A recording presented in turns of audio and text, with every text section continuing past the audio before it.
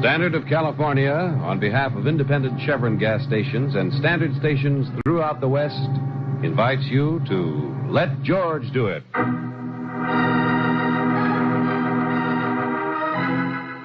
Death in Blue Jeans, another adventure of George Valentine. Personal notice, changes my stock and trade. If you feel as though you've just read your own name in the obituary columns, you got a job for me, George Valentine. Write full details.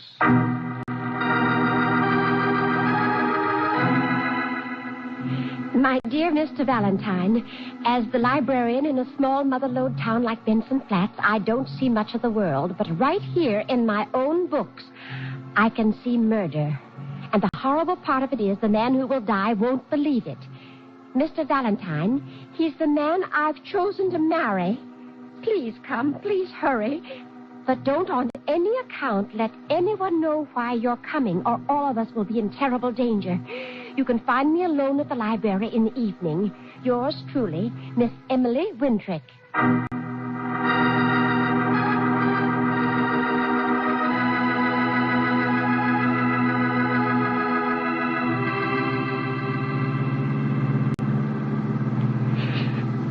It's cold. Fresh air, Brooksy, fresh air. You're in the mountains. Well, you don't have to drive over every one of them, do you? Sorry, Angel. They must have built this road back in the gold rush. Hey, you hear that? Sounded like... Hey, George. Where are they coming from? I don't know. It's so dark and all these trees. Well, maybe someone's out hunting. Hey, hang on, Brooksy. Get down, get down. Oh, golly, could you see anybody? Flashes by the side of the road. They were aimed at us, all right. But how could they find out about Miss Wintrick writing to us? Hey, George, what's that? That's a roadblock. Somebody's stars. Yeah, there's a man with a lantern talking to them. Yeah. Well, he looks official. Maybe now we get the answer. All right. Drive on. Well, good evening. Well, hello, folks. Welcome to Benson Flats.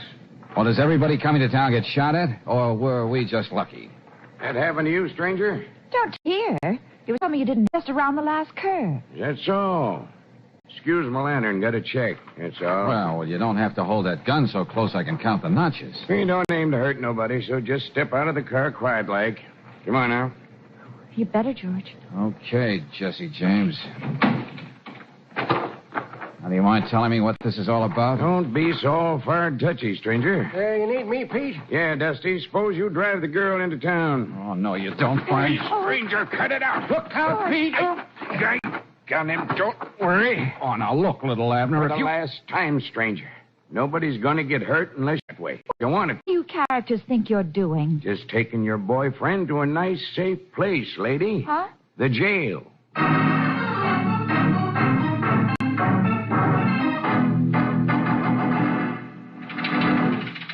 Hey, come on. Jailer. Anybody. All right. Simmer down. I don't feel so good. I don't like all that noise. Well, that's tough, Buster. What's this all about? Just call me saddlebags, partner.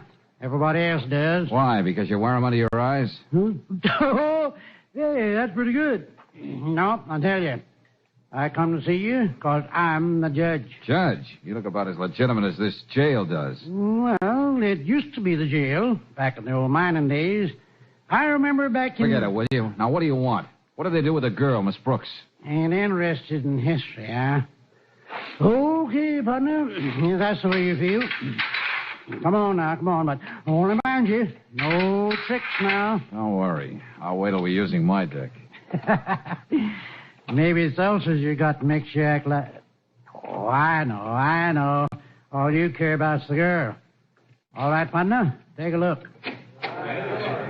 What? Hello, George. Hey, Brooksy, what on earth is this? Order in the court, everybody! Order in the court! Oh, George, you look so funny. Sure does, Yes, and it's going to cost him $20. What? Would you... You don't have a beard. $20 or back to jail. If you shave while you're in town, $20 more. A beard?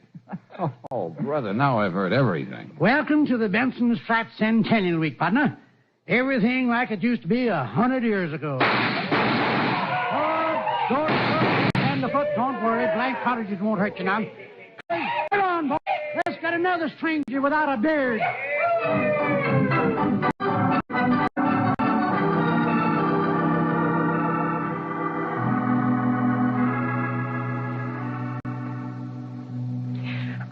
Valentine, I'm so glad you finally got here. It took him a little time to count out $20, Miss Wintrick. Shh, not so loud, please. Does one always whisper, even in the library, when there's nobody around? Oh, but there is someone over there behind the magazines. Now, if you'll follow me, we'll go in here where we can talk. But take a good look at me as you go by. Yeah, all right, Miss Wintrick.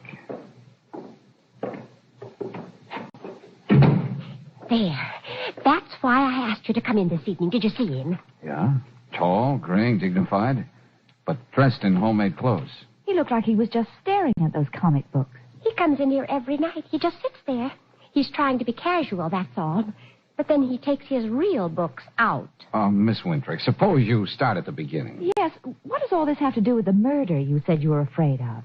I mean, not he's the one you've chosen. Well, I hope to goodness not. But you see, he is the man out there is Henry Benson. Benson, like in Benson Flats? Yes, it's an old-time mining family. Only Henry has never been in town until the last 2 weeks. He's always lived in the hills alone ever since he was a boy. Most people don't even remember there was such a person. I see. He came to visit his brother unexpectedly. His brother, who's considerably more well-to-do than he. In mining? Oh, there's very little mining here these days. But he's the only brother of the big family house and so on. And it's the brother you're going to marry, is it? Yes. Yes, saddlebags, Benson. Saddlebags? You mean you and... Yes, indeed, Mr. Valentine. Of course, it's still a secret to everyone else, but I assure you we've already asked each other. Well, how nice. But frankly, I'm a little surprised myself, Miss Wintrick. Saddlebags didn't impress me as being, well, exactly your type. Then you've met him. Yes, we could hardly avoid it. Oh, I know he's rough and full of good spirits, but that's what I love about him. He's so... Well... Miss Wintrick, what makes you think that just... Oh, Mr. Ben... Excuse me. Why, not at all. You're busy. I'll wait. Oh, no. Miss Wintrick's just showing us around. You see, we're magazine reporters covering the centennial. You'll find most of that outside, mister. Did you want me to check some more books out, Mr. Benson? I can wait, thanks. Oh, don't be ridiculous. We still have lots of questions we want to ask Miss Wintrick. Oh, yes, of course. I'll take care of you right now. That's quite a stack of books you have there, friend. You must do a lot of reading. And you must like Benson science. Huh? Why? Just give me back the book, please. Yeah, sure. Night, Miss Winfrey. Good night, Mr. Benson. Hey, strange, isn't he? So he's reading an introduction to basic chemistry and Beacon's Guide to... Oh, I've made a list of the others he's taken. Here it is. Every book in the library had on poison. Uh-huh. And it's your idea from that he's going to poison his brother, Saddlebags? Oh, I know it sounds far-fetched. Henry's pet, but...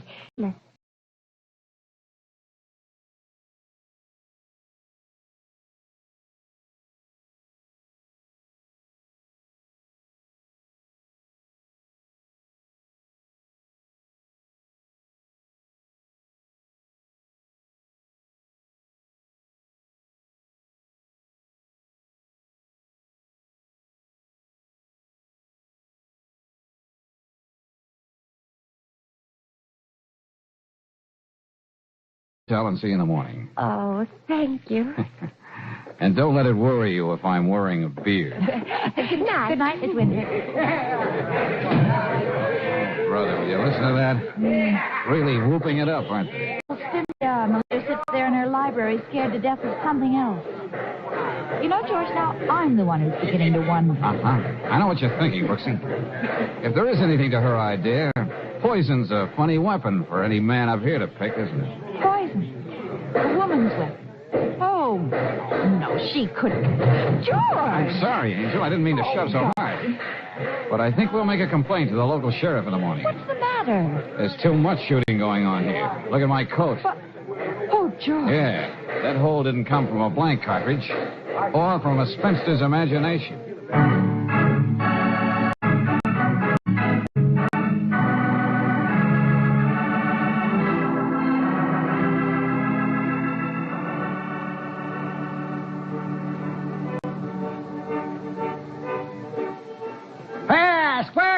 in the street. 10 o'clock in the morning. Oh, boy. Yeah, sounds like fun, Sheriff, but I wish you'd... Yeah, sure is. But being shot at's a little different, eh, Mr. Valentine? Yes, I know. My assistant out there, Stevens, told me you complained about it. Well, I'm just touchy about things like that. Last night, eh? And your magazine people, he said.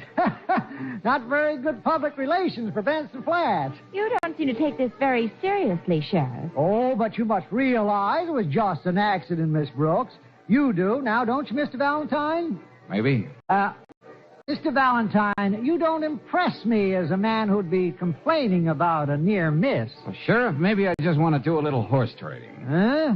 What do you mean?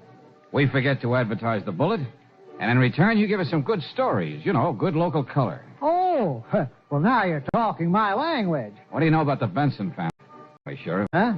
Benson's? Why? Well, it's Benson flannel. That'd make a good article. Yeah, I can see how you'd feel that way. Saddlebags is certainly a colorful I can see. character. No soap. Saddlebags is pretty busy right now. Centennial Committee and all. I'm not sure he'd want to be bothered. I'm asking you, Sheriff. Sorry. Can't help you, Mr. Valentine. Well, what about his brother, the big silent mountain man? There's such a contrast. I don't know much about Henry either, miss. Now, look, we thought there might be something in why he came to town for the first time in years, you know, that's all. Did you? Oh, say now. No. You're off on the wrong tack, folks. What you want is some real color, like the hang tree or... Then there's... Tell us about the band. Nothing you want, eh, Sheriff? But if there's any other way I can help, any other Hey, what's the matter? Hey, Sheriff. It's nothing. George! I've got him. Mr. Stevens! Anybody get a doctor, quick! It won't do much good, Brooksy. What? That poison Miss Wintrick worried so much about. The sheriff seems to be full of it.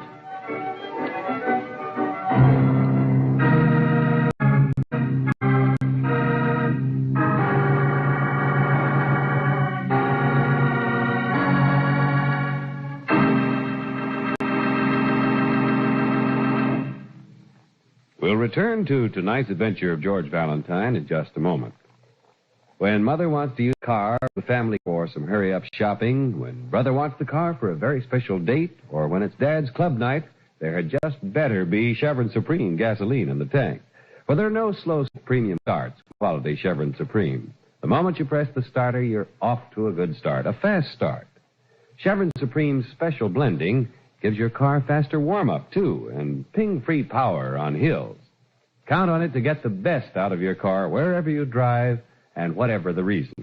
You see, Chevron Supreme's climate-tailored, specially according to the time of year and to each different blended different altitude and temperature zone in the West. For today's high-compression engines, you can't buy a better gasoline. Try tankful tomorrow. Get Chevron Supreme at standard stations and at independent Chevron gas stations where they say and mean we take better care of your car.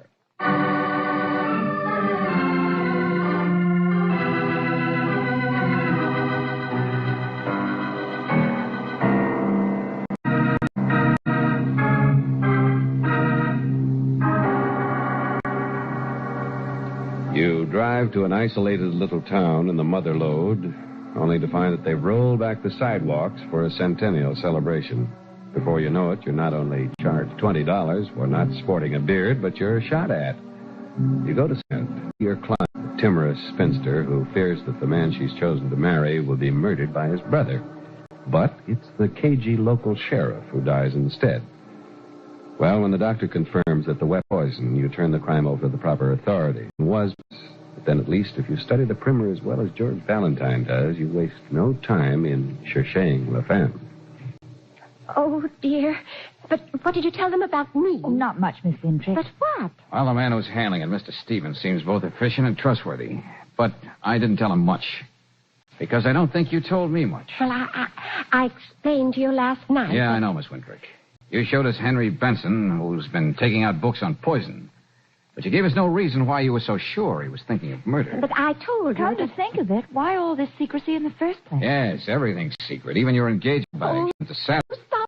Stop it, both of you. Now, look, Miss Wintrick. I'm afraid you'll have a little more. Oh, to trust it. I'm so confused. The poor Sheriff dying. Oh, dear. Please, we just want to help you. Did you ever see what happens in a gold rush? Gold? You mean somebody's actually... I did, Mr. Valentine. Right here in my own library, I found gold. Go on. Well, I was doing the research for the Centennial, old papers and letters and so on, and I came across a description of a lost mine, one of the old Benson mines. And so you went to Saddlebags with the news. I didn't know what else to do. I could try. I knew it was him, and anyway, it really belonged beside him. I'd always... Well, if he found out about the mine from me... I think I understand, Miss Winter. Oh, it's been the most thrilling thing in my life, having a secret with him. With a man. Yeah. Of course, you understand, I wasn't asking for a share of the mine or anything like that, but... Now, well, he does like me. There's no reason we can't be happy together. Yes, I'm sure he loves you for yourself. Well, thank you. He might someday. Anyway, there was so much to be done at first. The legal things on the property and arranging the claims without letting anyone guess. What about his brother, Henry? Well, I told you he came to town unexpectedly, and of course, Saddlebags intended to save him his proper share, but Henry was always so unpredictable, so unreliable.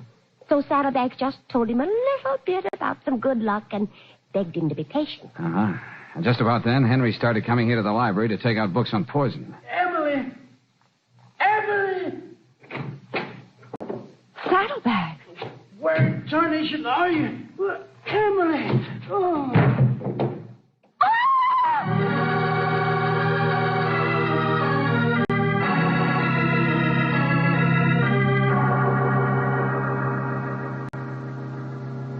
Now, come on now, Saddlebags. The doctor keep drinking this. Come on, said you should... Don't taste good, Miss Brooks. Yeah, I know. Why can't I have some whiskey? You'll have no such thing, Saddlebags. No, blast your skinny soul, Emily. Okay. That's better. Come on. Where am I, anyway? You're all right, Saddlebags. Doctor will take you home in a few minutes. Oh, hello, Stevens. And partner. Ah. Going whiskers now, I see. Good. Yeah, that's right. I wanted to be in the spirit of things. For the gold rush. What? Well, I told them. I had to tell them. Oh, Saddlebags, I'm so sorry. Oh, it's all right, Emily. It's all right. Everything's been taken care of anyway. Legal stuff all finished. Okay, then maybe you'll answer some fast questions. Maybe. We talked to the sheriff earlier, but he didn't want to talk about you. That's natural. Why? Well, he went with me. He's in. That's why. Helping with the legal. He's sort of a small partner. You mean was. The sheriff's dead. Dead? But he stopped by the house just after breakfast for a little... The sheriff was poisoned. And he ate breakfast in the drugstore. We checked. Who's we? Him and me and... And Henry? Told him all about the mine this morning. Figured it was time to. Then he drank. He poured. I know he did. He must have. Oh, shut up, Emily. No, he didn't. Only, come to think of it, he didn't take one either. He said he'd wait till later. Do you know where he is now? Oh, darn it, I don't. No. Look, Stevens, he's a Benson, and I don't care what Emily Hey, thinks. Saddlebags. The doctor said you had more poison in you than the sheriff. Now, come on. You've got a pretty good idea where he is, don't you? Why don't you spill it? All right. Heading for the mine, of course. A little while after the sheriff left the house, I went into my desk to look up the papers. Yeah? Only when I opened the desk, I saw the old original letter telling about the location of the mine was missing. Yelled for Henry. He wasn't anywhere in the house. Well, I thought maybe Emily had it. I was on the way to the library to ask her when the pains got me. Okay, Saddlebags, thanks.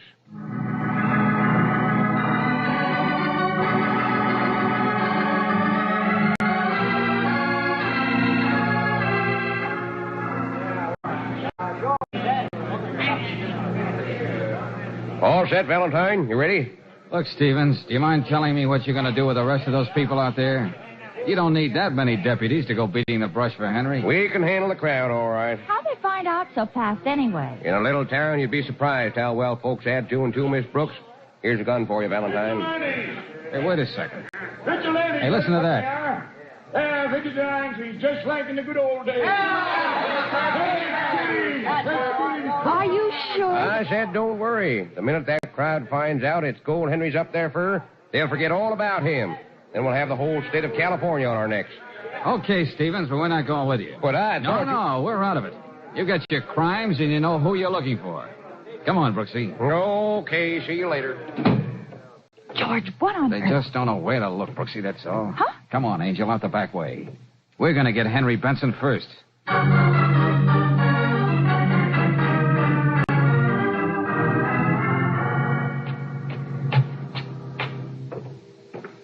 Say, this must have been quite a place in the old days when it was kept up. Yeah. Take it easy, Angel. I don't know exactly what we're going to find, but I think we'd better go in without knocking.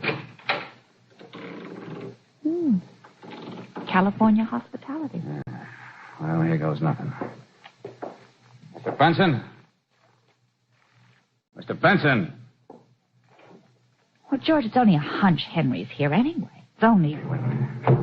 Listen. That's upstairs. Come on.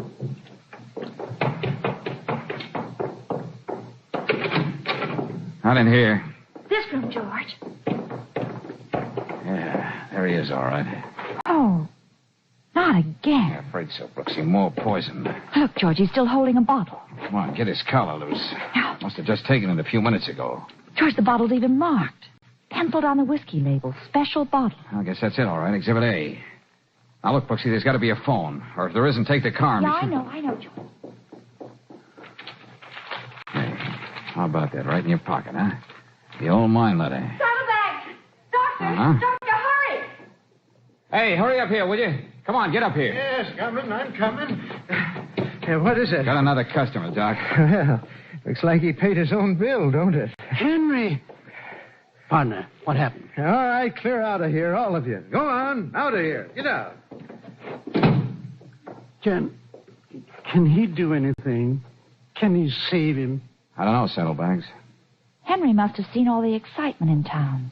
He knew everybody was out to find him, so instead of going to the mine, he came back here. Yeah, it looks that way. And then because he knew the jig was up, he drank his own whiskey. I won't believe it. Well, it's what the evidence says. The bottle was in his hand. This was in his pocket. The mine letter from my desk.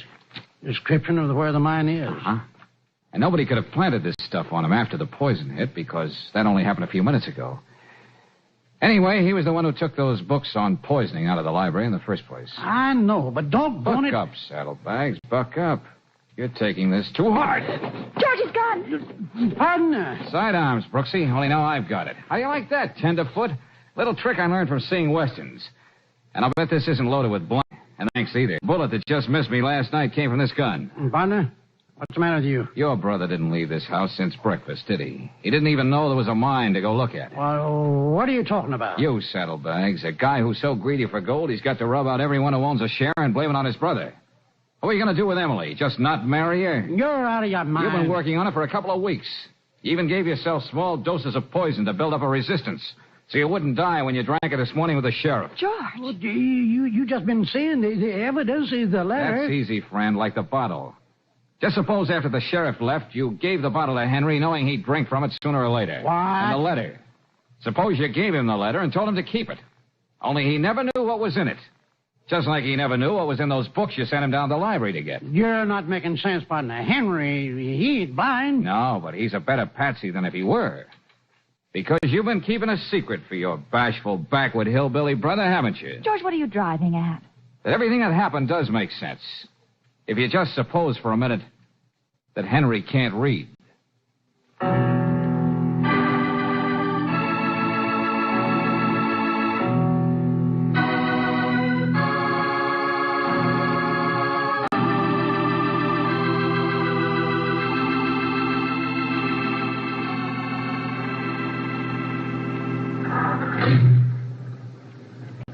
Yes, Henry took the books out by number, index number. I understand, but... Oh, well, Miss Wintrick, we have to be going. It's a long drive. But how did Saddlebags persuade Henry to run his errands for him? And why was Henry full about not being able to read? Do we have to draw you a diagram? Ask him. He's all better. Henry liked to come to the library. He liked to sit there pretending he was reading the comic books.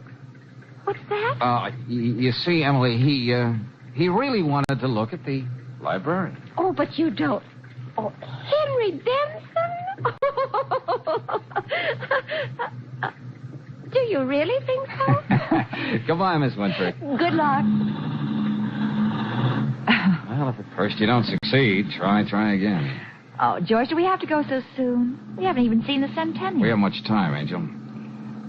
Hey, what are you doing? Promoting a square dance party. Oh, darling.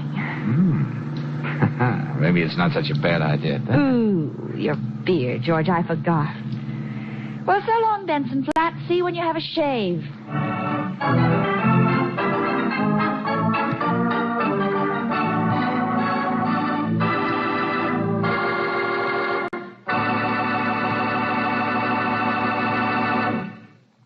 If you're going away on a vacation pretty soon, you're probably figuring out just where you'll be driving each day and how you're going to spend those happy vacation hours.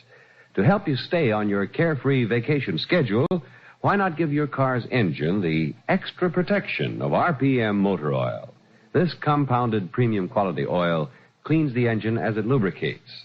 A special detergent in RPM disperses sludgy carbon particles, keeps internal parts cleaner, free of carbon and lacquer deposits.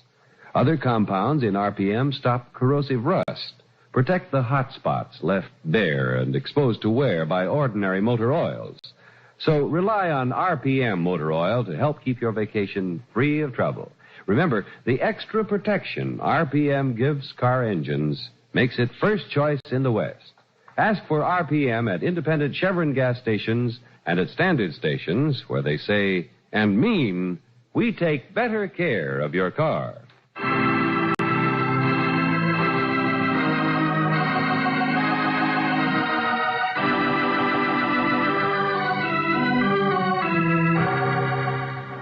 Next week, when we catch up with the very groggy George Valentine aboard a luxury cruiser in foreign waters, we'll hear...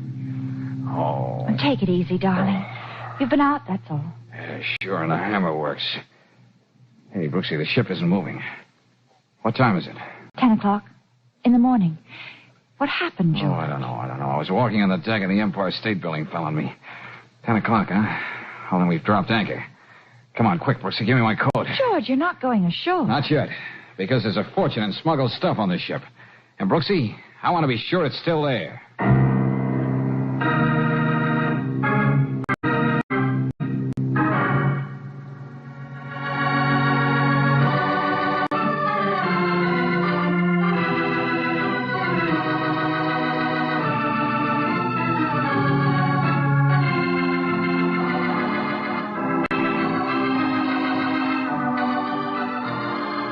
Tonight's adventure of George Valentine has been brought to you by Standard of California on behalf of independent Chevron gas stations and Standard stations throughout the West.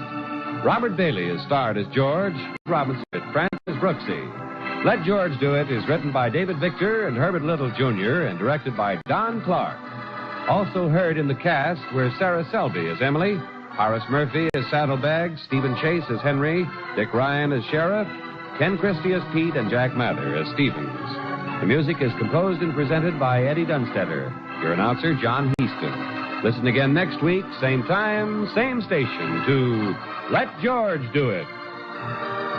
This is the Mutual Don Lee Broadcasting System.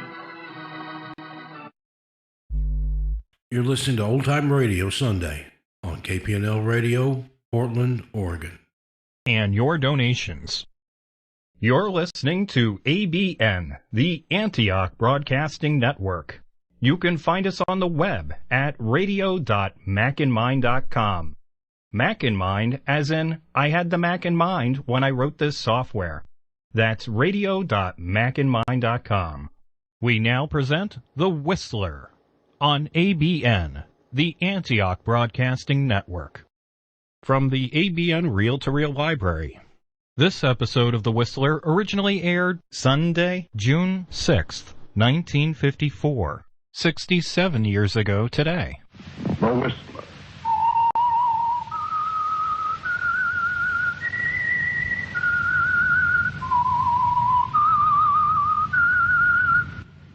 Presented by the United States Air Forces in Europe. I am the Whistler, and I know many things, for I walk by night. I know many strange tales hidden in the hearts of men and women who have stepped into the shadows. Yes, I know the nameless terrors of which they dare not speak. Main story, round trip ticket.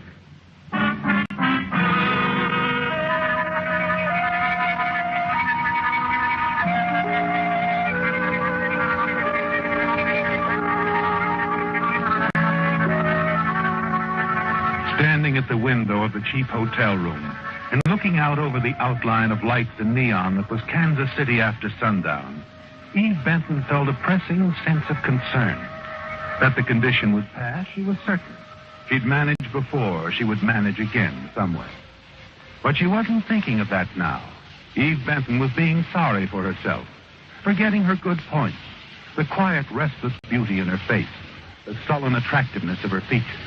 She was annoyed at the city and the world. Her action of raising the window seemed almost a preparation for the voicing of her resentment. But the words never came.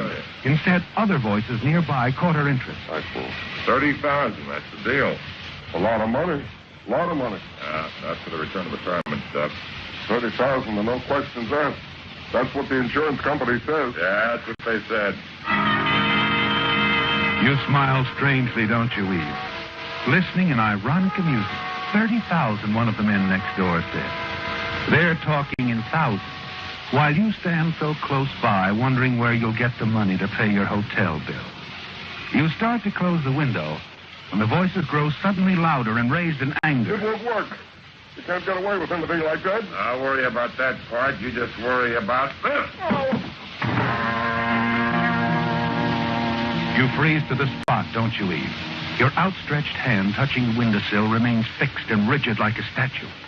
And then you hear someone climbing out onto the fire escape. A man is outlined by the staccato flashing of a neon sign on top of the building next door.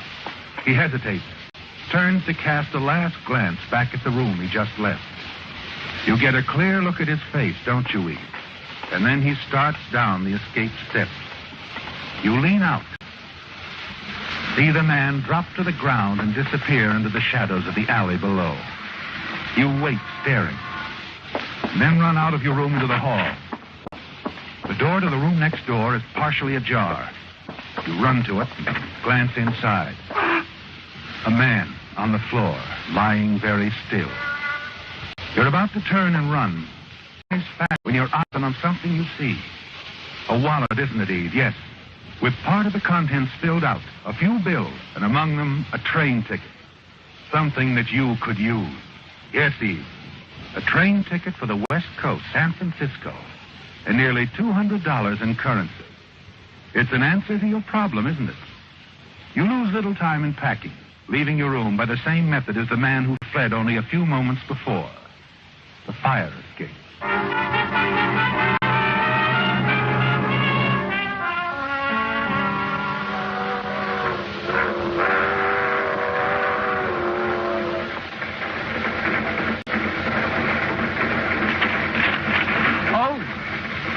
Sorry.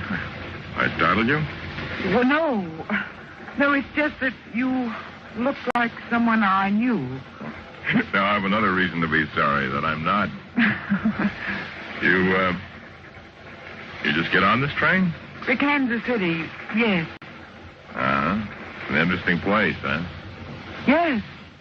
Yes, it is.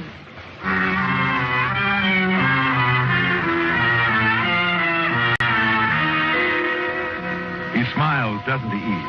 He can even do that. This man who pretends to be so nonchalant, so much at ease. You wonder how he would feel if he knew that you'd recognize him, that you were certain he was the man you saw fleeing from the hotel room next to yours, that you shared his grim secret of murder. Hey, something wrong? What? The way you're staring at me, you said I'm not the guy you thought I was, but is there some other reason? Oh, no, there isn't anything. Uh-huh. We some distance to travel together. There's no reason why we shouldn't become Better acquainted now, is he? No. No, there isn't. No reason at all. You're unable to avoid the young man sitting across from you, aren't you, Eve? A man himself who's introduced as Frank Gilby. A man you are certain committed a murder in the hotel room next to yours. By the time you reach Oakland and board the ferry boat that will take you to San Francisco, the young man has become quite persistent. You know, I do think you're trying to avoid me, Miss Benton. Eve. Any reason? No, it's just that I've had things on my mind. I've been thinking about a job. Well, perhaps I can help you. I know lots of people. Well, no, I have something waiting for me in the city. Well, just a thought, huh? In case it doesn't work out, I wish you'd give me your address. Well, I'm not sure what it will be. Oh. Well, mine's 4950 California Street. I've got a flat there. And I'd really like to see you again. You want only to rid yourself of the persistent Mr. Gilby, don't you, Eve? Finally, once ashore and in a taxicab, you feel he's no longer a worry. You register at a small hotel on Geary Street. Dismiss him from your thoughts. But late the following morning, as you're having breakfast in a small diner, you're listening to the radio, and something the news announcer says sets you to thinking about Frank either again. increase or decrease during the balance of this year. And in local news, the Perryman jewelry case has reached a stalemate with the valuables still unreturned. According to private investigator Leonard Quinn, a contact with an underworld character in Kansas City failed to take place. It has since been revealed that the insurance company had made a tentative offer of $30,000, with, as we understand, no questions asked for the return of the necklace to Mr. Quinn or to the home of wealthy Mrs. Evans Perryman in Hillsborough. However... I wanted to hear that. Huh? Oh, sorry, lady. The guy was just about through. What was that name he mentioned, Mrs. Evans somebody? Perryman, Mrs. Evans Perryman. Lives down the peninsula. Perryman, I see. You, acquainted with the lady? No, but I've heard of the name. Yes, the words of the newscaster set you thinking, didn't they, Eve? Especially the mention of $30,000. That was the figure you heard Frank Gilby mention in that Kansas City hotel room. Strangely enough, after you've taken a cab to 4950 California Street, walked up the stairs to his flat, you hear the words again. This time over the transom as Frank talks on the telephone. Quinn, yeah. Well, that $30,000 with the Perriman deal, you get me the money and you'll get the necklace back. Yeah, that's right. Take a couple of days. The contact's out of town. Yeah, sure. All right. Bye. Yeah? Oh, Eve. Hello there. Hello, Frank. Hey, you changed your mind, huh? I thought you'd look me up after all. Come on in. Thank you.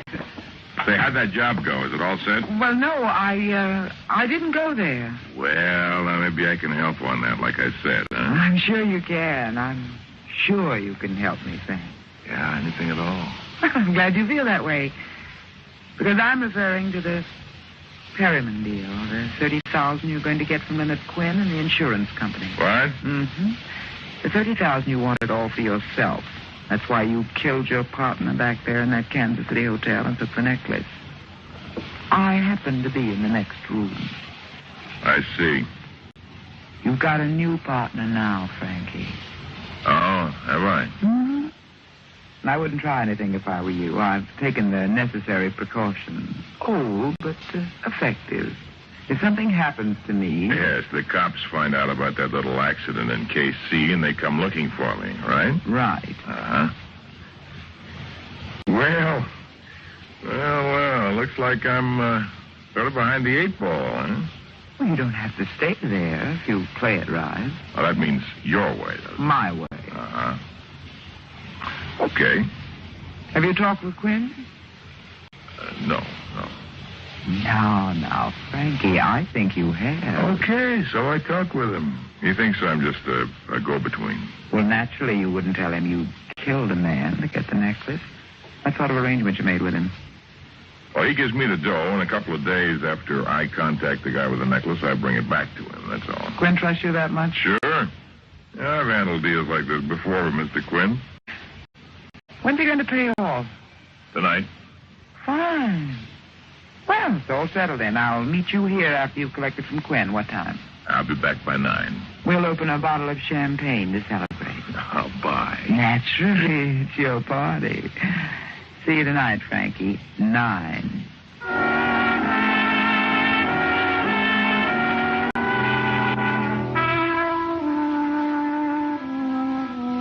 It was simple, wasn't it, Eve? Easier than you thought.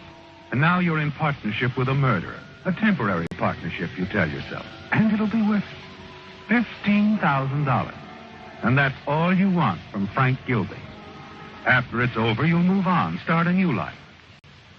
Yes, it was all so simple, talking your way into that partnership. But as the day wears on, you begin to wonder about it. Perhaps it was too simple, Eve. You really hadn't expected Frank to accept your demand so readily. The more you think about it, the more certain you become that he'll bear watching. Early that evening, you hurry back to his flat. And as your cab turns into California Street, you see Frank board a cable car. Oh, driver. Yes, ma'am. Don't stop. I've changed my mind. I want you to stay close to that streetcar. Yes, ma'am. But not too close. Okay, I guess.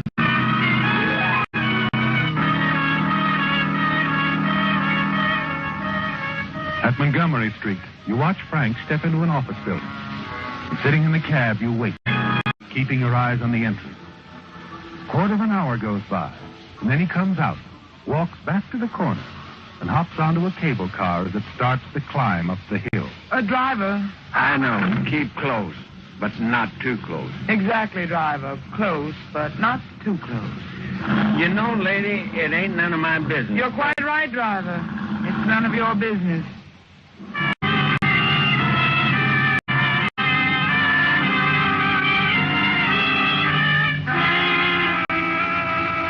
You follow Frank back to his flat, see him hurry inside. You're quite certain you know what he's up to, aren't you, Eve? But you want more time to think about it alone. So you tell your cab driver to keep going. Finally, an hour later, you return to Frank's place.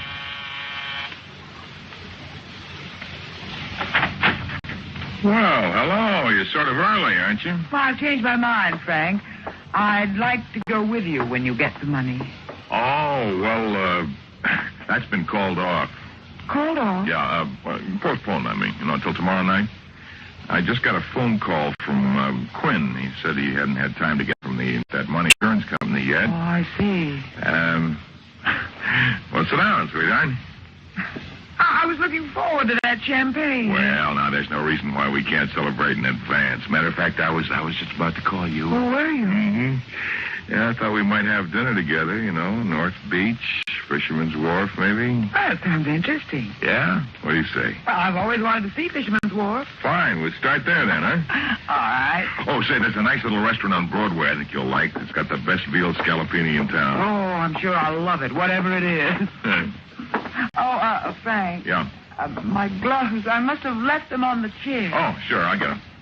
The moment he turns around and steps back into the room, you release the lock on the door. Now you won't need a key, will you, Eve? Then quickly you reach down and tear a hole in your stocking. In a moment, Frank returns. There we are. Oh, thanks. All set. All set. Oh, dear. What's the matter? Oh, will you look at that a run in my stocking? Just look at it. Ah, yeah. That's quite a run. Nicest one I've seen in a long time. That's my best pair. You won't mind stopping by my hotel for a moment, will you? Of course not. Let's go.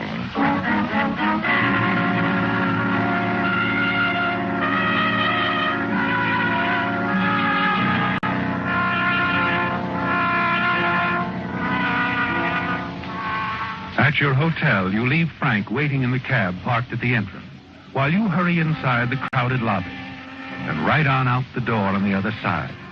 You go back to Frank's place, slip quietly into the apartment, find what you'd expected. An envelope containing $30,000 suit dollars. And was going to double. Frank crossed you after all, wasn't he? Yes, you've proof of that now. You hurry back to your hotel room. You put in a phone call to the railroad station. Check the trains leaving town and make your reservations. As you hang up the receiver...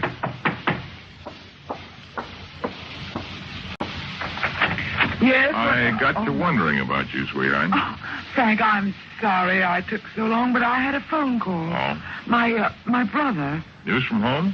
Yes, and not too good, I'm afraid. My father's had another attack. I'm terribly worried. Oh, it's too bad. Frank, about tonight, I don't feel much like celebrating, you understand. Oh, sure. I wouldn't be much company. Don't give it another thought, baby. We'll have dinner tomorrow night. All right, Frank, I'm really sorry. Sure. I'll see you tomorrow, huh?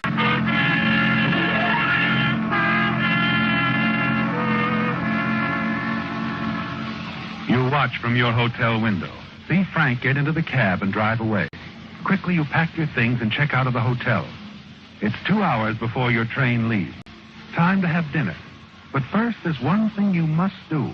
You've made up your mind about that, haven't you, Eve? From the moment you found the $30,000 in Frank's flat. You step into a phone booth and call the police department. I want to report a murder, officer. The Alton Hotel in Kansas City 5 days ago. The killer is here in town. What? He's arranged a deal with Leonard Quinn, a private investigator. Anything to do with the Perriman necklace robbery? Everything. The party I'm talking about took the Perriman necklace off the man who was killed in Kansas City. Go ahead. I suggest you contact Mr. Quinn. Get him to tell you who he's made that deal with, and you will have the killer. Will you give me your name, ma'am? No, I won't. Goodbye.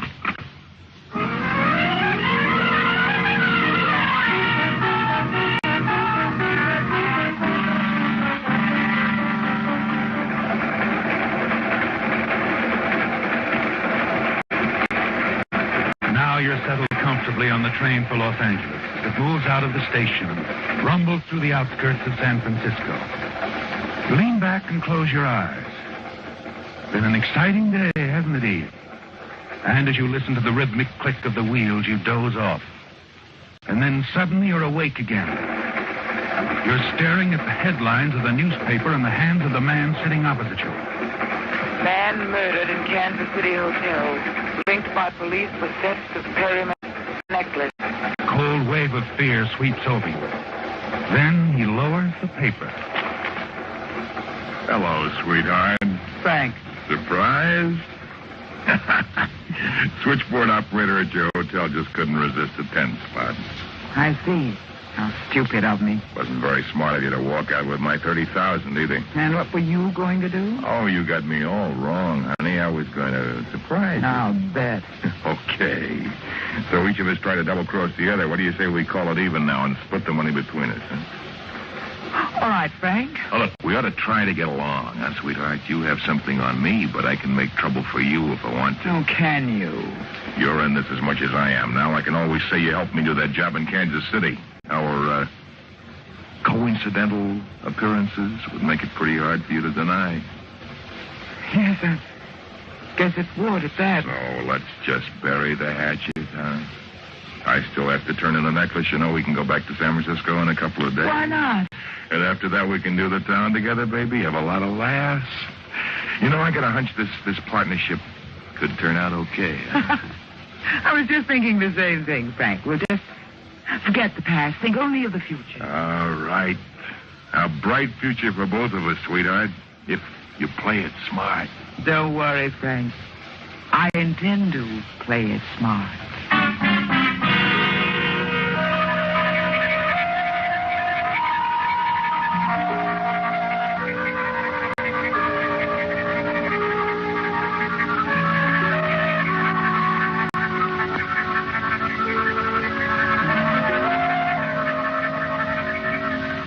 It was a shock to find Frank Gilby on the train to Los Angeles.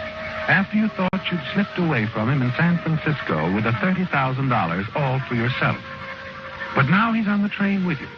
And though he's agreed to an even split, you're certain he has plans to get the full $30,000 from you. And sitting beside him in the club car, you decide on a plan of your own, don't you, Eve? You listen attentively as Frank sips several highballs and continues to talk about your bright future as his partner. Sometime after midnight, the club car now deserted, except for you and Frank. You decide it's time to put your plan into action. You yawn, say good night, leave Frank alone in the club car.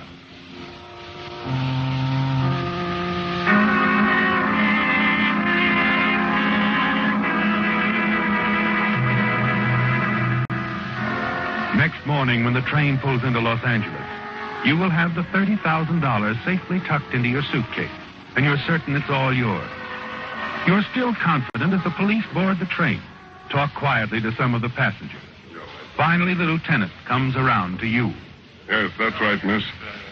According to the conductor, this man talked with you in the club car last night for quite a while. Will you say he fell off the train, Lieutenant? How terrible. He seemed like such a nice young man, too. You didn't know him before, I mean? Well, no, I'd never even seen him. We chatted in the club car for a while, just train conversation. Yeah, I see. Hey, Lieutenant. What? How do you reporters hear things so quick? Oh, we got to keep our readers up on what's happening in our little old world. Come on, Lieutenant, I want this to hit the next edition. What's with this guy who fell off the train? Where did it happen? Just out of San Luis Obispo, and he didn't fall.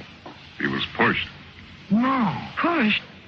Why, what makes you think that, Lieutenant? Yeah, what's this all about? The San Francisco police got a tip last night. Phone call from a woman about a payoff. A private investigator hired as a go-between was making a deal for the Perriman necklace. And the party this woman said killed a man in Kansas City. Another killing? Yeah. Looks like the investigator and the party that had the necklace agreed to meet on this train for the payoff. Quinn completed his part in the deal all right, because when his body was found, the Perriman necklace was in his pocket. Quinn? Yes. The man who was pushed off the train, Leonard Quinn. You mean the man I was talking to was a private investigator? That's right. Well, you told me his name was Frank Gilby. Well, Quinn probably wanted to keep his identity covered until he'd completed the deal. I see. Quinn was the last person to leave the club car. The killer must have opened one of the outside doors between cars, then waited on the platform, and when Quinn came along, pushed him off the train. Well, you think the killer who pushed Quinn off the train was a Kansas City killer, too? Well, that's what the woman who tipped us off told us. Now all we have to do is search the passengers and examine their luggage if necessary. I get it. And if you find the 30 grand... We'll have our killer. Oh, I'm sorry to bother you, miss, but as long as we're here, we might as well start with you.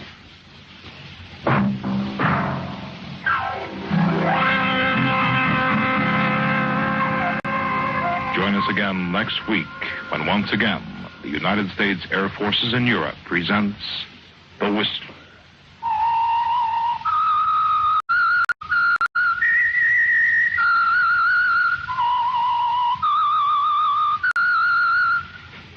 This is Air Force Sergeant Don Cormay speaking. This is ABN, the Antioch Broadcasting Network.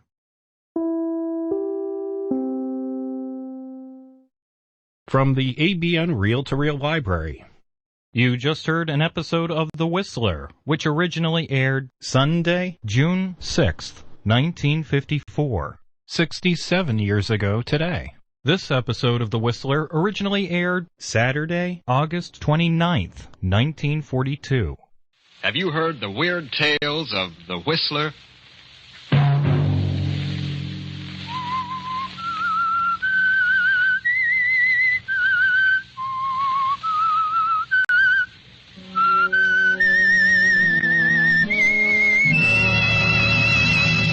I'm the Whistler.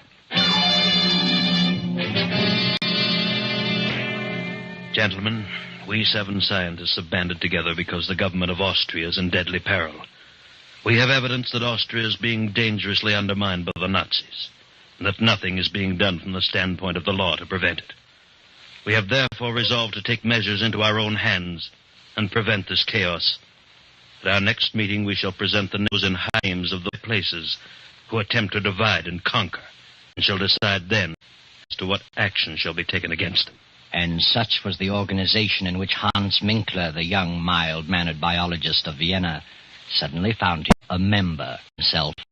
Hans Minkler, whose whole life was dedicated to the preservation and the saving of human life.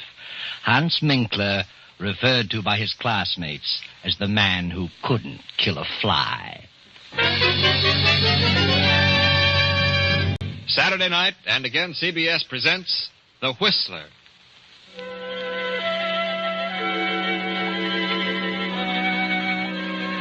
I, the Whistler, know many things, for I walk by night. I know many strange tales, many secrets hidden in the hearts of men and women who have stepped into the shadows. And so I tell you tonight the incredible tale of The Letter. Hans Minkler, the young biologist, only half heard the speech of the leader of the 7 scientists, for Hans was dreaming of his beloved experiments. His experiments and the pretty niece of Monsieur Gallet, the lovely Viel, who had been living in Vienna these past 4 years. Kindly Monsieur Gallet was interested in Hans Minkler's theories, and Hans was hoping Gallet might finance them. Well, Dr. Minkler, I've studied the outline of your proposed experiments, and I've come to the conclusion that you can accomplish great things. Oh, well, that makes me very happy, Monsieur Gallet. How much do you think you'll need to carry on? I feel quite sure that I could get along for a couple of years on 5,000. If my cell experiments prove successful, human life may be prolonged considerably. I have all the faith in the world in Hans, Uncle. My niece is certainly sold on your ability, Dr. Minkler. So are you, Uncle. You may as well admit it. Young men with your principles are all too scarce today. Europe seems to be saturated with men who claim they want to save mankind. They all seem to want to arrive at it through a destructive method. Well, it's only a temporary condition. Who do you plan to have assist you? Kurt Lassner? Kurt? Well, I haven't decided yet. Kurt is a fine young man. Yes, he was a good student, but he's drifted away from his studies. He's become absorbed in politics. Very well, Hans. I'll start you out with 5,000. Is that the way you want it, Viel? Yes, Uncle, you're a darling. I hope that someday I may be able to repay you. See who that is, Viel. Come into the library, Hans. I'll give you a check. Yes, of course. Oh, good evening, Kurt. Hello, Viel. Well, how are you? Very well, Kurt. You're very lovely this evening. Thank you. Yes, indeed. The prettiest girl in Vienna. Is Hans here? I said I'd pick him up on my way downtown. Yes, he's talking to Uncle, talking business. My, I've had a busy day. Not enough hours to go around. Sit down, Kurt. Thanks. Kurt, why have you given up your career? Biology? Oh, I don't know. But you could do so much good. You were so well equipped to carry on in science. Think of the things yet to be done. I'm going to do things. Great things. I mean things that will really benefit mankind. Well, that's what I mean, too. You sound like... He's very sad about your dropping your work. He counted on your helping him in his experiment. Oh, he'll get over it. Besides, those experiments can wait a while. No, Hans is going ahead. Who's going to help him? I am, if no one else. You? Well, how can you help him? I can learn biology. But it'll take a lot of money to do what he plans. He has the money. It's all arranged. My uncle has financed him. Your uncle? Yes. Well, I wish Hans luck. And I'm going to marry Hans. What? You and Hans? Well, what a surprise. Yes, I've made up my mind. I see. Well, I guess... Good evening, Kurt. Glad to see you. Good evening. Hello, Kurt. Oh, have you heard the good news? Yes, Viel just told me. And I wish you both good luck. I hope you'll be very happy. When's the wedding? Wedding? What wedding? Oh, yes. Me, of course. Typical absent-minded professor. See, look, I have the money for my experiments. Well, Hans, it's 7:45. We better run along. We have an appointment at 8. Oh, yes, the meeting. I'd forgotten. Yes, I'll be right with you. Goodbye, monsieur. Bye. Good night, Viel. Darling. Good night, Hans, dear. I'll see you in the morning.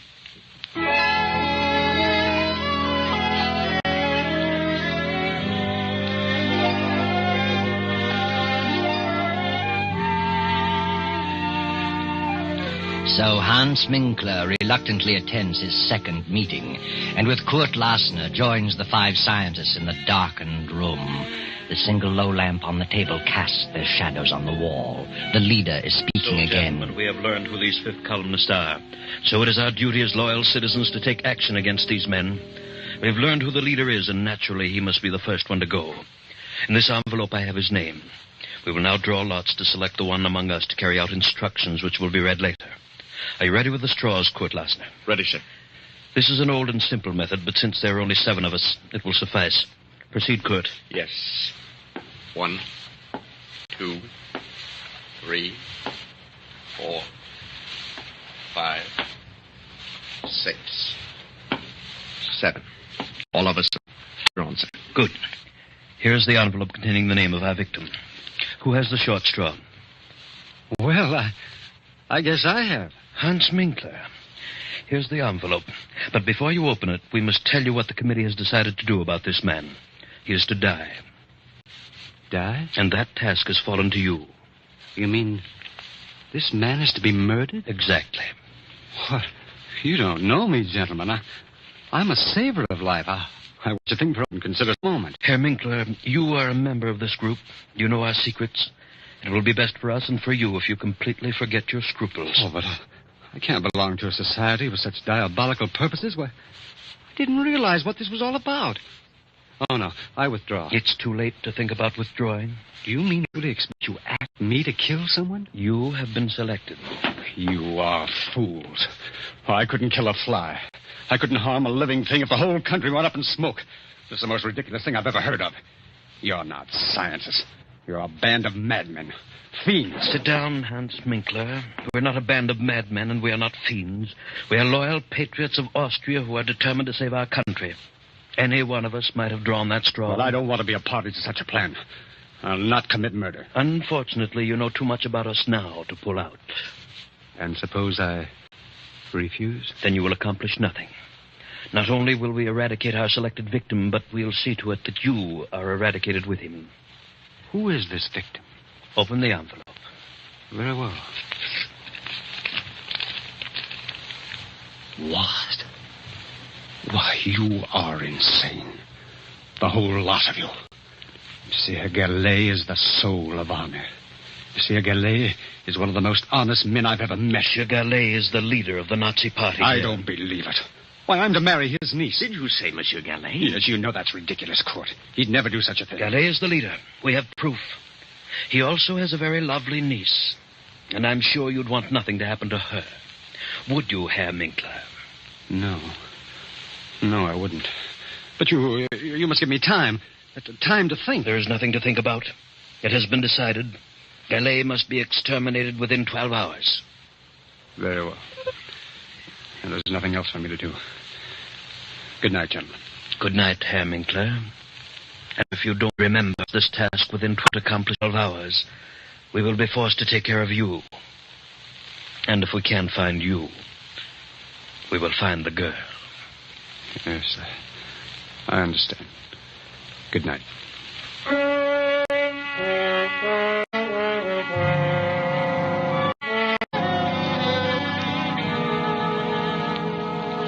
Well, Hans, what are you going to do about it? You've sat in your apartment for 2 hours.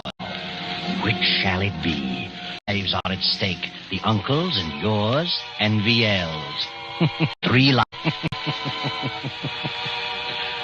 Hans gets his car and drives to Monsieur Gallet's home. Well, hello, Hans. What on earth are you doing here? I didn't expect you back this evening. Where is VL? Why, she went to some friends. She probably won't be back till after midnight. What on earth's wrong with you? Get your hat and coat, Monsieur Gallet.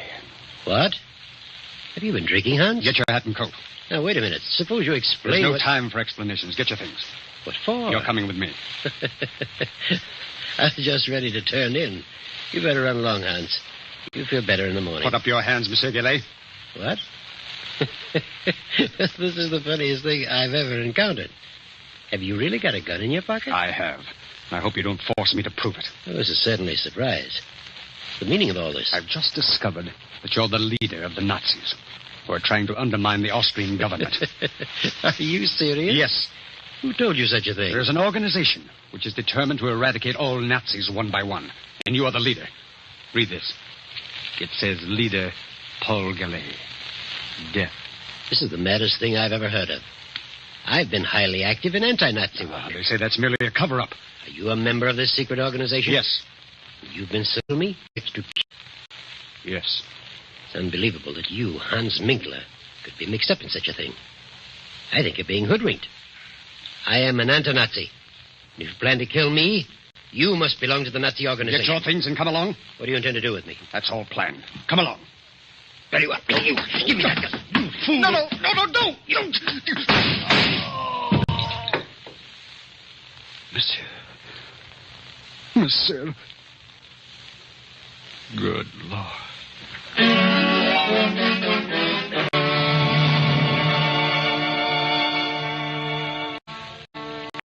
Hans stands staring at the body of Monsieur Gallet for a few moments. Then in a daze, he turns out the lights, closes the library door, and returns to his apartment.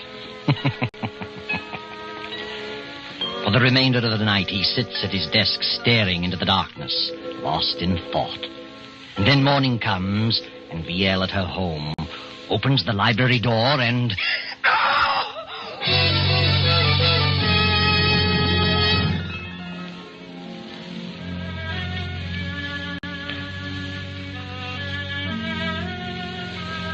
Well, he's been dead about 8 hours, Fräulein. Who on earth would do such a thing? He had no enemies. He was quite active in anti-Nazi work. Yes. Here's something we found on the library floor. A pipe? Yes. The bowl is hand-carved, has initials on it. As you see, the stem is broken. Have you ever seen this pipe before? Well, I don't remember. There's something else we found, a note, which reads, Leader Paul Gallet, death. Do you recognize the handwriting? No. Do you know anyone whose initials are H.M., the initials carved on the pipe bowl? Yes, the pipe belongs to my fiancé, Hans Minkler. Your fiancé. What time did you return home last night? I attended a party and got here about 1 o'clock. I supposed Uncle was in bed. I didn't look in the library. I went straight to my room. What is Hans Minkler's address? I'm sure Hans had nothing to do with this. Are you? He lives at 13 Cronhead Street. I'll run over there. Please don't touch anything in the library. I won't. Good morning.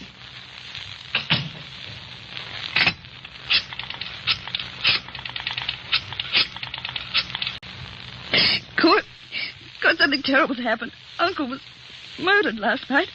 The police have just left. They found Hans's pipe on the library floor. It was broken. They've gone to his apartment. Please come over right away.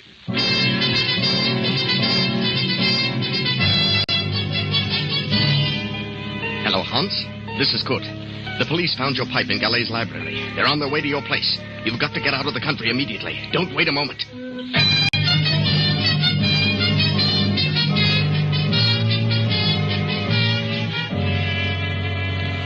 Oh, Kurt, it's terrible. Now, control yourself, Ian. Oh, Kurt, I can't imagine why anyone would do such a thing.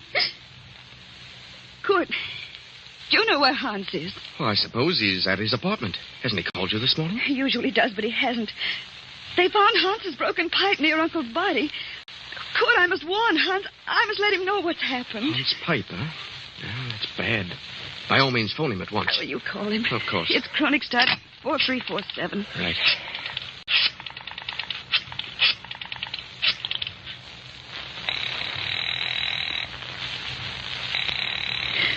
It's ringing. He must be there. Oh, he would have answered by now. Where could he be? I haven't the slightest idea. But he always calls me before this. Kurt, it isn't possible. It can't be. No, now, just try to control yourself, Yale. Oh, see who it is, Kurt. Special delivery. Sign here, please. Well, thank you. Who's it for? For you. Kurt. It's from Hans. Good heavens, read it. Leaving Vienna on important business. Contact me at 16 Rue de Roche, Paris, under name of Pierre Cabot, H.M. Well, I don't understand it.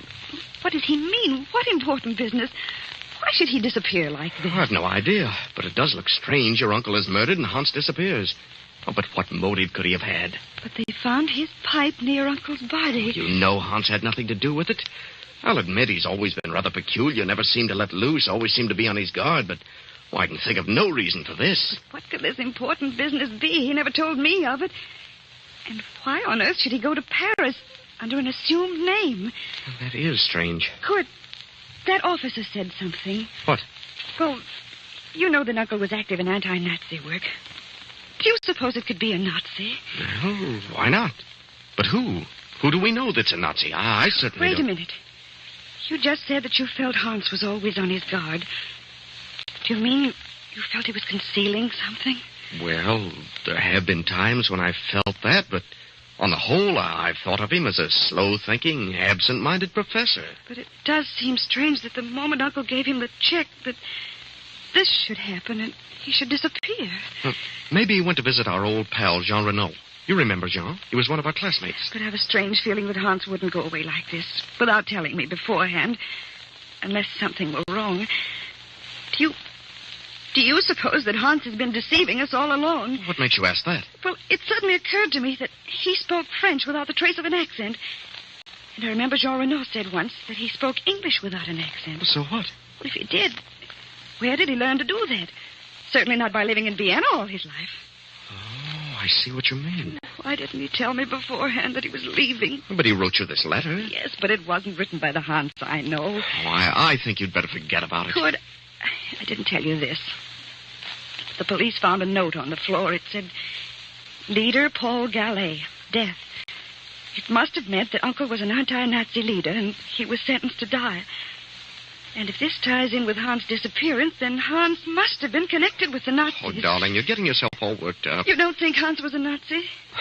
Well, I'll admit the way you've got it all worked out, it sounds plausible, but if he was a Nazi and he's left the country, what can we do about that? But why should he go to Paris? But he won't come. Well, Jean Renault was a good friend of ours. I'm sure Jean knows nothing about Hans being a Nazi. Jean would never suspect him. Maybe Paris is his next assignment. Nazis are just as busy in France as they are here. Let's see that letter from Hans.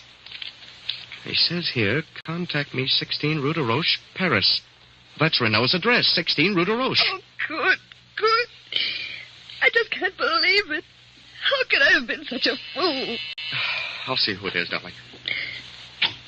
I'm Captain Gruber from police headquarters. Oh, come in, Captain. Sorry to trouble you again, Fräulein, but we went to Herr Minkler's apartment. He wasn't there. Wasn't? His car has not been in the garage all night. That's strange. We found this writing on the notepad on his desk. Is it his handwriting? Yes. He's written the same two words over and over again. Gallet and Lier. As though he tried to mind to make up his something. But what's become of his car? The car's been found. Where? In a public garage. From all indications, Minkler's left the country. Probably for France. Oh, why France? We've discovered that Hans Minkler is a French citizen. A French citizen? But he always led us to believe that he was a native Austrian. Now, we'll want to check things over a little further. We'll be back this afternoon. Please don't disturb anything. No, we won't. By the way, what is your name, sir? Oh, my name is Kurt Lasner. Good day. Kurt, what did you see? What were you looking at just then? What do you mean? What startled you on Uncle's desk?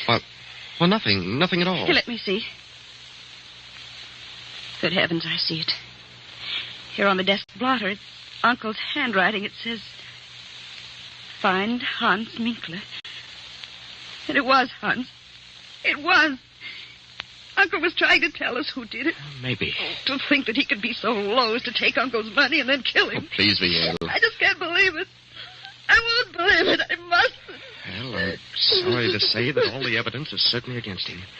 Oh, come, Viel. Try to get this off your mind. Try to get some rest. The police will take care of everything. Oh, yes, good. I guess you're right. If Hans did do it, he'll pay. He's the one who'll do the suffering.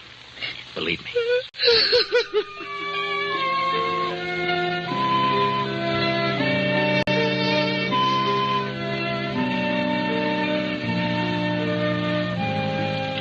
But during the night, the Nazi hordes rolled swiftly into Austria. Without firing a shot, took over the reins of government. A few weeks later, France declared war. Then one night, Hans Minkler makes his way through the maze of Paris traffic and knocks at the door of number 16 Rue de Roche. Oh. Yes? Oh, good evening. Good evening. Is Jean Renault in? Who shall I say is calling? Why, Pierre Cabot. Won't you come in, Monsieur Cabot? Major Renault has just stepped out. He'll be back shortly. Was he expecting you? No. Did you say Major Renault? Yes. Since war has been declared, he's gone on the active service list. Oh, I see. I've been phoning for a week, but no one answered. You haven't seen the Major in some time. No, I haven't. I've been in Austria for several years. Renault and I went to school together in Vienna. Oh. Are you by any chance Hans Minkler? How did you know that? Why are you traveling incognito? Well, yes. Where is Renault? I regret to inform you that Renault has been in Africa for some time. He's due back in a few weeks, however. Did you know Monsieur Gallet in Vienna? Yes. Who are you? I'm Monsieur Deveau, of the French Sûreté. Oh, police. Yes. Did you ever accept any money from Monsieur Gallet? Why are you asking me these questions? You never accepted money from Gallet? No. Search him, Henri. No, just a moment. Sorry, Minkler. I'll take the bill for Henri. Yes, sir. I don't understand all this. You understand, all right. Well, so you never received money from Gallet. What's this check for? Well, that's to help carry on my experiments. Undoubtedly. Monsieur Gallet was helping you and quite a number of others to carry on experiments. Others? I suppose you say you're new at this game. Game? I don't know what you mean. I had nothing to do with his death. Nothing. Yes, I believe that. Why should you kill one of your own? Oh, I don't know what you're talking about. If to carry on your intent on experiments in Vienna, why is this check drawn on the Bank of Paris? Well, maybe he had a surplus of funds here. Indeed he did. How did you know I was coming here? We knew. Just what were your plans? Oh, this is ridiculous. I'm not a spy.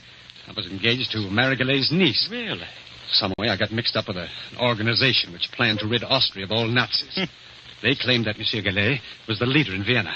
I denied it.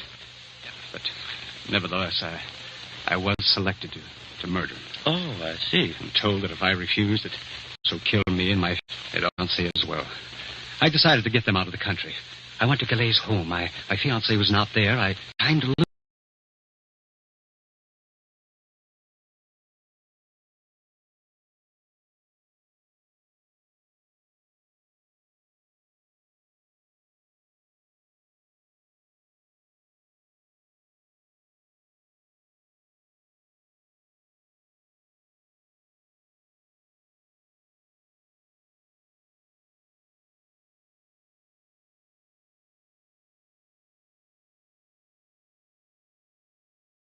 And asks him to bring Viel to visit him at 16 Rue de Roche.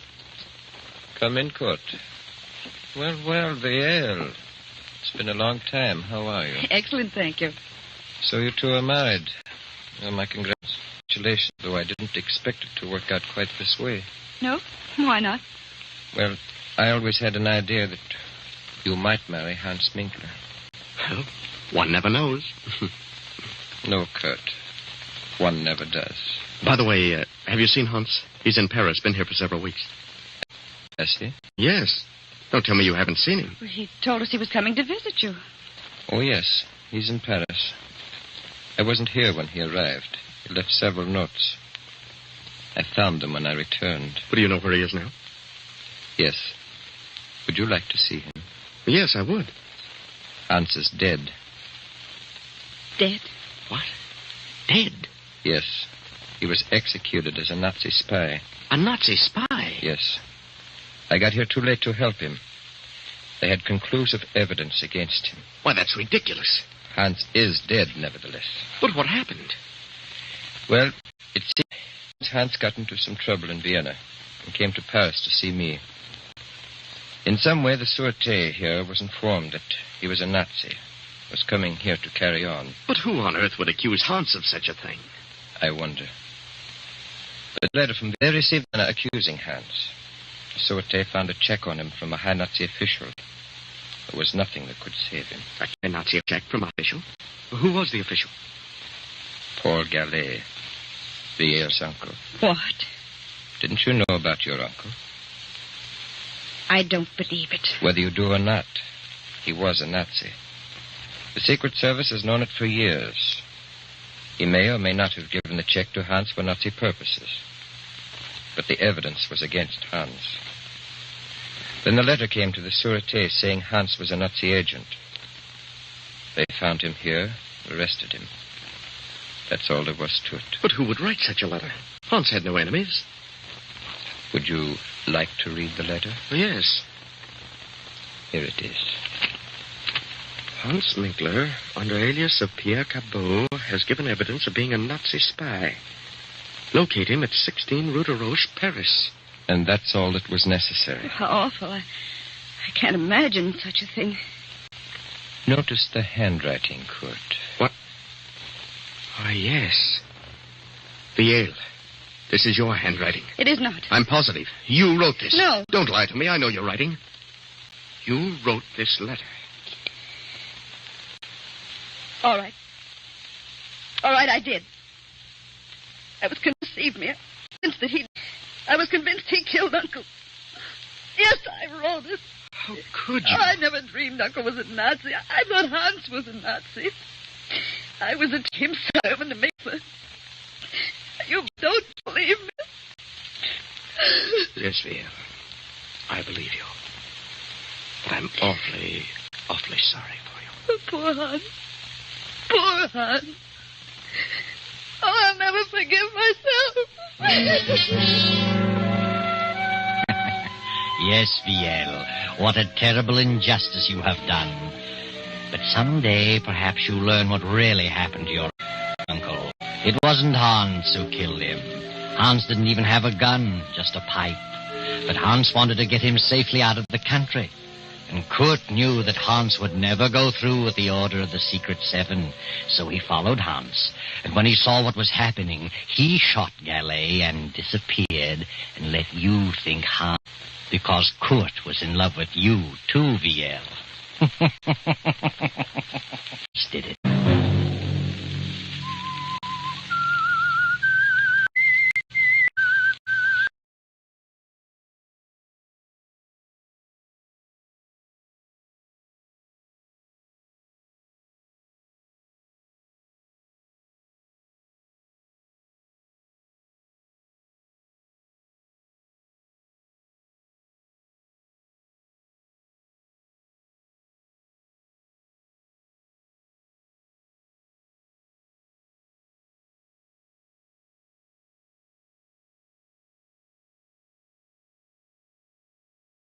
I, the Whistler, will return to tell you the strange tale of Out of the Fog. Good night.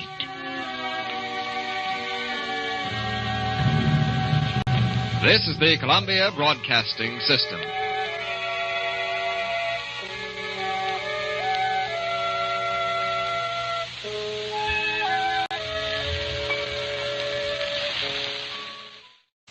You just heard an episode of The Whistler, which originally aired Saturday, August 29th, 1942.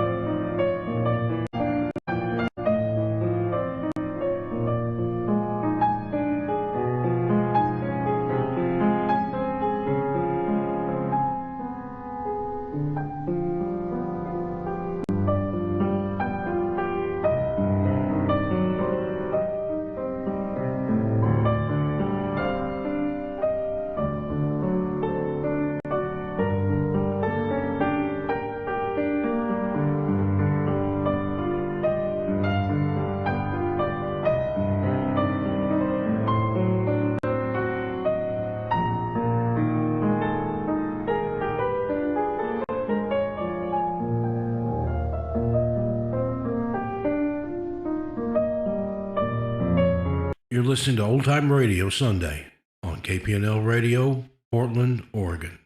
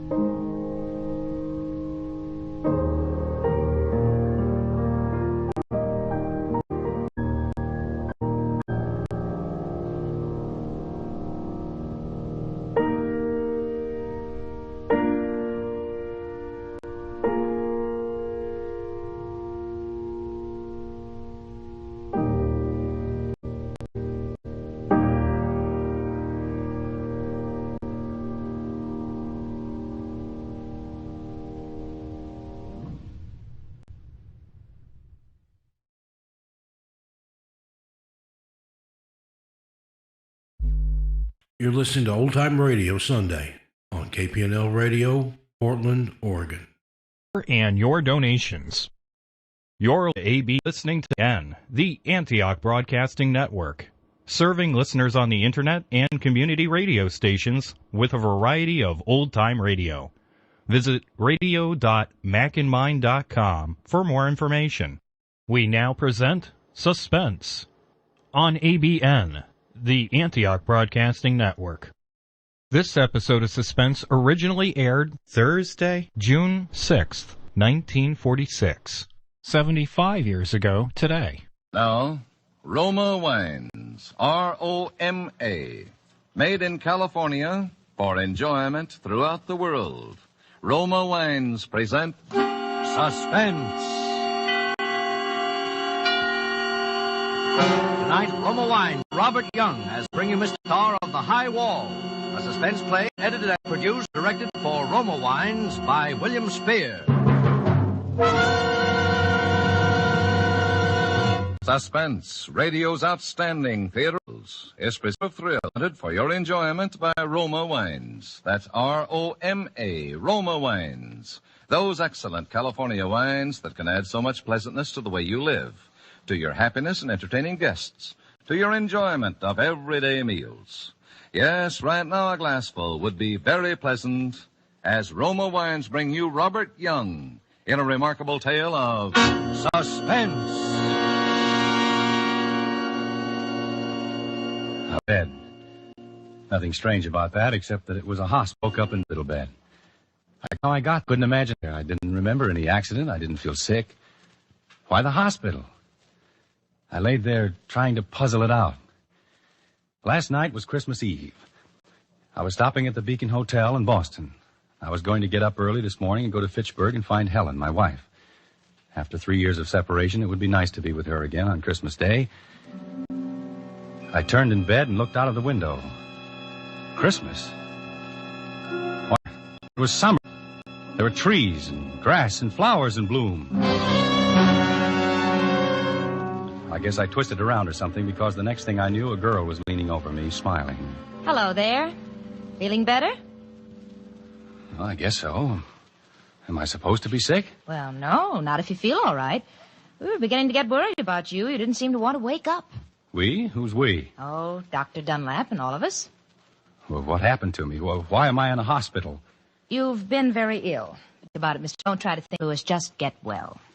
You're, Amy, aren't you? That's right. Good for you. Amy. How did I know her name?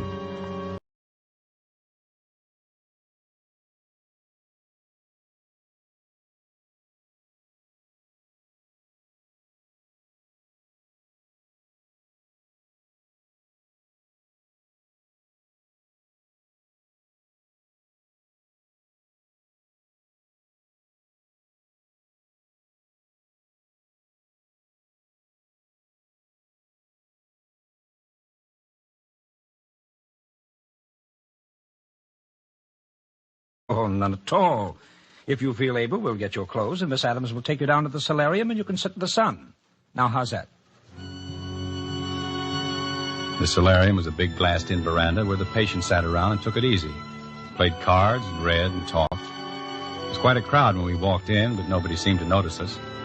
Amy, Miss Adams, introduced me to a girl who ran the newsstand. Her name was Ella. She sold cigarettes, candy bars, magazines. I sat down over and looked the people over. One side, nobody seemed very sick, but silly things and laughed a lot. They said like he was catching a ball and throwing it to second base. Then he'd argue with the one-man umpire over a bad decision, and suddenly it hit me like a smash in the face. This wasn't a hospital. It was an insane asylum. I jumped up, but Amy put her hand on my arm. Dr. Dunlap appeared out of nowhere and pushed me back into the chair. Easy, Mr. Lewis, easy now. Don't get excited. I'm not excited. I just found out where I am, that's all. Let's go up to your room and talk it over. Talk what over? I'm in the wrong place. Maybe I'm a little sick, but I've got all my buttons.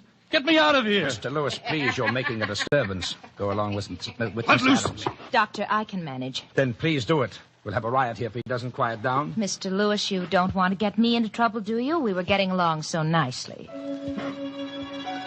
Anyway, I let her put it that and take me out of there and up to my room. But then I put up an argument, demanded to see the head man. Amy backed me up, too. She said she was sure I was okay and didn't belong in such a place. Dr. Dunlap hit the ceiling. They had a battle with Pip. He slammed out of the room, and she had a fit of crying. But the net result was that I was taken to the office of Professor Bird, the man who ran the asylum. He was a strange little guy, with a head cocked to one side like he was listening to something nobody else could hear. Ah, Mr. Lewis, feeling better? Why does everyone ask me that? Yes, I feel great. Good. Do you remember me? Should I? Well, not necessarily.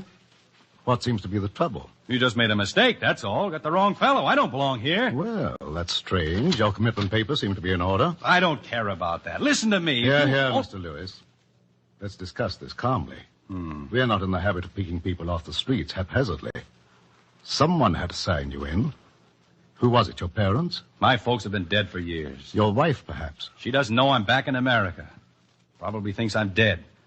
Come on, Professor, stop stalling. You've got it all on that paper. Never mind this paper. Tell me about yourself. Were you in the war? No, they wouldn't take me. Blood pressure or something. I went to Burma for the International Oil Company. Oh? How was it in Burma? Pretty rugged.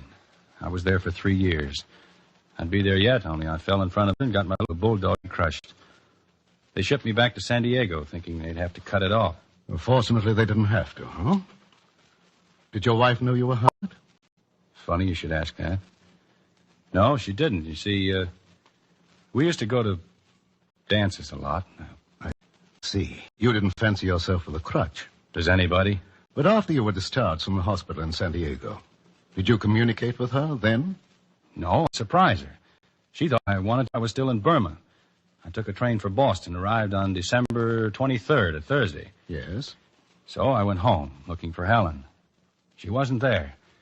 Somebody else lived in the house. She'd sold it. Knocked me a twister. I was born in that house, my and it was gone while they built it. Where was your wife? Helen was in Fitchburg, working in a defense plant. But I didn't find that out until I ran into an old pal of mine that night. He almost keeled over when he saw me because everybody thought I was dead. You know, not hearing from me for more than a year. And did you go to Fitchburg, see your wife? No, I didn't want to see her right then. Why not? Oh, I was upset, I guess, about her selling the house. Besides, I'd been away more than 3 years. 1 day more wouldn't hurt. So I checked into a hotel, the Beacon House, room 305, I remember. I stretched out on the bed and tried to think things out. Yes. You were lying on the bed and... Huh? Oh, well, I fell asleep, that's all. I see. No use telling him how I laid there, thinking of Helen and wishing I'd gone on to Fitchburg. How I kept seeing her face like a great big painting on the ceiling. He'd think I was nuts if I told him how I could smell that queer perfume she used. And the feeling I got that she was there in the room with me. And how long did you sleep, Mr. Lewis? I don't know. What woke me up was someone knocking on the door. I got up and opened it and...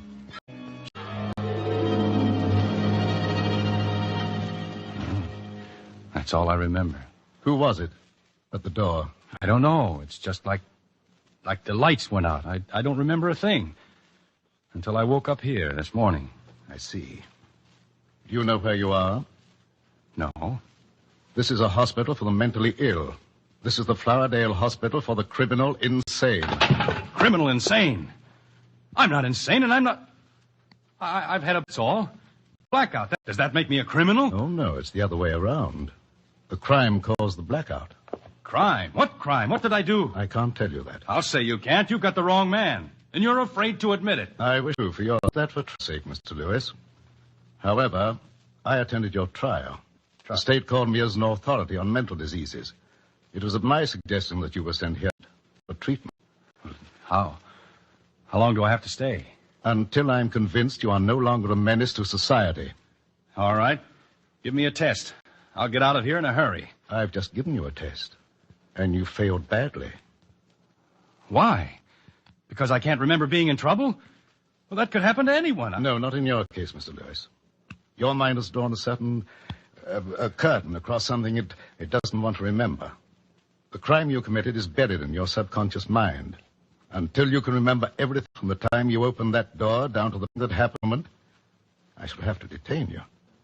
Present, when you remember your crime and the reason you committed it, out of here you can walk a free man. But you're pretty sure I won't do it, aren't you? Okay, I'm going to fool you. Dr. Dunlap, Miss Adams, you're witnesses to what he said. Understand, Mr. Lewis, I'm interested in reasons. You'll get everything.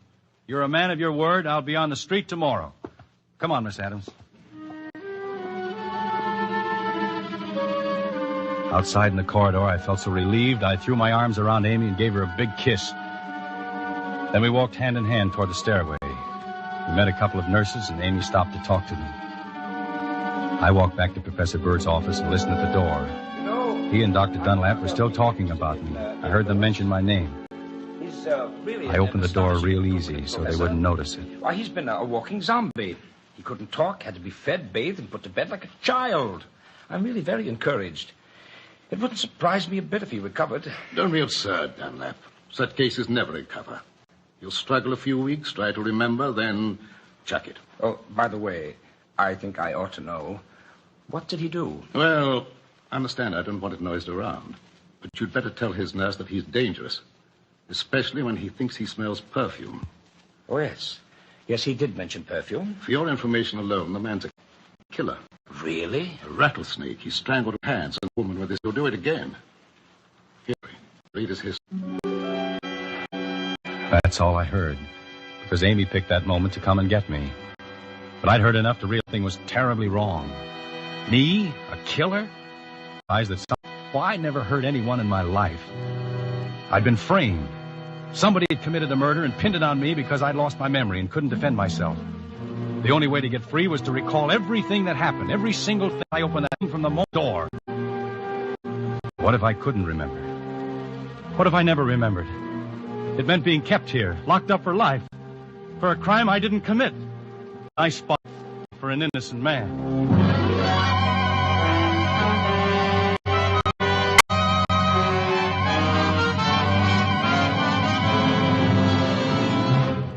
For suspense, Roma Wines are bringing you as star Robert Young in The High Wall, a radio drama by Bradbury Foote from his play of the same name.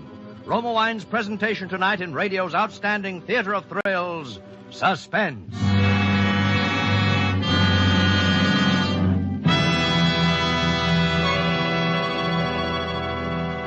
Between the acts of suspense, this is Truman Bradley for Roma Wines. We Americans are noted for taking the job home with us.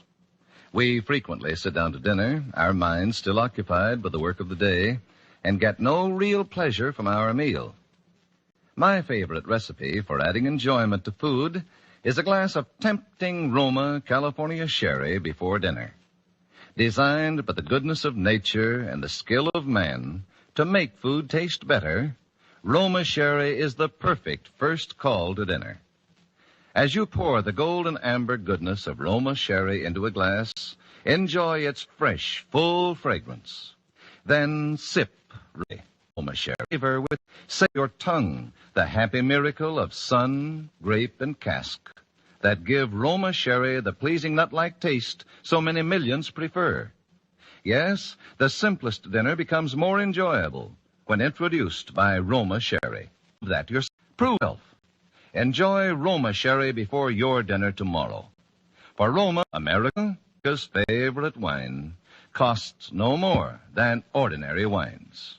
So insist on Roma, R-O-M-A, Roma wines. Remember, more Americans enjoy Roma than any other wine. And now Roma Wines bring back to our Hollywood soundstage Robert Young in The High Wall, a tale well calculated to keep you in suspense.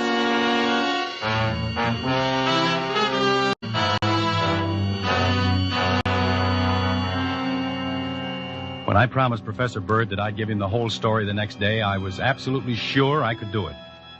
But I couldn't. I couldn't remember a single thing that happened during that lost time. Absolutely blank I was. I racked my brain for a clue, lay awake nights torturing myself until I nearly had a nervous breakdown. Then, after months, about 3 months, I gave up. Just like Professor Bird said I would. Chucked it. When I did, a great feeling of relief came over me. It was like a heavy weight had been lifted off my chest. Amy noticed me, and I told her the reason the change one night very late when she came in. She didn't like it a bit. Bob, no. Give up. Don't stop trying. Amy, you must be some easier way to get out of this place. Escape, you mean? You can't do it, Bob. There's a high wall. Yeah. Well, there is another way. A sure way. I can go out feet first. Feet first? Bob, you wouldn't do that. I'm not going to spend the rest of my natural life in this insane asylum. If there's no other way to escape, I'll go out, like I said, in a box. She was suddenly crying like a kid. Helen used to cry like that. It never struck me before, but Amy was a lot like Helen. As I watched her, it almost seemed like she was Helen. I guess I got a little mixed up because I put my arm around her and lifted her face up to mine. For a second, I seemed to be holding Helen. Then I got things straightened out in my mind, and I stepped back. Sorry, Amy. I guess I got a little out of line. That's all right, Bob. I wouldn't want you to think well, you know. No? Why not? Well, you're going to be Mrs. Dr. Dunlap. No, that's off, Bob. There's somebody else. Oh, who is it? She didn't answer. Didn't have to, I knew. She stood there looking like she expected me to do something about it, but I didn't. Then she beckoned to me and made a hush sign, and I followed her out of the room. It was quiet. Everyone was asleep. The woman tiptoed into the solarium and shut the door. I suppose you know this is liable to cost me my job. Look at that moon. Bob, you wouldn't do really anything to yourself, would you? Why not? I'm not doing myself or anyone else much good, locked up in this place. Bob, dying isn't the answer. Yes, it is, Amy. Dying is the answer to everything. Oh, Bob, don't talk like that. No, in Burma once, in the jungle, I saw a snake right close to me. A king cobra it was. I stood perfectly still, hoping it hadn't seen me. I didn't breathe. Then finally, I couldn't stand it anymore. I made a quick jump, but he got me right through the leg. Here, it was a swell chance to die, but I didn't want. I crawled through the jungle to a first aid station, and I managed to pull through. What? For?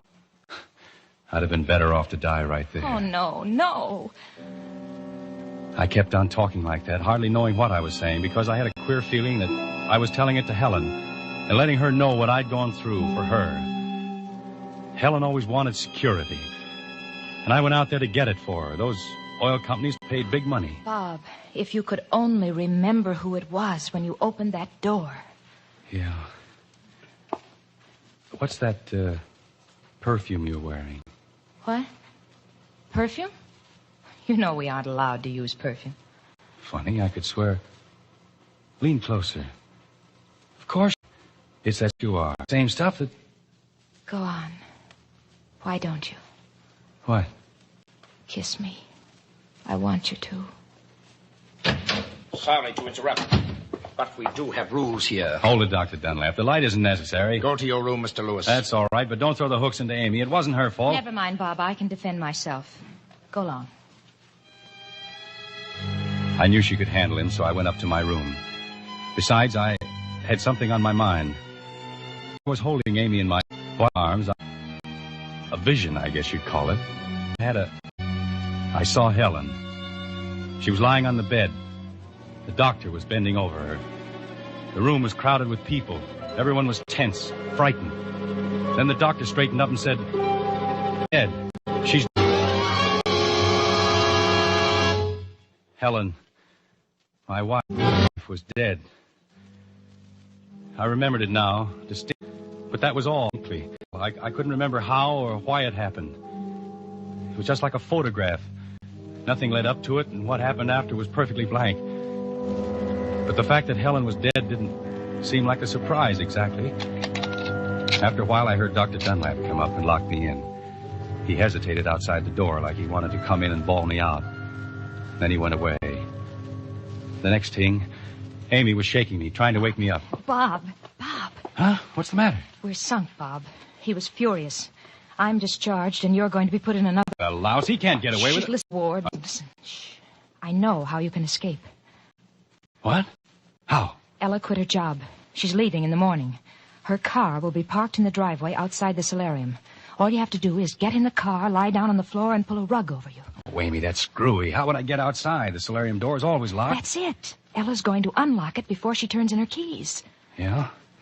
But I'd be seen. No, they'll all be in church. It's Sunday, Bob. Oh. The minute they start to sing, open the door and slip out. Oh, Bob, it's the chance of a lifetime. Ella leaving makes it easy. She'll drive right through the front gate and they won't even stop her. Oh, Bob, say you'll do it. I can't go away and leave you here. Well, what did I have to lose? Besides, she started to cry and carry on, so I said, all right. And the funny part of it was, it did work. We were 50 miles from the asylum before they knew our bed was missing. Ella picked up Amy at the edge of town, then hit for the open road.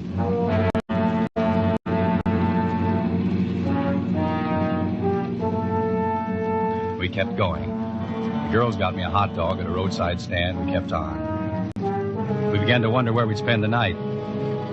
I didn't know where I was, but Ella said she was a motel, one of the knew of those places where they don't ask any questions. It was late before we found the place. We took 2 bungalows, the girls in one, me in the other. I got them settled for the night and then started to leave. Amy followed me outside. Bob, just a minute. Goodness, it's dark. Where are you? Here? You forgot something, Bob. Oh, Oh, Bob. you're sweet. Why, you're trembling like a leaf. Scared? Could be that. We've been very lucky all day. Yes. But I think we'd better split up tomorrow. Oh, no. Don't you see? They're only looking for me. They don't do girls, but Dr. Dunlap's no fool. He's probably figured it out to connect me with you this time. If we travel together, we're sure to be caught. No. If we separate, I'll never find you again. Bob, don't you want Amy, don't talk like that. me? If you're still thinking of Helen. I'm not. She's dead. Oh. You know. Sure. But who told you? Dr. Dunlap? Funny, never mentioned it to me. What else did he tell you? Oh, Bob, she isn't here anymore, and we are. I pulled away from her and walked across to my bungalow. I guess she thought I was sore. Bob? I wasn't. It was just that I knew I couldn't make her understand. It was something I couldn't explain to anyone. Helen wasn't gone. She'd never be gone, not to me. I opened the door and went in. The bungalow was a crummy little place. It reminded me of that hole I lived in Burma.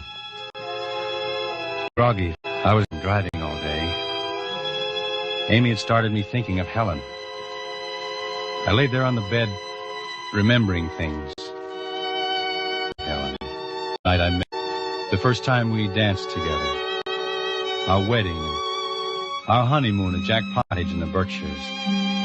I didn't know Jack very well then. But she did. Those were happy days. What you don't know doesn't hurt you. I was happy afterwards, too. Each time I forgave her, we'd go on another honeymoon. She called it starting over from scratch. But I never should have gone away. That's what did it. She couldn't take it. Well, I'll go up to Fitchburg tomorrow and we'll patch things up. Someone's knocking at the door. That's funny. Nobody knows I'm back in town. Hello? Bob, let me in. Who is it? Bob, I want to talk to you.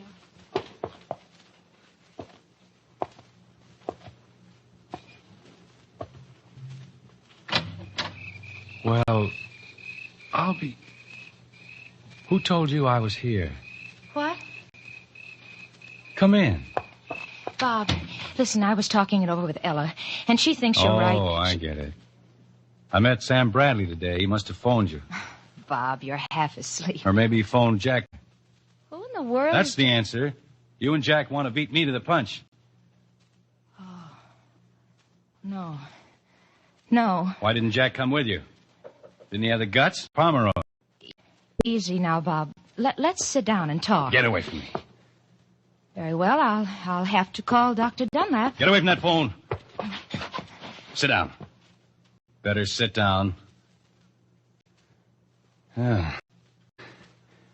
Merry Christmas, Helen. So, that's it. All right. I'm sitting. Who did you say you'd call? Dr. Dunlap. Is that a new one? Or Dr. Hoffman. He'll give you a nice cold bath. That's supposed to be funny. What do you want here, anyway? Well, you've been sick. I thought you might need me. Need you? I never needed you. I know it now. All right. Then maybe I need you. And that's a lie. Because I happen to know what the score is. Sam Bradley told me. What about my home? Somebody else is living in it. What a rotten deal. I'm fighting snakes and mud and slime, sweating it out in swill piles and wondering if I'll ever see daylight again. And you're here in Boston having the time of your life on my money. You didn't want me to come back. But me, like a fool, I used to drop off to sleep thinking of you and then pick you up in my dream. I could hear you laugh. see you dancing, smell the perfume in your hair. I talked to you and you answered me. We planned things we do when I got back. And all the time you were hoping I'd never come back. Bob, dear, don't cry. Cry. Don't. Come on, let's go talk to Ella. Sit up. I'm only trying to help you. You helped me enough. I promised Bradley I'd kill you when I found you. I've got to go through with it. Bob, I love you. Oh, not frightened, huh? You won't hurt me, Bob. I love you. The last time you begged for mercy. Bob, I'm Amy. This is Amy. I'm Amy. Don't do it, Bob.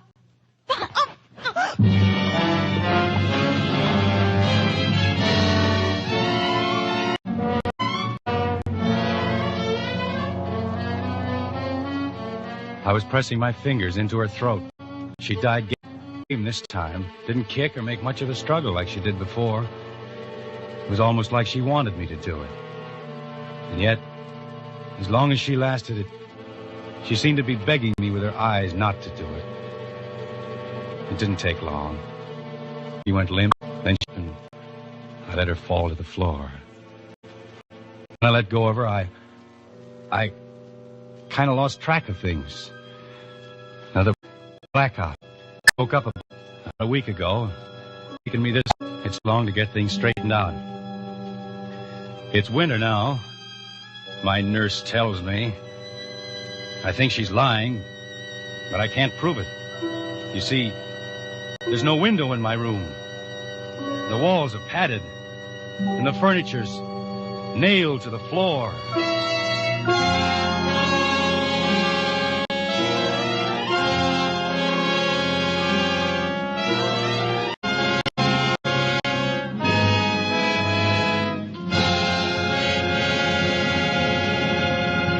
Suspense. Presented by Roma Wines, R-O-M-A, made in California for enjoyment throughout the world.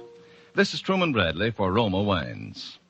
The easiest way I know for a woman to win compliments for her cooking is to serve Roma California Burgundy regularly with meals. The tempting fragrance and robust taste of Burgundy at Roma harmonize perfectly with a juicy steak, oven-browned roast, or sizzling chop. And you just don't know how delicious spaghetti or hamburger can until you enjoy these savory dishes with good Roma Burgundy. For Roma Burgundy brings out the full, rich flavor of hearty foods, makes dining more enjoyable, more friendly. Try Roma Burgundy with your dinner tomorrow. When you buy Roma, you enjoy America's favorite wine. Yet Roma, R-O-M-A, Roma wine costs no more than ordinary wines. And may I Roma suggest California champagne as the perfect touch of smartness for bridal shower or reception? Roma champagne is ideal, too, as a going-away gift middle cup for the... Robert Young may soon be seen in the Hal Wallace Paramount production, The Searching Wind. Next Thursday, same time, Roma Wines will bring you Hume Cronin as star of Suspense, radio's outstanding theater of thrills. Produced by William Spear for the Roma Wine Company of Fresno, California. This is CBS, the Columbia Broadcasting System.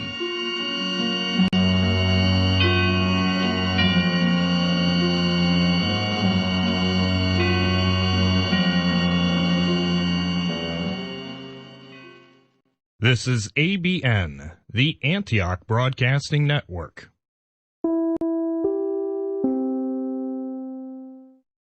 You just heard an episode of Suspense, which originally aired Thursday, June 6th, 1946, 75 years ago today. This episode of Suspense originally aired Thursday, April 20th, 1944.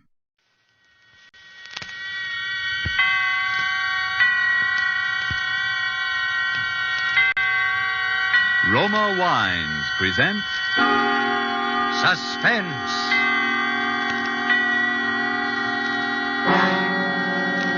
Roma Wines, made in California for enjoyment throughout the world. Salud. Your health, senor. Roma Wines toast the world. The wine for your table, Roma Wine, is wine. Made in California, through or enjoy out the world. This is the Man in Black, here for the Roma Wine Company of Fresno, California, to introduce this weekly half hour of Suspense. Tonight from Hollywood, Roma Wines bring you as star Mr. Ed Gardner, better known to you perhaps as Archie, the proprietor of Duffy's Tavern, where the elite are wont to meet to eat. Mr. Gardner tonight makes his debut as a dramatic actor. He will not appear tonight as Archie, but in a role entirely different he has ever played from any before.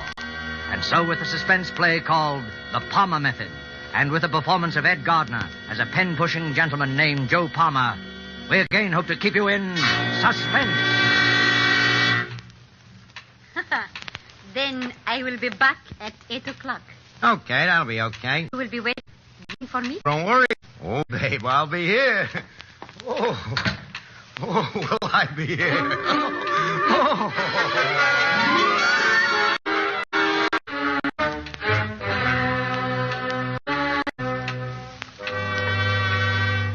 Dear friend Harry, I'm sitting here the last 10 minutes knocked about laughing and wishing myself for somebody to tell it to. And then I get to thinking of you, so I'm going to write your story. Harry, you got to admit that yours truly is one smart guy. Because in about an hour, they're going to bring me so much dough, they got to bring it in a suitcase. No kidding. Of course, it's the Spanish moolah, but even in the United States, it comes to about 10 grand. But I better begin. Just not from you can get the whole play. And if you don't say that your old pal is one smart guy, I am a monkey's uncle. It all begins about 4 months ago in New York when I'm on a lam and expecting any minute that heavy hand is going to fall on my shoulders, and I'm trying to think of something to do about it, you know. I'm down, happens to about $3, which makes the thinking a very tough proposition, even for a bright guy like me. Anyways, things being what they are, I naturally only go out at night. So one night I'm walking through the park in Union Square, still not thinking very far.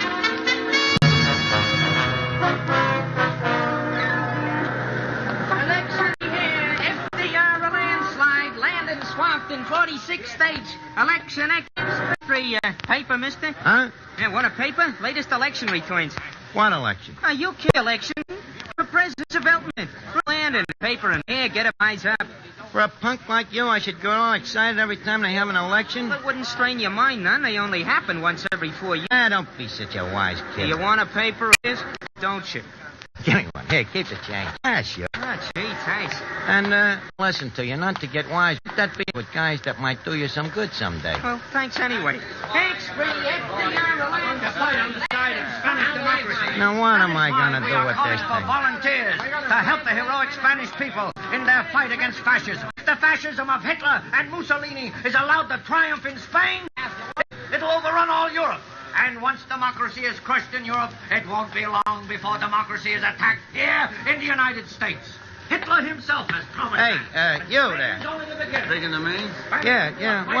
What's that guy all wound up about? He's asking for volunteers for the Spanish Loyalist Army. Oh, who they fighting?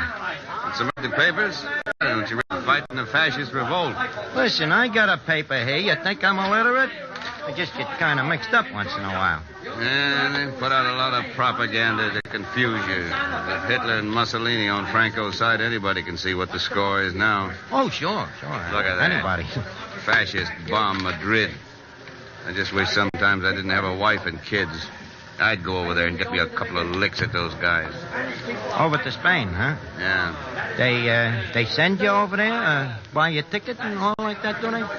Sure, they pay for your transportation. They raise quite a little money for that. You don't happen to know where they sign up for this army, do you? Well, he'll sign you up right there. Hey, you want to go? Could be. Yeah, why not? Sure, why not?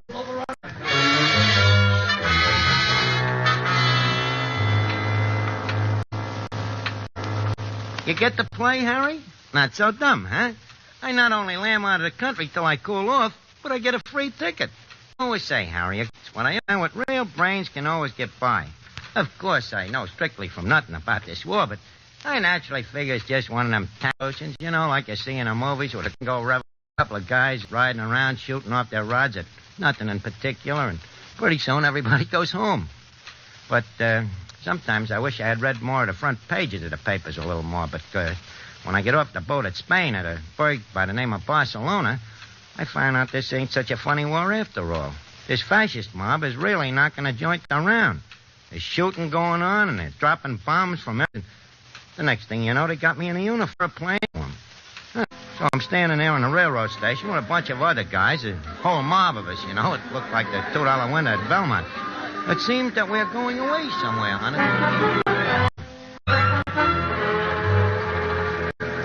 Next. Step up here, please. Next. Your name, please? Padway. George Padway. Padway. Your number 336, car 7, compartment 3. Next, please. Palmer. Joe Palmer. How did you spell it, please? Palmer. Like the Palmer method. Oh, yes, Palmer. Jar 337, car 7, compartment 3, with Padway. Next, please. Step up, please. Hey, you, Padway. Someone calling me? Yeah, come here. Look, my name is Joe Palmer. We're supposed to ride in the same compartment or something? Oh, splendid. That's car 7, the way I'm at. It's down there. Well, glad you know. I can't make head and tail out of these dinky rattlers. Of course, American, aren't you?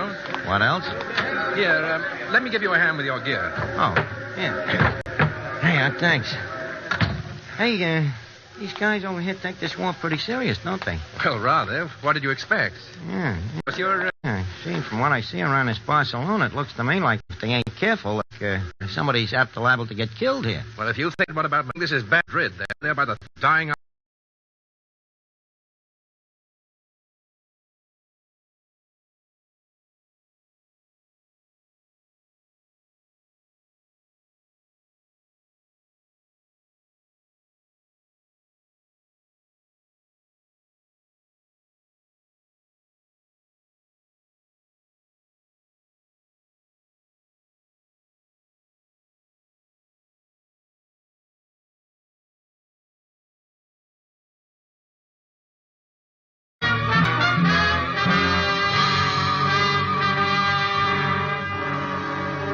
Tonight, for suspense, Roma Wines bring you as star radio's famous Archie, Ed Gardner, whom you've heard in the prologue to The Palmer Method by Ernest Martin and Robert L. Richards.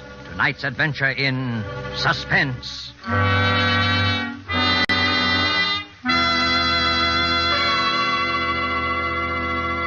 In this brief intermission in the play, let us journey in fancy to Havana and sit at a table in the gay Restaurant Paris. At the next table, we see a farewell party given for an American visitor. The American is wondering how he'll be able to repay in his own country the hospitality and Cupid shown him. Reassuringly, his Cuban host remarks, "Es muy fácil, amigo. Just be sure to serve wonderful Roma wine. It is wine imported by us from your own country, Roma wine. Indeed, Americans can well be proud that judges of fine wines in so many lands now acclaim the wines of California among the world's most enjoyable of all time. Of these truly superb wines, Roma wines are America's largest selling wines. If you aren't already one of the millions enjoying Roma wines regularly, as a delicious beverage anytime, to add sparkle to any meal, to smarten your entertaining, make your own taste test to choose your favorite, choosing from Roma wines many different types of wine.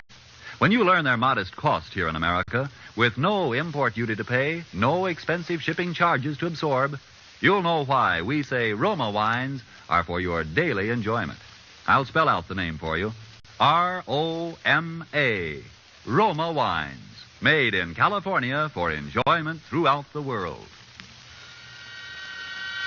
And now let us return to Joe Palmer as he sits in a hotel room in Spain writing a letter. Ed Gardner is our star in The Palmer Method, a tale well calculated to keep you in suspense.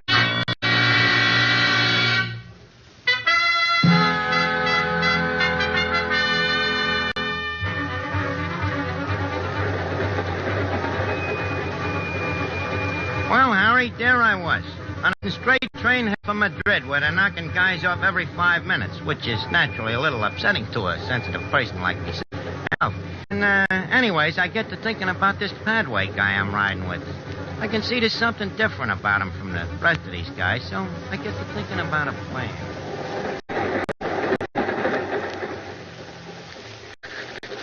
I say, what in the world are you doing there? You've been working away at it the last half an hour. Hey, I'm just practicing. Practicing what? The Palmer method. What in heaven's name is the Palmer method? You never heard of the Palmer method? No. It's penmanship. You know, the way they learn you to write when you're a kid. Some guy named Palmer invented it. You see, you make these ovals and lines. Pretty soon it learns you how to use your whole arm. See? Makes your writing very pretty. Aren't you a little old for that sort of thing? Well, it depends on how you look at it. With me, it's a business. You're an instructor in penmanship? Yeah, that's it. Instructor in penmanship. What's so funny? Well, look, when I was a punk kid in PS4, you know, the only subject I can pass is penmanship. I'm a whiz at it, you know, so naturally, my name being Palmer and all, it's kind of a standing joke in the school, you know. The kids would holler, Joe Palmer, he flunks in everything but writing. That's the Palmer method. Oh, I see. Yeah, that's how it started, but now I still like to keep in practice because, well, like I say, by this time, with me, it's a business. But I still don't quite see how it can be much of a business. You ask a lot of questions, don't you? Well, sorry, I'm terrible, man. I don't mean to pry, you know. Oh, it's all right. What about you? Me? Yeah. How about me asking you a couple of questions? Why, of course, anything you like. You're English, huh? That's right. Yeah, I could tell that right away. Really? Yeah, so tell I could all. You're not exactly a stumble bum. I bet your old man is in the chips, huh? You mean wealthy? Matter of fact, he is rather. Maybe even a lord or something? Oh, no, nothing like that, really. Lesser nobility, you know. I thought so. Big shot, huh? You ever been to this Madrid before? No, never have. You know anybody there? Not a soul, as a matter of fact. At it again, I see. I say, you never did tell me about that Palmer business. You mean how come it's a business with me? Mm-hmm. I write checks. Write checks? Yeah, with other people's names on them. I might add that I'm about the top man in the profession, too. Oh, you're a... Yeah, I guess they call it the same thing in England, don't they? Forgery?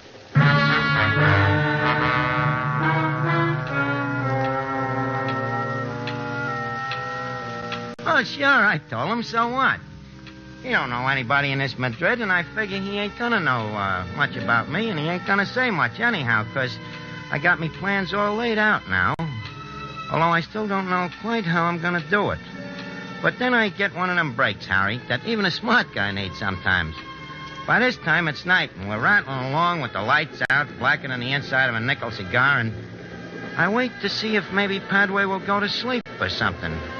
Well, the next thing I know, I must have dozed off myself. I hear a noise, and as I look out, I see it's daylight already, and we're coming to a big berg. Padway's awake, too, and he's looking over at me.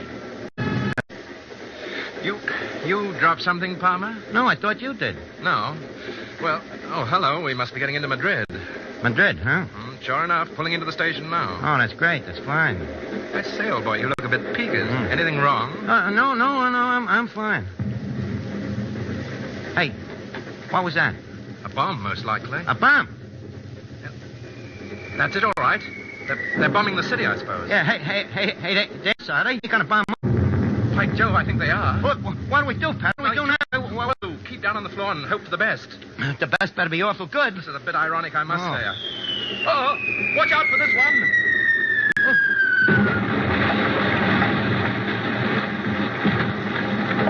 Do it. Padway!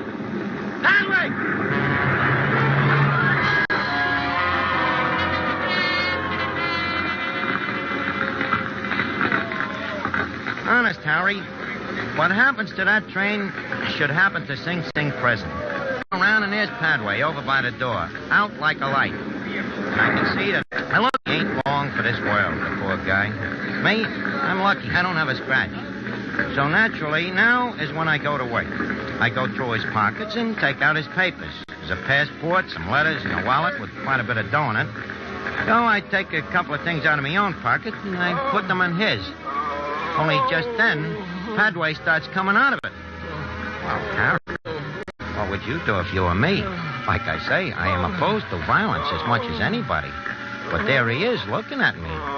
And the guy ain't gonna live long anyway. So, I grab a rifle and I tap him on the noggin. Sure enough, he's gone again. But for time. Good this time. And none too soon, because there's some guys coming down to the rescue.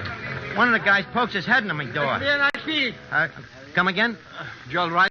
Yeah. In here? I guess so. What happened? Don't you know? You're lucky to be alive. Oh, yeah, I know, but this guy here, he wasn't so lucky. Huh? Oh. Dead, all right. Do you know him? Yeah, but I forget what name he told me. He's got his papers on him, I think. Oh, let me see here. Oh, yes. Joseph Aloysius Palmer. Oh, yeah, that was it. Palmer, yeah. Poor fellow. Well, he died in a good cause. You're right there, brother. He certainly died in a good cause.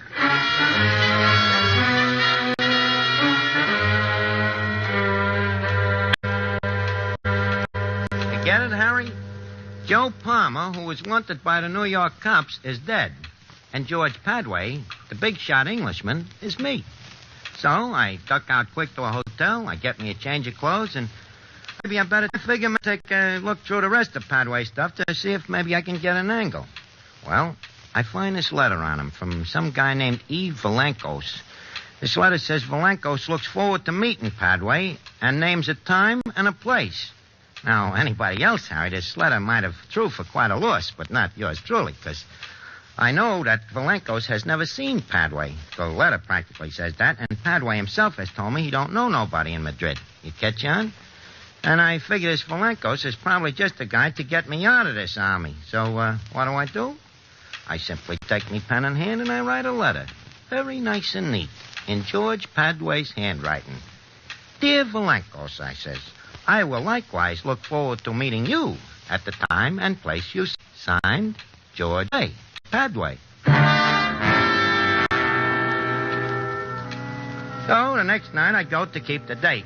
No fooling, Harry. This Madrid is really in tough shape since this fascist mob has been giving it business. People is all poor and hungry, especially the women and kids, so naturally I feel sorry for them as I brush them off and walk into this hot spot.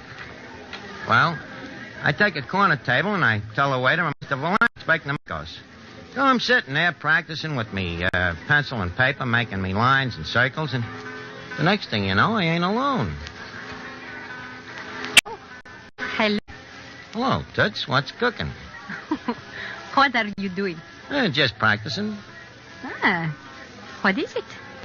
A secret code? Yeah, that's right. Oh, the Palmer code. I like it. It's pretty. Yeah. You ain't so unpretty yourself, babe. Only I got some business tonight. Oh. Aren't you going to have a drink? You ask me to... Yeah, but, look, how about getting on someplace else for it, though, huh? What about your business? Well, with a babe like you here and come around, I'm afraid the business will have to wait a little. Well, where shall we go? How about going up to my hotel room? You mean room 359? Yeah. Hey, wait a minute. How did you know? What is your name, senor? George Padway. So what? You are well known, senor. Oh, sure, but, My name is Elena. That's fine, Elena, but, now about... My last name is Villancos. Villancos? Well, I'll be your monkey's uncle. Oh, no. I do not think so. So you're the Villancos I'm supposed to meet here. Well, in that case, Elena, just call me George. Of course, George. But now, George, I think perhaps we had better go to that hotel room of yours after all, eh? Oh, sure. It'd be a good idea. But only for business, George. Of course, naturally. But there is one thing I cannot wait to do. What's that? Congratulate you. Oh, thanks. For what? Why, for that troop train job, of course. Oh, well, it wasn't nothing, really. But there is still something I do not understand. What's that, baby? How did you manage to blow it up while you yourself were on it? Look, let's go up to the room. We'll talk it all over, huh?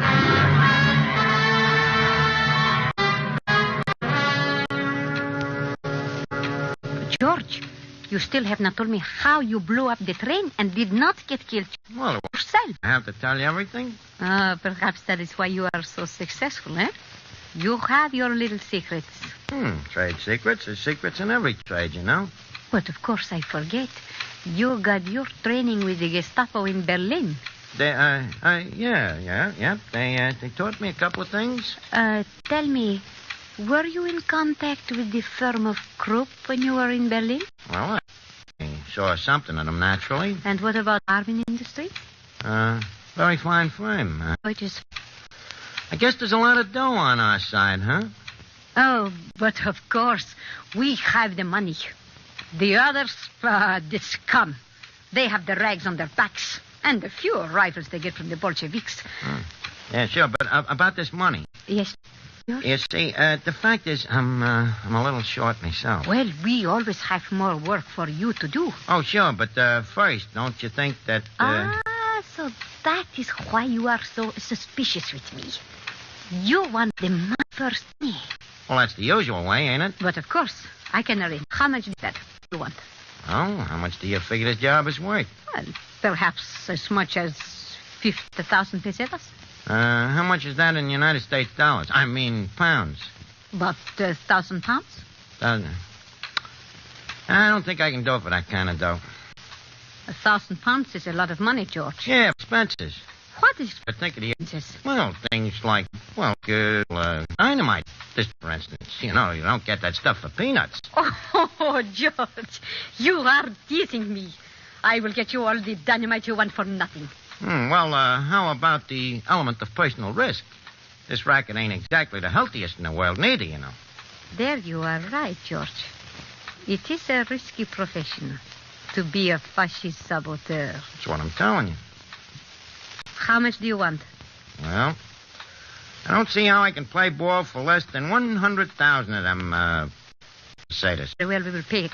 Well, that's swell. You toots, how soon can I have the dough? I will have it here within an hour. Okay, it's a deal. Maybe. And then you and me will still have time to go out on a little bender, huh? Yes. Perhaps we will. Yeah, and look, make it small bills, will you? They're easier to handle. It's a lot of money, but my friends and I will bring it in a suitcase. Swell. And one thing, Alina, before this next job, you might have to help me get out of the country for a little while. I got certain arrangements that I got to make. There will be no trouble there, I can assure you. Well, that's a real pal, Alina. I won't forget it. No, you won't, George. Oh, George, there is one thing. Just a little formality so I can be sure to get the money. Oh, sure, babe. Anything you say. Will you write a little note for me so they will know I contacted you, you see? A note?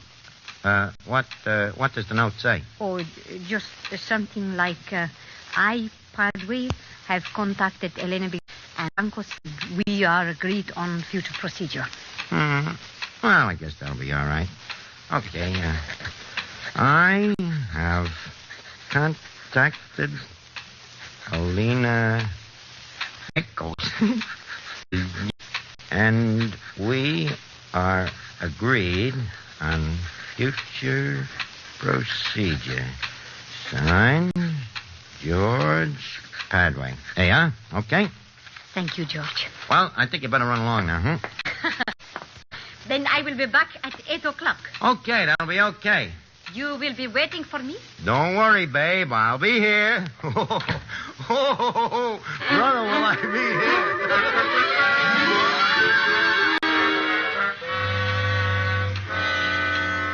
So now, Harry, you can see why I'm practically killing myself laughing while I'm writing this letter. Of course, while I'm writing Padre note in handwriting, I can hardly keep my face straight. It's so right up my alley. Only thing that worries me a little is me conscience, if you can call that what I got, a conscience. On account of it really makes me sore the way this fascist mob I'm hooked up with is kicking the rest of the people around. However, I'm in up to my ears now, too, so I got to think about yours truly first, right? But maybe when I get in the clear someday, I'll figure out a way to get a crack at these guys myself on account of, believe me, Harry, these fascists is really a bunch of no-good crumbs. And I guess that'll even have to go for Alina. But now the hour is about up. I think I hear somebody coming down the hall now. I'll tell you the payoff when I see you in little old New York. In the meantime, keep your shirt on and try not to die from envy of your old friend Joe Palmer. Harry? Okay, babe, I'm coming. Well, right on time, huh? Yes. Senor Padre, this is Senor Martinez, Senor Quintero. Oh, hi. Got the old suitcase, huh? Have any trouble getting the dough? No trouble. Well, maybe we better open it up and count it, huh? Yeah, just in case. Yes, I think we should. Go on. Yes, senor. Open it. Elena, I never would have... Hey, what's that Tommy gun doing in there? Where's the dough? What's the matter? Are you afraid, my fascist friend? Wait a minute, what about you? Ain't you?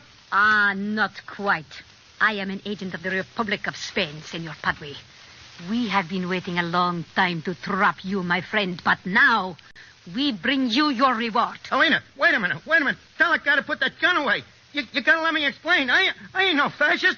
My name ain't even Padway. My name is Joe Palmer. I'm an American guy. I just come over here to fight for your side. No kidding. You can find it out from your friends in New York. I'm the guy that even killed Padway. Who wrote the letter to me?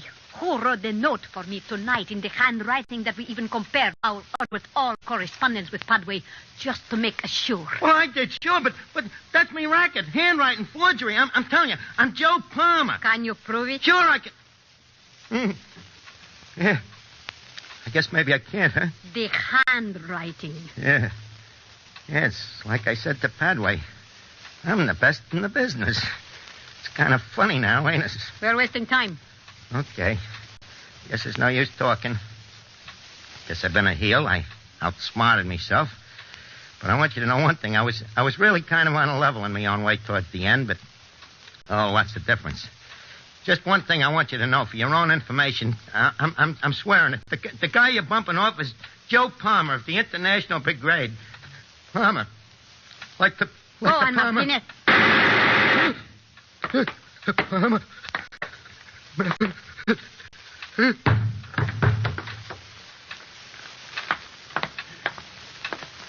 A smart agent. One must say that for him. Yes. He was very, very smart.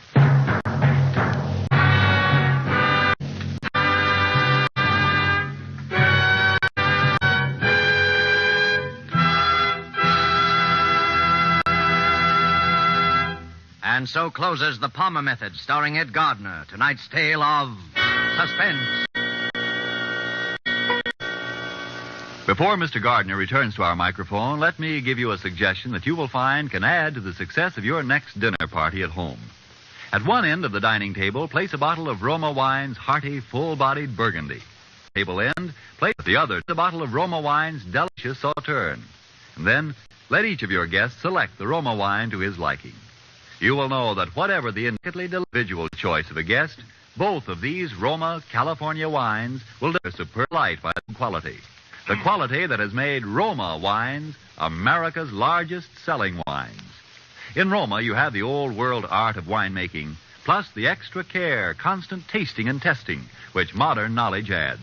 While quality of the superiority of these good Roma wines will win your full accord with the judgment of wine experts of many lands, that Roma wines are truly magnificent. Let me repeat the name, R-O-M-A, Roma wines. Made in California for enjoyment throughout the world. Well, this is Ed Gardner, alias Archie, speaking again. It's been a great pleasure to be on Suspense on account of it's one of my favorite shows. And next week, I hope you'll all be listening into the show like the Gang of Duffies all will be when the star will be Gene Kelly. Thank you. Suspense is produced and directed by William Spear. Don't forget then next Thursday for Gene Kelly in Suspense. Presented by Roma Wines, R-O-M-A, made in California. You're listening to Old Time Radio Sunday on Kpnl Radio, Portland, Oregon. And your donations. You're listening to ABN, the Antioch Broadcasting Network, serving listeners on the internet and community radios with stations variety of old-time radio.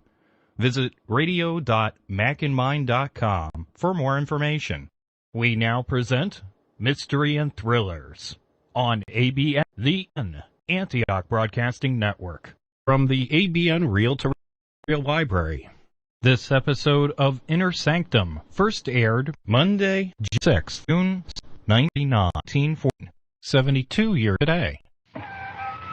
Ago.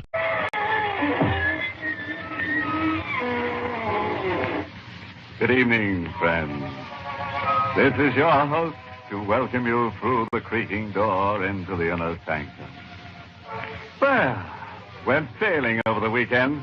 Trim little sloop known as the Vampire. Named after its owner, Nash.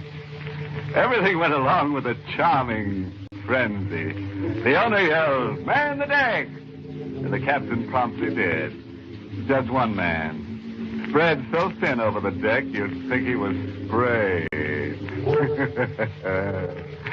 An afternoon storm gave us the time for a while. One guest was washed right over the side. We didn't rescue him because we just know he'll turn up. He did once before.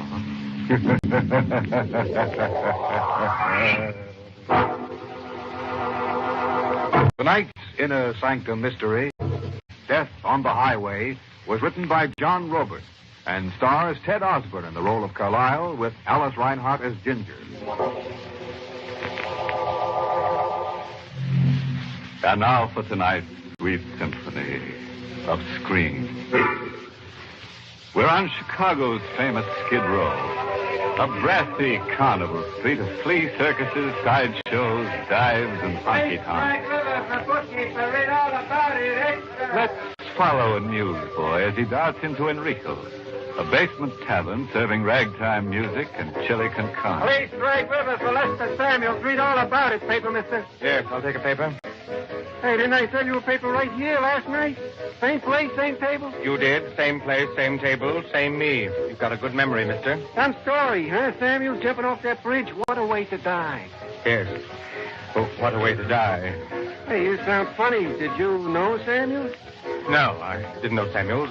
You got your nickel. What are you waiting for? Nothing. You don't have to get sore.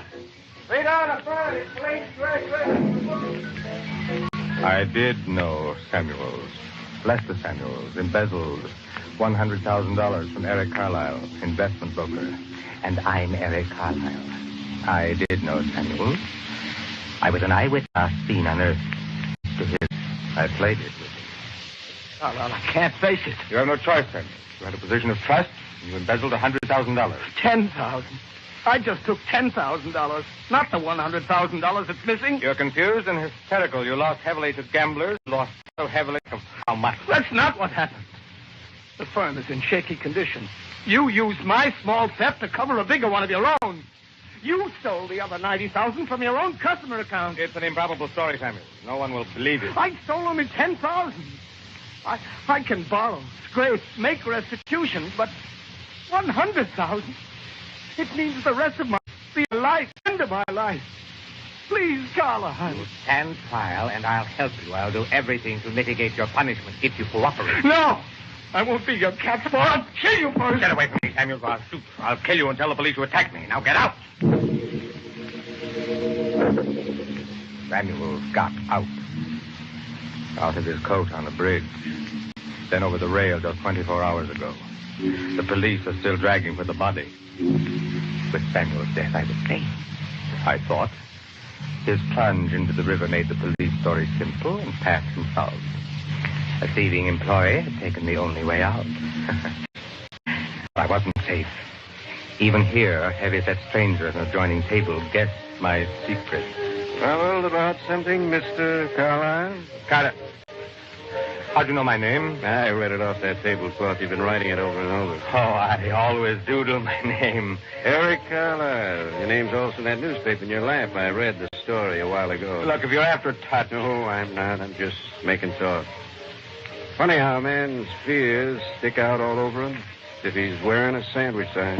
Hate to break up your philosophizing, mister, but I've got to go. Go ahead, run. See if you can run faster than the eyewitness. Did you say the eyewitness?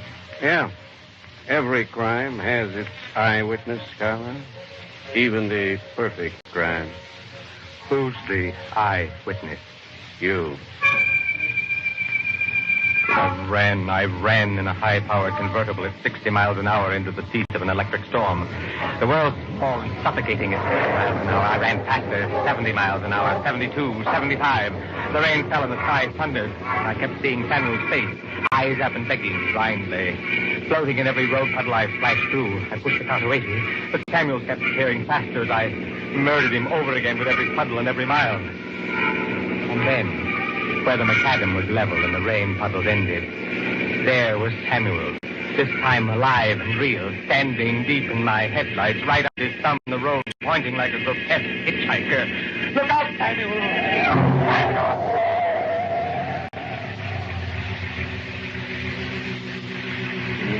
It was minutes before I dared get out of the car.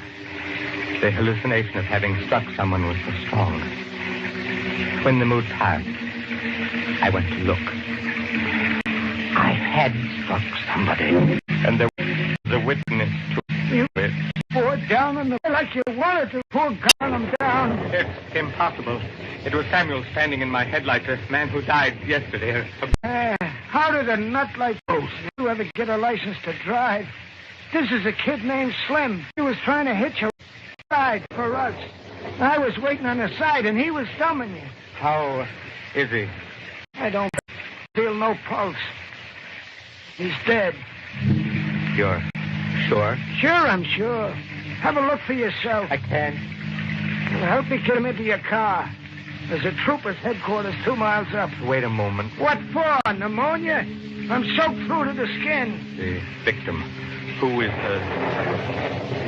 was he? A kid named Slim, I told you. Friend of yours? Well, not exactly. I only met him a couple of hours ago in a road diner. He had an argument with a red-headed dame he was with. They were eloping to get hitched before they got to fighting. The dame faded in a huff, and the kid, Slim, latched on to me. You're a hobo. Sure. I'm a hobo, and you're a killer. What about it? I didn't mean to insult you. I'm desperate. Yeah, well, mister, you will be when I testify as how you tore along at 80 and smacked into the kid like he was a paper bag. Why should you testify? The kid, Slim, meant nothing to you. You mean even less. If I meant more? Is that an offer shaping up? If it was. How much? $1,000. Hey, you got all that sugar on you? Yes. It was a horrible accident. I'm sick, in desperate trouble. Okay. What do you want for your grand? Dispose of Slim somewhere and forget everything. Let me continue on as if nothing happened. Is it a deal? 1,000 talks. Get it up. Here. There are 20 $50 bills here. I'll go on. Sure. Hey, wait. Take the kid's overnight bag with you and dump it yourself somewhere. I don't want to be stuck with it. I drove as far as I could get, then pulled into the yard of a roadside diner. The storm was over, and there was a wild gnawing in my stomach. I had to appease somehow. What'll it be, mister? Something hot, anything. Clam chowder, okay? Sure, yes. Clam chowder was in front of me. A sickening slop. Do nothing for the agony in my stomach. And then I saw her come into the diner and into my life. My first sight of her was a face in the mirror in front of me. She stood behind me. Mine company, mister. The public place? Sit where you like? I like right beside you. How's the chowder? Don't know. Haven't tasted it. Looks awful. Does it? How much do I owe you, mister? 2 bits. You going? Yes. Without tasting your chowder? Wait for me. I'm not hungry either. A gentleman holds the door open for a lady. Look, miss, you're beautiful and desirous and two's company, I'm sure, but I'm in no mood for flirtation. Neither am I, mister, and I'm in no mood for fish stories either. Fish stories? I haven't said anything. No, you haven't. But you're going to try. What are you driving at? I looked over your car before going into that diner. I wanted to figure how many were riding and see if there was a chance for me to catch a hit. There's got an overnight bag initialed SW on your front seat. SW. Slim Williams. That's my boyfriend's bag. What are you doing with Slim's bag? I saw it lying on the highway and picked it up. I was going to turn it over to the state trooper first chance. Come again. And don't try to lie that Slim caught a ride with you and then got out forgetting his bag. Slim never forgets anything. I know Slim. We were eloping to get married. You think I robbed your boyfriend? No. Not a guy with your fancy clothes and car. All Slim had on him was $30. The bag's just got a shirt, a toothbrush, and a Keystone camera. I think you ran Slim down. Why, what do you think of that? By the way you're stalling and lying? Right. Your Slim did suffer a minor injury. I tried to stop for him, and a friend of his some miles back, and stopping abruptly, my fender hit him a glancing blow. Where's Slim now? In a first aid clinic in Kenmore Township, 10 miles behind us. Why did you lie about it? I didn't want to be held up any longer. I'm in a hurry. And why did you keep Slim's release? An oversight. Just that, believe me. I'll believe you when I see Slim. You're turning around and taking me to him. Come on, get going. Now, what are you staring at? You. Don't pull that old wheeze. You've never seen me someplace before. But I have. There's a quality in your voice, a likeness in your face. Sure. I'm Zazu, the hula dancer you met in Borneo. No, Samuel. You're the face of a man I knew. You're another ghost. I remind you of a man. Mister, you sure pay pretty compliments. But I still want to be taken to Slim.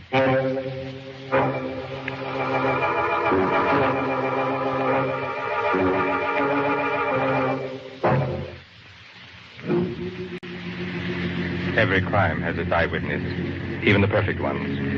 I was my own eyewitness. I had run from Samuel, the bookkeeper I'd framed and destroyed, into a new terror, an even greater danger. I had killed a hitchhiker named Slim and run.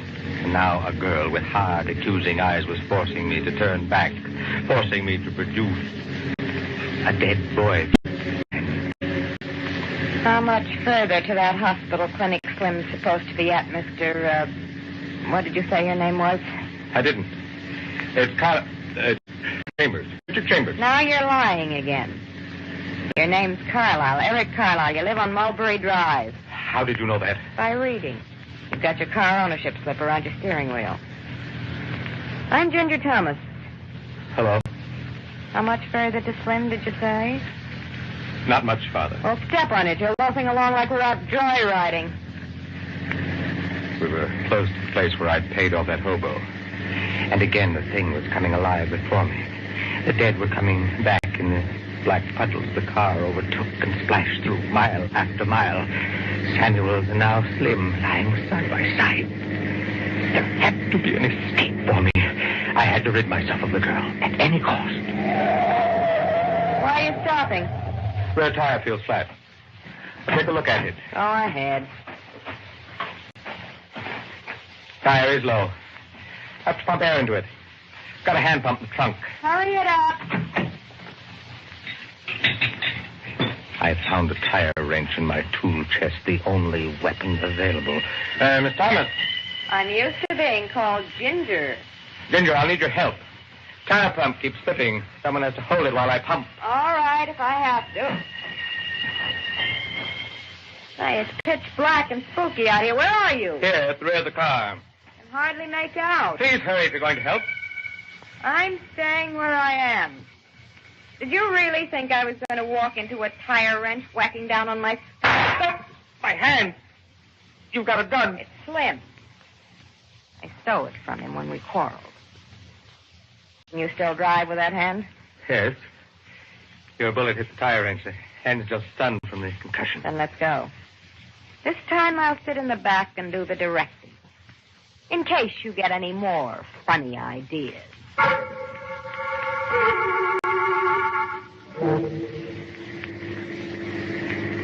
What's our destination? Police headquarters. You're going to tell them you ran Slim down and then tried to murder me. Ginger? You warming up another fish story? No more lies. I killed your Slim on the highway accidentally. I couldn't seem to stop in time. Where's Slim now? A hobo who was with him disposed of him. For a price. How much? $1,000. Cheap way out for you. I didn't haggle over price.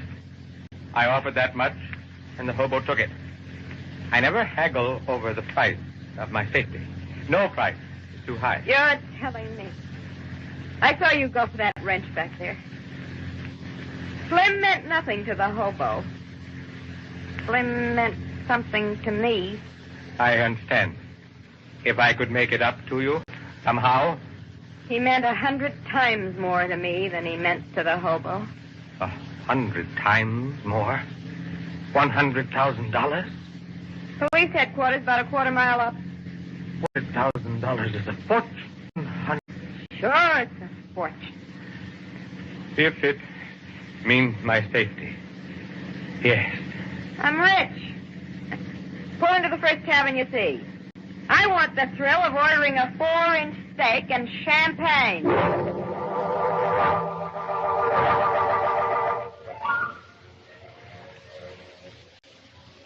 You're not eating, Mr. Carlisle. Eric, formalities are a little pointless now. Okay, Eric. Go ahead. Order something extra good. On me. Thanks, no. Say, how are you going to turn over all that money to me? I have that much in my vault. In cash? In cash. Good. Mr. Carr. Eric. Yes? Don't look now. Across the room in the end booth, near the piano. Who is it? The hobo. The one that Slim took up with. The one I took up with. You mustn't see us, Ginger. Let's go quickly. But I haven't finished half my steak. You'll get another one some other place. We've got to get out of here. We got out of the tavern without being seen. Wait a minute. This dawns on me that your safety is my safety now. We're partners, sort of. And the hobo's your problem and my problem. I don't follow. If the hobo gets to worrying about what he's done for you and yells cops, I'm out that 100,000 you're going to give me tomorrow. You see it? In a way. And if the hobo sticks his hand out for a second helping of your money, you can't pay him because I've got your money. So the hobo turns to me. But how can he get to me? He hardly saw me in the storm of darkness. I didn't identify myself. You don't know hobos. That $1,000 you gave him opened his eyes to a lot of possibilities. He doesn't know your name, but I'll bet you anything he jotted down your license plate number when you pulled away. Then what can we do? Just one thing. One thing. If we're going to stay safe, we've got to shut him out. For good. Murder. You were the man with the lug wrench once. Look, I've got a fortune now, and Slim wants me to protect it any way I must. When Mr. Hobo comes out, we're walking him down the road and into the woods.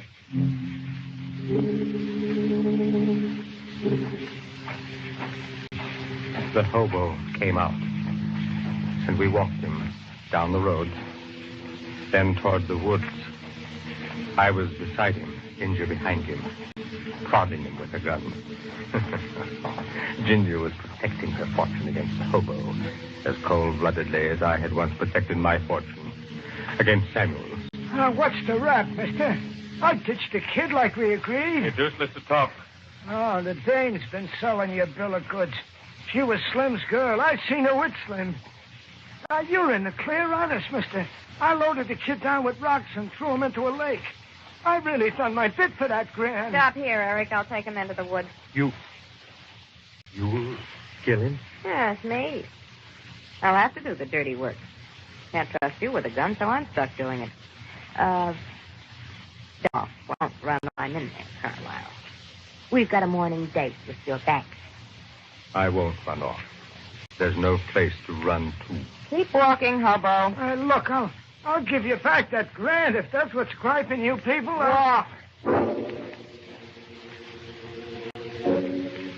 They disappeared into the woods for a moment, victim and executioner.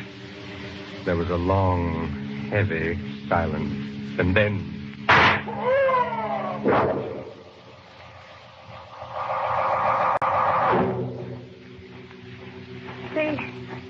See this? Came out of the hobo's wallet. Why, 67432. It's my car license number. It was his number to a juicy career of blackmail. But we're really safe now. sucker.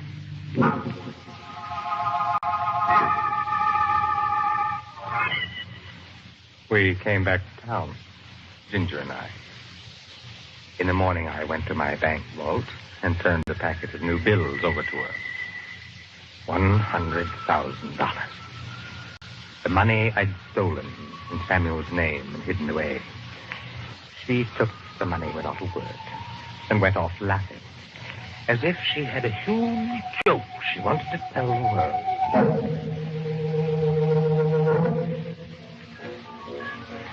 I'm here in Enrico's now.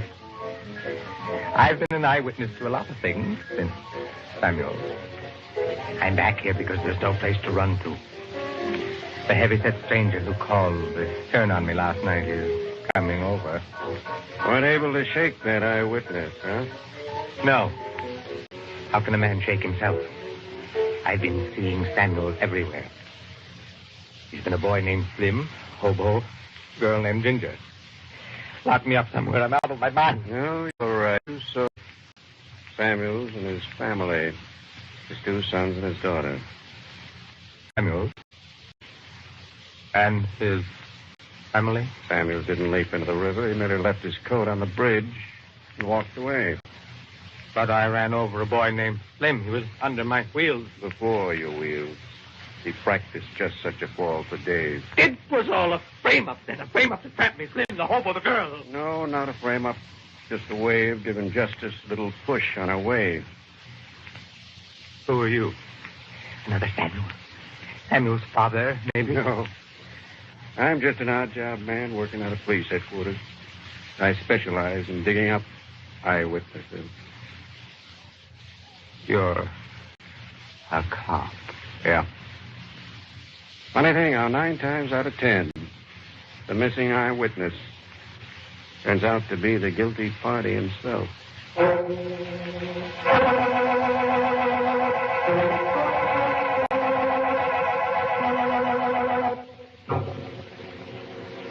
Did someone just say all Carlyle needed was a dash of ginger to cook his goose?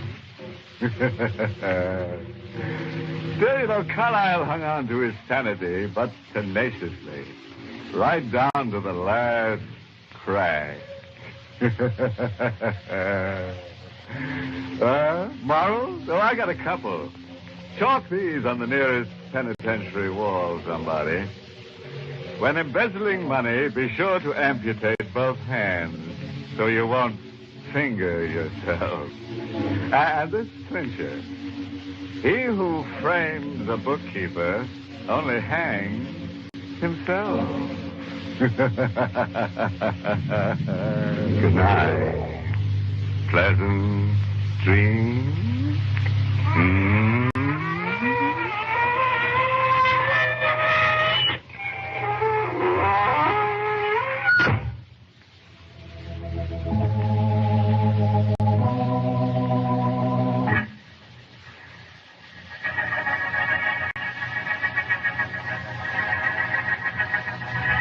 Inner Sanctum was heard in the United States over CBS, the Columbia Broadcasting System, and has been rebroadcast for servicemen and women overseas. This is the United States Armed Forces Radio Service, the voice of information and education.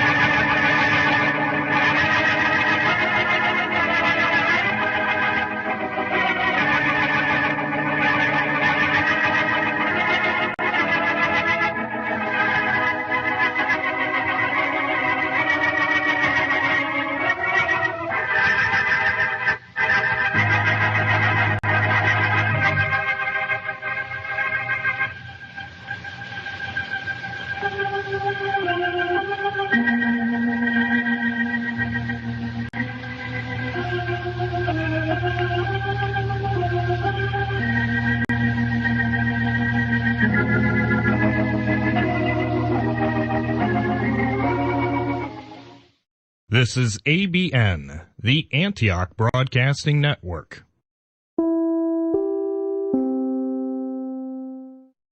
From the ABN Reel-to-Reel Library, you just heard an episode of Inner Sanctum, which originally aired Monday, June 6th, 1949, 72 years ago today.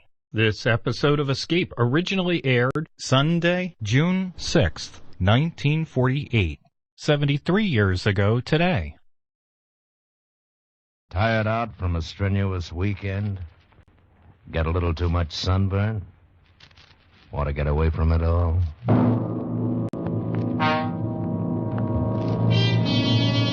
We offer you Escape.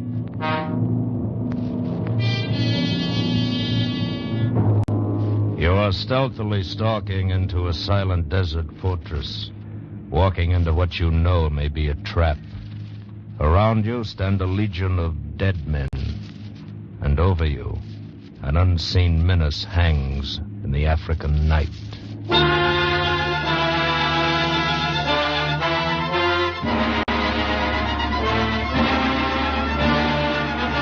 Escape, designed to free you from the four walls of today for a half hour of high adventure.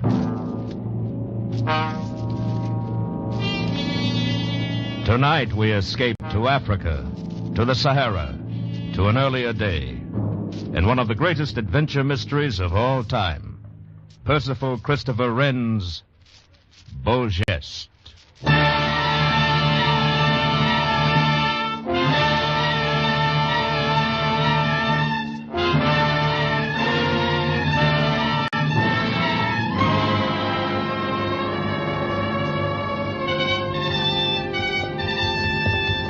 The report had been brought to my headquarters in Tokotu 3 days before, and I'd had the squadron on horse and ready to leave within 10 minutes. We've been on continuous forced march ever since. The Camel Scout had reported that the Zindanov outpost was under attack from a force of at least 2,000 Arabs, and that the tiny garrison had little chance of survival. As we came up to the last crest of sand dunes shutting off our view of the lonely mud fort, I ordered my sergeant major to dismount the men and form skirmish lines, while I rode on ahead to reconnoiter. At the top of the ridge, I reined in my horse and sat staring in amazement. Over the 200 yards of bare sand stretching up to the walls of the fort, nothing moved. There was no sound, no sign of life. The oasis off to my left was deserted. The Arabs were gone, and the tricolor of France still waved overhead. Just then 2 shots of welcome were fired from the fort, and the bullets kicked up spats of dust off to one side of me. I rode in under the walls and stopped in front of the tall wooden gate.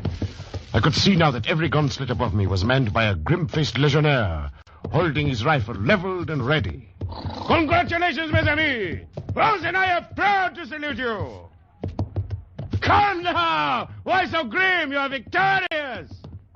Inform your commandant that a major of the spies awaits his pleasure. Legionnaire! You up there with the pipe in your mouth. Go inform your commandant, you hear me? Is everything in order, mon commandant? I'm not sure. Bugler, sound the regimental call.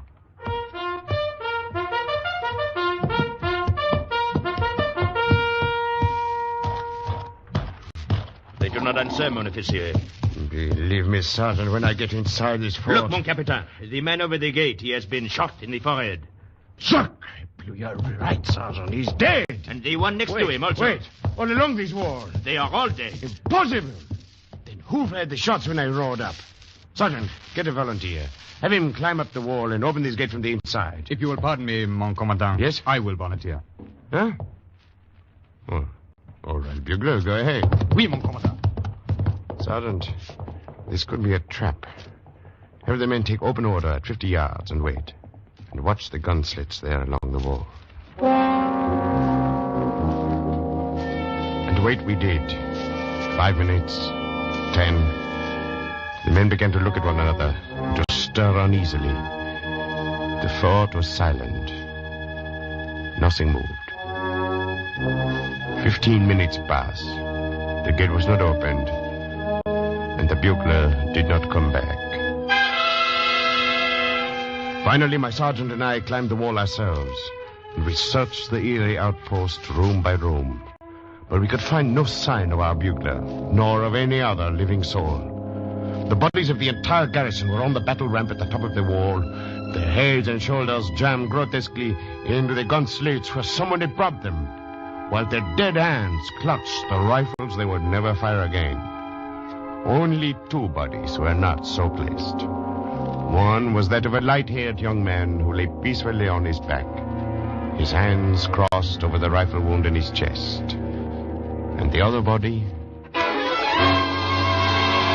This one was the commandant. See, he wears a gold star. So he does, Sergeant. But he also wears a French bayonet in his heart. He was murdered by one of his own men. Rifles fired from an empty fort. The bugler has disappeared. I do not like this place. How in the name of heaven did they stab him? His revolver is still in his right hand.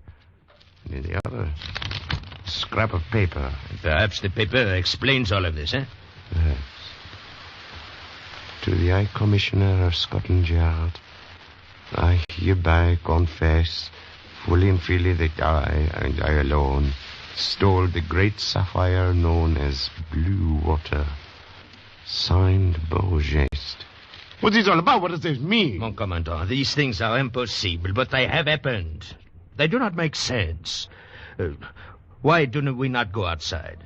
Well, this was not to be the end of it. Shortly after dark, a tongue of flame flared suddenly in the heart of the silent fort. And in a matter of moments, the whole interior was ablaze, throwing a great pillar of fire up into the black desert night. We sat and watched it burn. There was nothing else to do.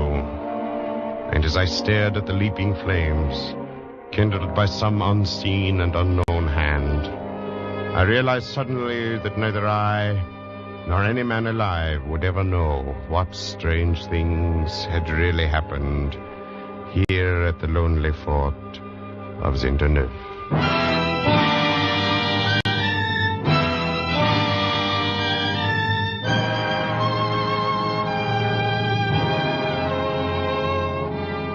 My name is John Geste, and I am the only person alive who knows all that happened at Zinterneuf.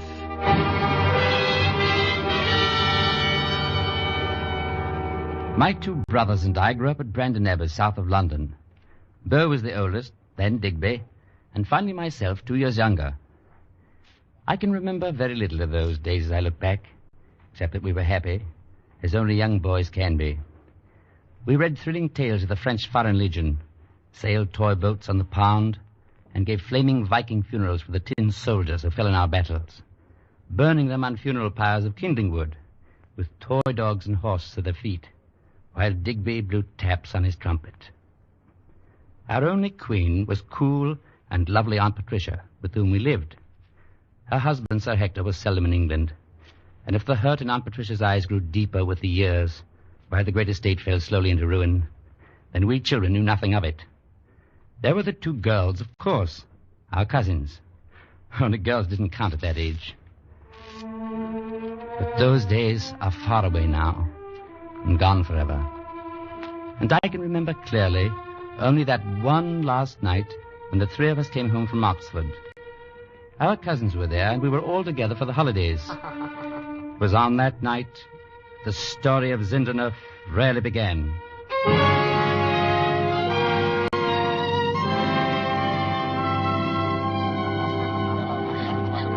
We'd finished dinner and played games for a while. Now we just sat in the library talking.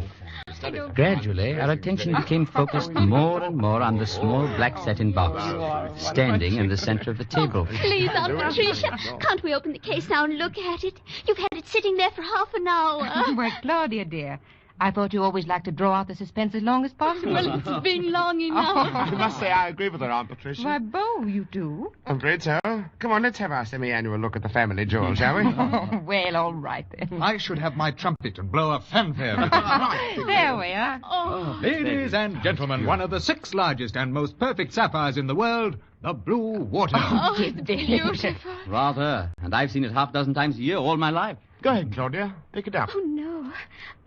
It's nice to look at, Beau, but when you touch it, It always feels cold. What about you, John? Would you like to juggle a stone worth 50,000 pounds? I think I'll just look for a while, Dig. After all, The lights. what's happened to the Oh, lights? it must be a fuse. Burden will have them put back on again in a minute. Please, don't move about and bump into things. I'm quite sure everything will be all right in a moment.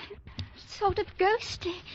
Makes you think of skeleton hands and cobwebs. Oh, don't be afraid, Claudia. You're among friends, you know. I could swear I touched it or something. Can't understand why Burden did... Oh, there we are. Ah, not a soul got lost in the dark. We're probably all along... Patricia, look. Please, ladies and gentlemen, and I think all of us are, who decided to play this joke? The sapphire's gone. The next hour became a nightmare. None of us present would admit having taken the sapphire. And if the thing had been done as a joke, then already it had been carried too far. Aunt Patricia went to bed finally, telling us that the library would be left open all night, so the prankster, she was not using the word thief, could return the blue water to its case in secret. The rest of us drifted off to our rooms. And an hour before midnight, Digby came in to tell me quietly that our brother Beau had packed a bag and left Brandon Abbas.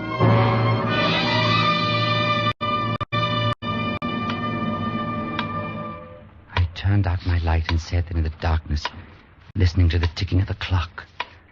I was not surprised when 2 hours after midnight, I heard a sound below my window and looked out to see Digby slipping off down the drive. I was fairly certain that neither of my brothers had stolen the sapphire, but I understood what they were doing. Gallant as always, Beau had run away to draw suspicion from those innocent ones who might be hurt. And Digby had followed in order to split up the search for Beau. I could only guess where they'd gone. But long before dawn, I decided where I must go and what I had to do. And so it was that 5 days later, I walked into the Fort Thérèse, into the recruit barracks of the French Foreign Legion in Algeria. And if they refer to this cattle barn as a barracks, heaven knows what Wait. the... Digby, look who just came in the door. Good Lord, Beau. It's John. Hey, John. Hey, youngster, come here. Digby! Beau! Hello. Oh, I'd have wagered 10 to 1 I'd find you in the Legion. You brainless young idiot. Both of you. Why? Oh, what's wrong? Beau wanted to be the only noble one in the family, John. Pay no attention to him. Well, there was no need for all of us running away. After all, I stole her. Don't try to say how you could have, Beau, since I brought it with me. Blue one. Had a deuce of a time getting it through customs. Oh, you did Oh, you? now, look, you two. I've had that sapphire all the time. And if either of you would like to take a look at it... I wonder who did steal it. What's the difference? It's driven all three of us into the Foreign Legion now. And we're in for 5 years, whether we like it or not. Fine. What do we do? Well, we haven't done anything yet. It's supposed to be some kind of an inspection any minute. You know, you shouldn't have come, either of you. But, well, I'm glad you're both here. Thanks, Beau. So am I. I can't say exactly what we're in for, lads, but we're in it together. Attention! Oh, Lord. Understand, I think we're up. What is it, a man or a gorilla? I think it's Sergeant Lejeune. The other men say he's a killer. Down there, my dirty little dogs.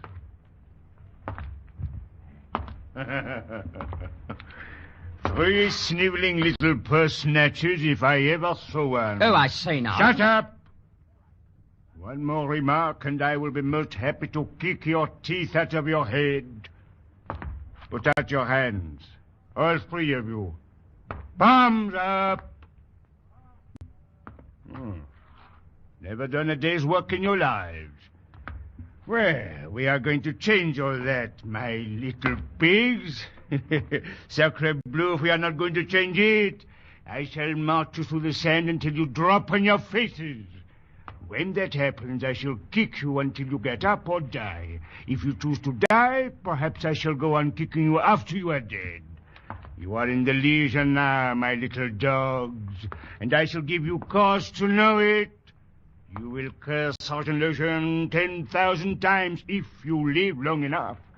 And each time you will wish you had stayed in England to be hanged, as you no doubt properly should. Is all of that perfectly clear? Yes, sir. Oh, yes, sir. Well, that is much better. Recruits, report in full kit to the parade ground in 10 minutes. Meanwhile, fall out and clean up this pigsty. Yes, miss? If anybody want him, I'll sell my share. Are we in for 5 years of that? He's not even human. Well, he's part of the Legion, lads, and after all, they didn't ask us to come over here and join, did they? If you will pardon me, gentlemen, I would like to take the liberty of introducing myself. Francisco Blondin at your service. Well, we're the Smith brothers, Monsieur Blondin. Beau there, John, and I'm Digby. This is my third enlistment with the Legion. I know and so what I am saying. And I can tell you, mes enfants, you have started off on foot. You should not have antagonized him. You're wrong. How did we antagonize the good sergeant, Monsieur Blondin? Well, who knows? Perhaps your hands were too clean. But no matter. For now, you have Francisco Blondin as your advisor. We are honored. I stand in very well with Sergeant Lejeune. There are reasons.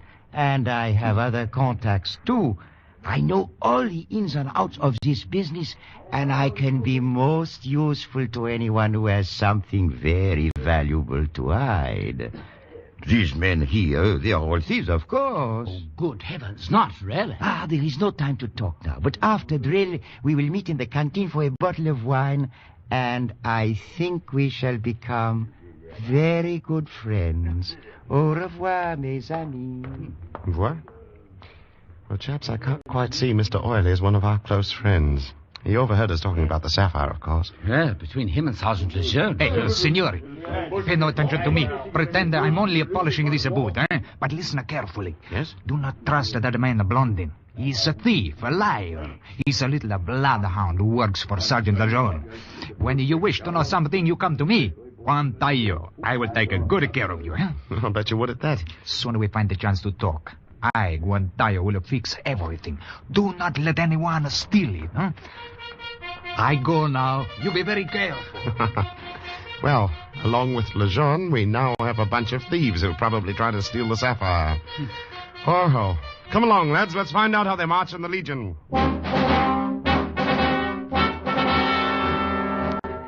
And march we did, hours in the growing sun and the dust, day after day, and we wondered how much worse it would be on the desert. We grew hard and tough, and we learned the ways of the Legion and the ways of the Legionnaires.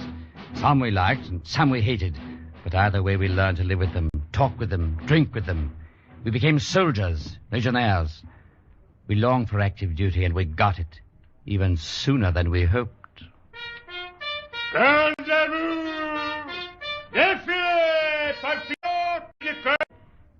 Evan! March! We marched out of Sidi Bel Abbes to the south, and we learned how beastly cruel the desert is. The kafar broke out the second week. That madness that comes when the brain is cooked by the sun. And men became gibbering idiots and died. At Togur, some of the men were detached and sent to Tokotu for cavalry training. Among them my brother Digby, and the rest of us marched on. 2 days later, our commandant went mad and shot himself, and the detachment's command passed to Sergeant Lejeune. On southward we marched to the last southern outpost, straight into the mouth of hell, the fort at Zindeneuf.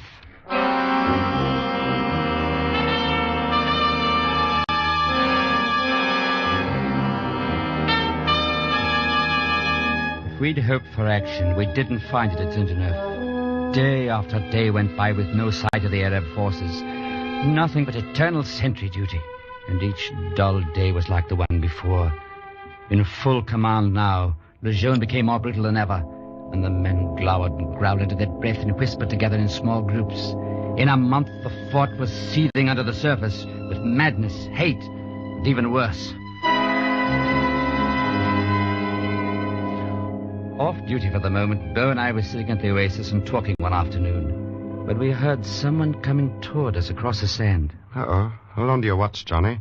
Here comes that little weasel Guantayo. Buonasera, signore. You haven't seen no one around, huh? Not a soul, my little puppy. Goodbye. No. I must talk with you. You should know what is going to happen. It must be good. It couldn't be any worse. You, of course, know the legionnaire named Schwartz, the one who was once a butcher? I know him. What about him? Perhaps he's going to become a butcher again very soon, signore. Perhaps he's going to kill a pig. There are no pigs here. Oh, but there is one, a great fat pig, a real commandante of a pig. Lejeune. I did not say that. Mutiny, huh? It may take a lot of butchers to kill that pig. There are a lot of butchers, but for you two, the question is whether to be a pigs or butchers, huh? We shouldn't like to be butchered, of course, but neither would we like to be eaten by the pig. It's very difficult, but you must decide. It will happen soon. Suppose the butchers did kill the pig and started across the desert.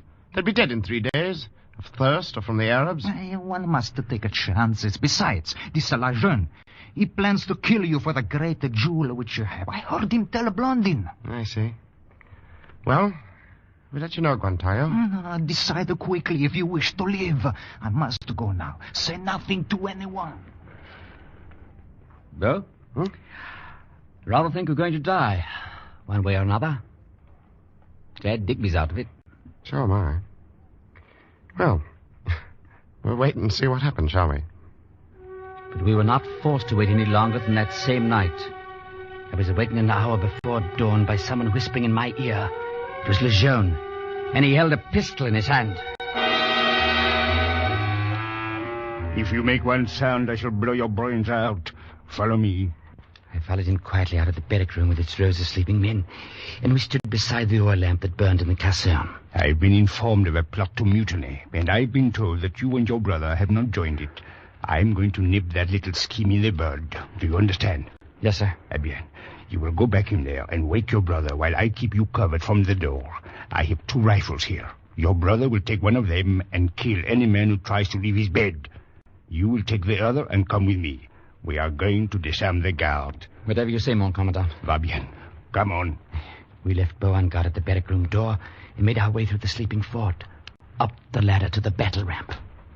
Everything is very quiet up here, mon commandant. I have just ordered the sentry into the guardhouse, and the arsenal is locked. Eh bien, bien. Go down to the guardhouse and take their guns. Tell them 2 rifles are covering the door, and any man who steps into the light will be shot. Oui, mon commandant. Portez-vous bien. We stood there on the ramp, our rifles aimed at the square of light in the doorway, and we waited. I watched the first grey light of dawn filter over the walls, and wondered if Lejeune was going to get away with it. I was given no chance to find out. Lejeune, look! Outside the fort! Arabs! Thousands! Sacre nom du cochon. We are under attack. London! Turn out the guard! Open the arsenal and pass out the guns! Bugler! Sound us arm! Look at the little pigs out there. Sacre bleu, but they'll find before they're done. It's Lejeune they're fighting! Come on, soldier! Fire that gun!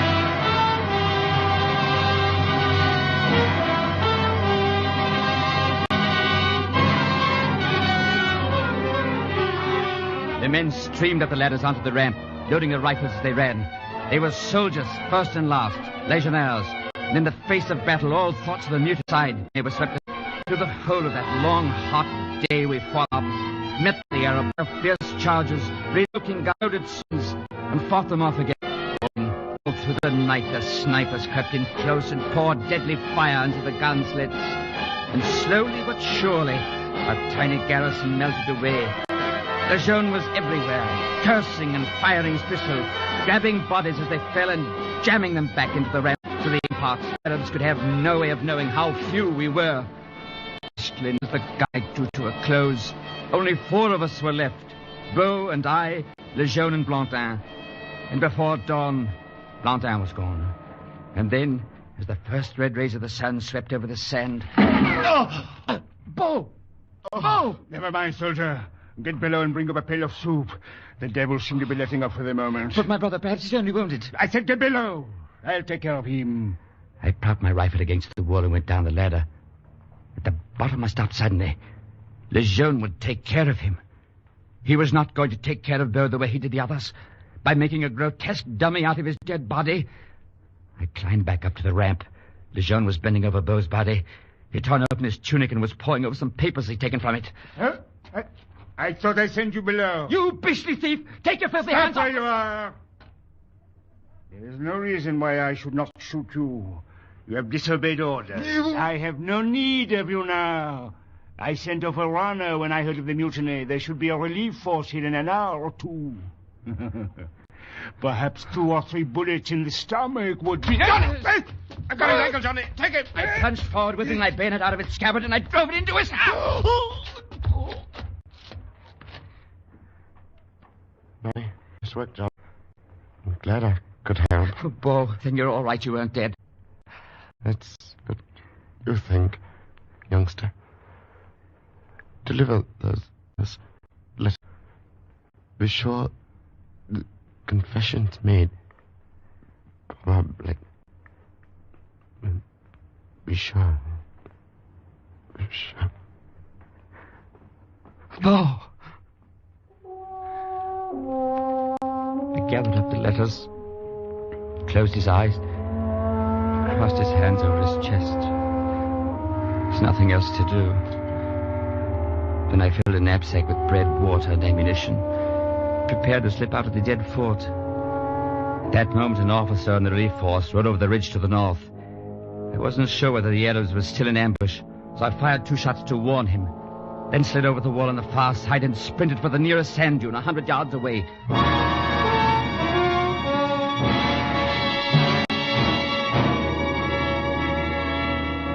I must have dropped there and fallen asleep immediately.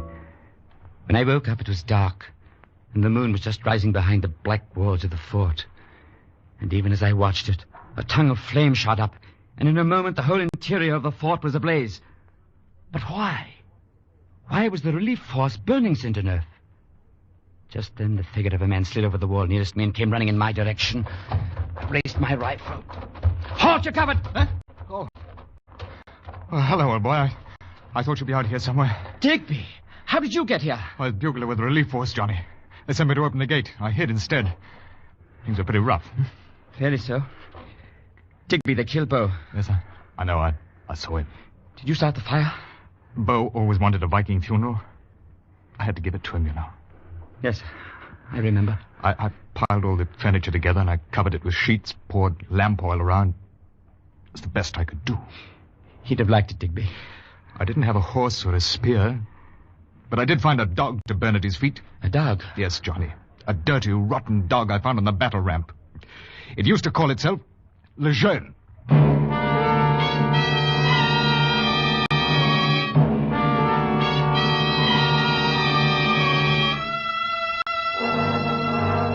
What came afterwards, how we fled southward for many weary miles across the desert, fought bandits, starved and thirsted. All those things matter very little now. It suffices to say that the day did come when I sat once again in the great library at Brandon Nevis, in the same room where it all began on that other night, long before. And I told the story to Aunt Patricia. Oh, it was all so completely horrible. And so useless, John. Why did Bo steal the sapphire? Why did he have to do such a thing? I couldn't say, Aunt Patricia. So useless. I have a letter here that he left for you. I haven't opened it, of course. Please do so at once, John. Very well. Read it to me. He says, "My beloved Aunt Patricia, if I may still call you that. When you read this, I shall be dead. I took the blue water, of course, or rather the imitation which you had made after you sold the real stone. Oh, yes, Aunt. I knew about that. You wanted the money for the tenants on the estate. I approve. But I also knew how much you feared Sir Hector would find out. I thought that stealing it might help you. If I was wrong, I only hope that you may forgive me." Oh, dearest Bo. For my part, I remain affectionately as always, your own Bo Geste.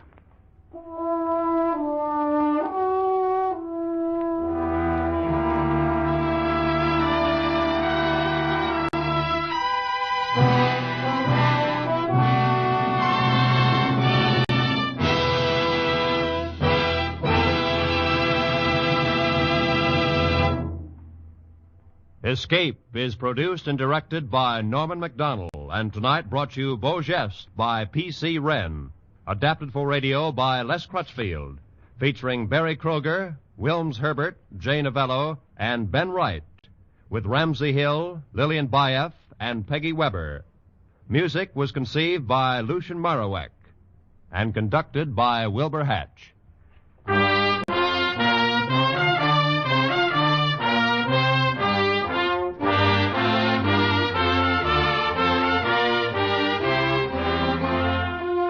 Roy Rowan speaking. This is CBS, the Columbia Broadcasting System.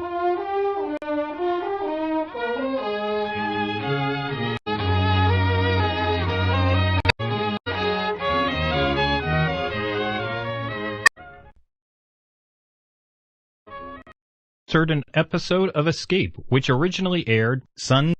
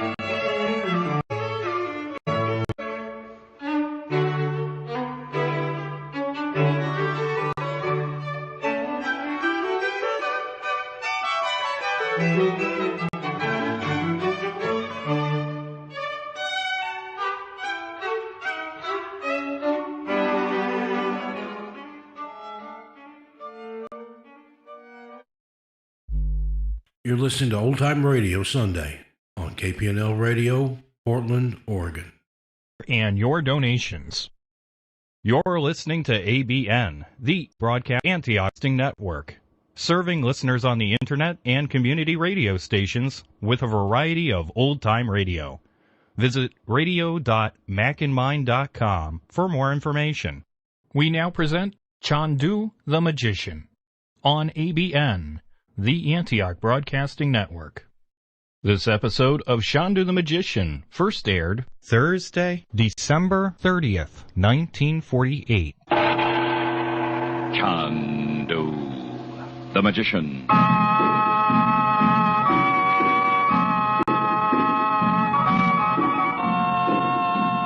Good evening, ladies and gentlemen. The makers of White King Granulated and Soap, Sierra Pine Toilet Soap, present for your enjoyment Chandu the Magician. Waters of the Nile. That's the name of Chandu's thrilling new magic trick. the gravity-defying trick you can get for just 10 cents and the White King soap box top or 3 Sierra Pine toilet soap wrappers. Next time you go to a party, tell everyone that you have learned to overcome the law of gravity. Then, while they watch, fill an ordinary pop bottle full of water. Show everyone that the water pours out in the usual way. Fill the bottle up again. Slowly turn the bottle upside down. And to everyone's amazement, the water remains suspended in defiance of gravity. Even in you could a match, a toothpick, or a pencil, and not a drop of water will spill out once you've mastered this water trick. And all it costs you is a dime, just 10 cents in coin, and a White King soap box top, or 3 Sierra Pine toilet soap wrappers, mailed to Chandu, Los Angeles 1. You'll receive this water trick promptly, postpaid. That's Chandu, Los Angeles 21.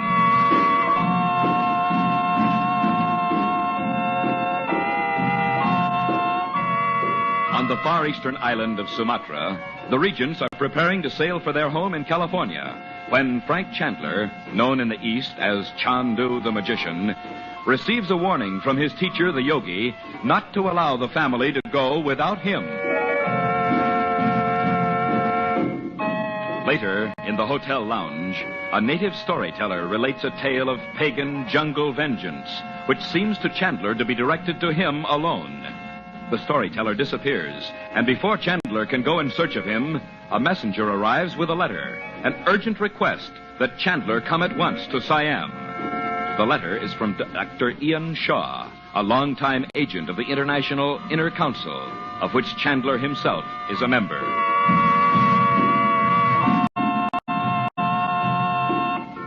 Now, 3 days later, the party has just arrived at a large native bungalow set high on pilings in a Siamese village. Chandu, the magician.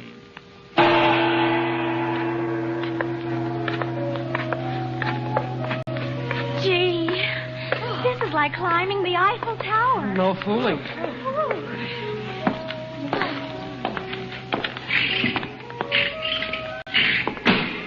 Just put the bags down there, Wong. Then bring us something cool to drink. After that, Sahib. Do you live here all by yourself, Dr. Shaw? Yes, I do, Bob. Mrs. Regent, will you sit here? I'll have Wong show you to your rooms with a drink and a cold. Thank you. I suppose the natives built this house for you. Did you say you were the only guest here, Dr. Shaw? Yes. It isn't much of a place, but then I am the only white man for miles. Well, let's not just sit here, Bob. Let's go outside again and look around. You won't be so energetic when you've been here for a time. This heat is enough to make even you youngsters lazy. Well, we aren't going to be here very long. We might as well look around while we are. Is it all right to go out, Mother? Oh, why not wait until Wong brings us something cool to drink? Oh, it's stifling today. Oh, it sure is. Dr. Shaw, are you a regular doctor or a scientist like my father? I'm a physician, Bob. I've been doing research work here for several years. Here is Wong with the drinks. Mem Sahib? Oh, thank you. Isn't this good? Yes. It's made from the juice of the native fruit. Oh. Well, it's very pleasant to have other guests here. Though I was surprised, Mr. Chandler. That I brought the family? I wouldn't have, except for I warned received in Sumatra. My brother-in-law's joining us in a day or so, too, as I told you. Do you mean you were told your family wouldn't be safe in Sumatra? Well, not exactly. But you've heard the news from Indonesia. Dad was so bushed when we got to Bangkok that Uncle Frank and Mom talked him into staying there for a couple of days and having a doctor look him over. But, my dear Mr. Chandler, I could have done that. Well, I understood you'd retired from practice. Well, that's Dr. quite Shaw. true, but in a case like this, I'd make an exception, of course. Well, that's very kind of you. I'm sorry we didn't know. We'd have stayed in Bangkok with him, except that Frank was so insistent. Dr. Shaw's letter was insistent. I hope I haven't brought you here on a fool's errand. Dr. Shaw, if you and Uncle Frank are going to talk, can't we go out and look around the village? Just a minute, Betty. Dr. Shaw, what about the temple across the clearing? Is it in use? Oh, yes. Yes, indeed. The stone building? Well, they sure took a lot of trouble with it, didn't they? Everything else in the village is built of wood, on stilts at that. These natives expend all their energies on their temples. Pagan rites, you know. Uncle Frank, how funny you look. He knows the kind of thing I mean, Betty. I've seen more than one man go back to England a pitiable, haunted ruin of himself. Good heavens, what a place to spend your life. Yes, I quite agree. Beastly native ceremonials, superstitions. There's something about the jungle that is terrifying. Even the rain is unnatural here. Dr. Shaw, Added suppose to all we... this, you can go out on any of the jungle trails and find that what seems to be an overhanging branch is a python, looking at you with cold, unblinking eyes. For Pete's sake. You sound like you'd been here too long yourself. Bob. Oh, I don't mind, Mrs. Regent. I must seem as if I'd had a touch of the sun. But it's so strange to be talking with people like you again. Have you finished what you came here to do? Yes, that is the road to you. I want to get away from here. I must get away. Back to England where I'm sane. Let's go and have a look at your report, shall we? Oh, yes, quite.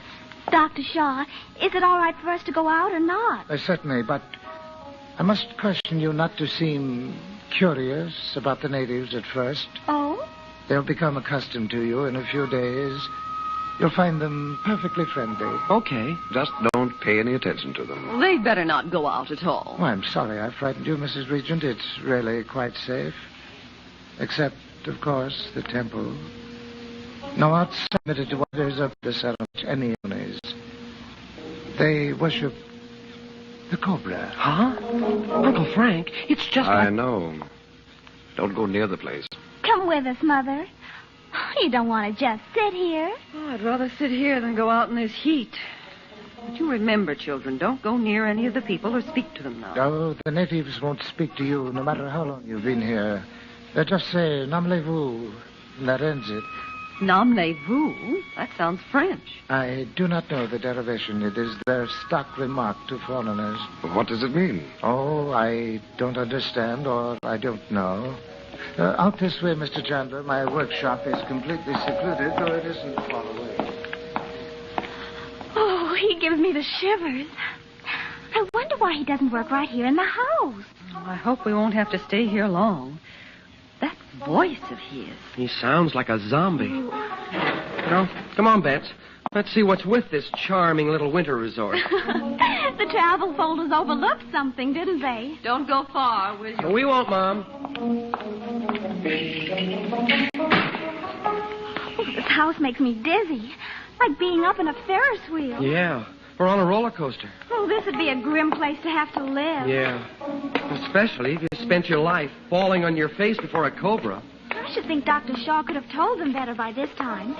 He said he'd been here for years. He hasn't even bothered to learn their language. He's kind of like Daddy in that way. Buried up to his eyebrows in what he's doing. He wouldn't even know the natives were here. Don't compare Dad with Dr. Shaw. Oh, I don't mean Daddy's spooky like that, Bob. And you'd be kind of offbeat, too, if you'd been stuck here as long as Dr. Shaw has. I guess I would at that. Which way should we go? Well, there's a little path over there. Oh, Bob, look. Huh? Behind that big bush. They're peeking out at us. Don't look at them. Come on. I am. I wonder if it's all right to pick those flowers. Oh, they're gorgeous. We could take some into Mother. Why not? They're wild, that's for sure. Send that branch down for me, Bob. Oh, wait. Let's get them on the way back. Back from where? We're going for a walk, aren't we? There's no use lugging a lot of flowers. No. Well, let's just see where the path goes. Maybe it leads to a water hole where tigers come to drink. And me without my shotgun.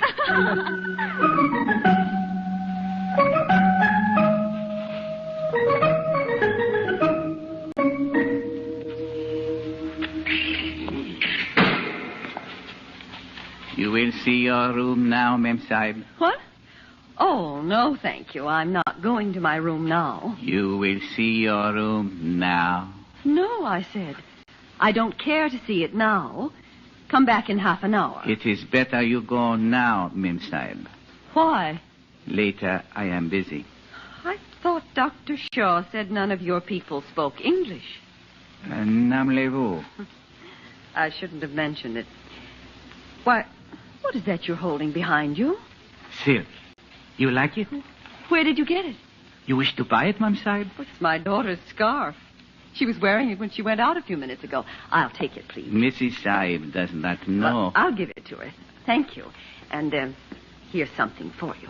We do not like your money. We? My people know that a lost thing carries the spirit of the one... Give me that scarf. Mrs. Sahib is in the temple now. The temple? Why, she can't be. Well, I know she wouldn't go into that temple.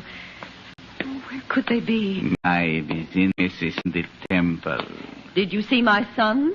He was with her. Namlez-vous, Ma'am Sahib? Betty! Bob! The stone walls of the temple. Listen, the drum.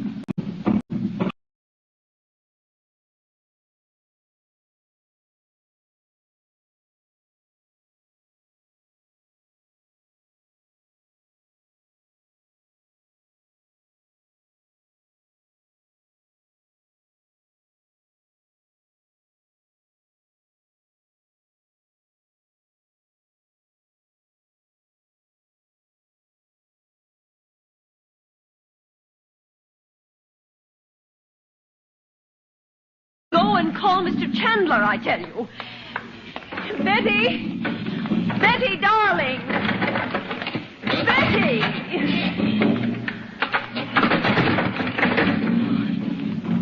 Oh, it's so dark.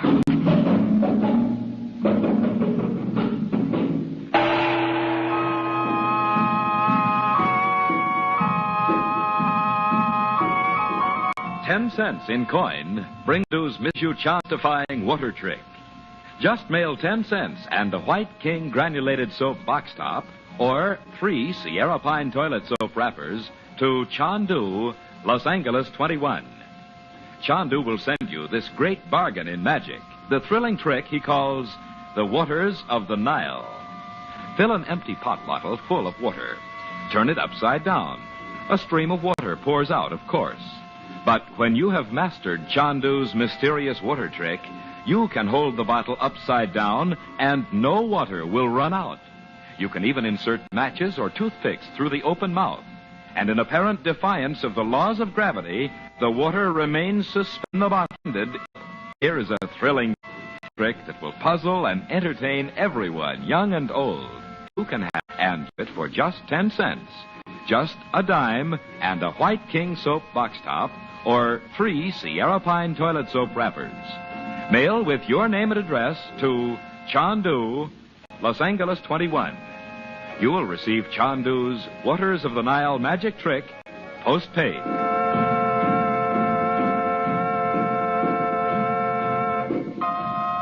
Chandu the Magician is presented for your enjoyment every weekday evening. Dorothy Regent is played by Irene Tedrow. Your announcer is Howard Culver. The makers of White King invite you to listen tomorrow at this time when the story resumes. Chandu the Magician. This is the Mutual Don Lee Broadcasting System.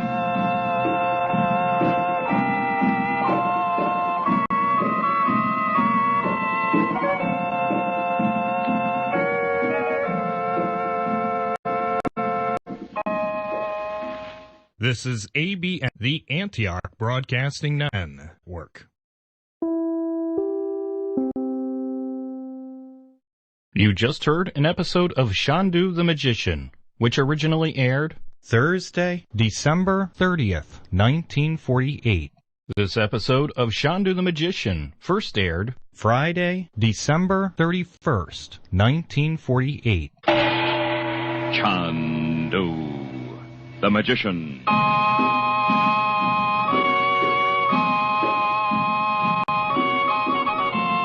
Chandu brings you a repeat performance of his mystifying Assyrian money changer trick.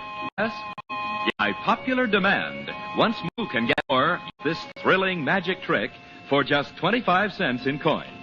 1 quarter and a White King granulated soap box top or 3 Sierra Pine toilet soap wrappers mailed to Chandu, Los Angeles 21. Listen. You take a penny from your pocket or handbag and lay it on the table. Cover the penny with the mystic ruby block. So coot, you say. Lift the block. Behold, in place of your penny, there's a silver dime. Here's an amusing pocket trick for you men. An entertaining party trick for you ladies. A trick with which you boys and girls can mystify all your young friends. Just send a quarter and a White King soap box top or 3 Sierra Pine toilet soap wrappers to Chandu, Los Angeles. Send for your money changer tonight.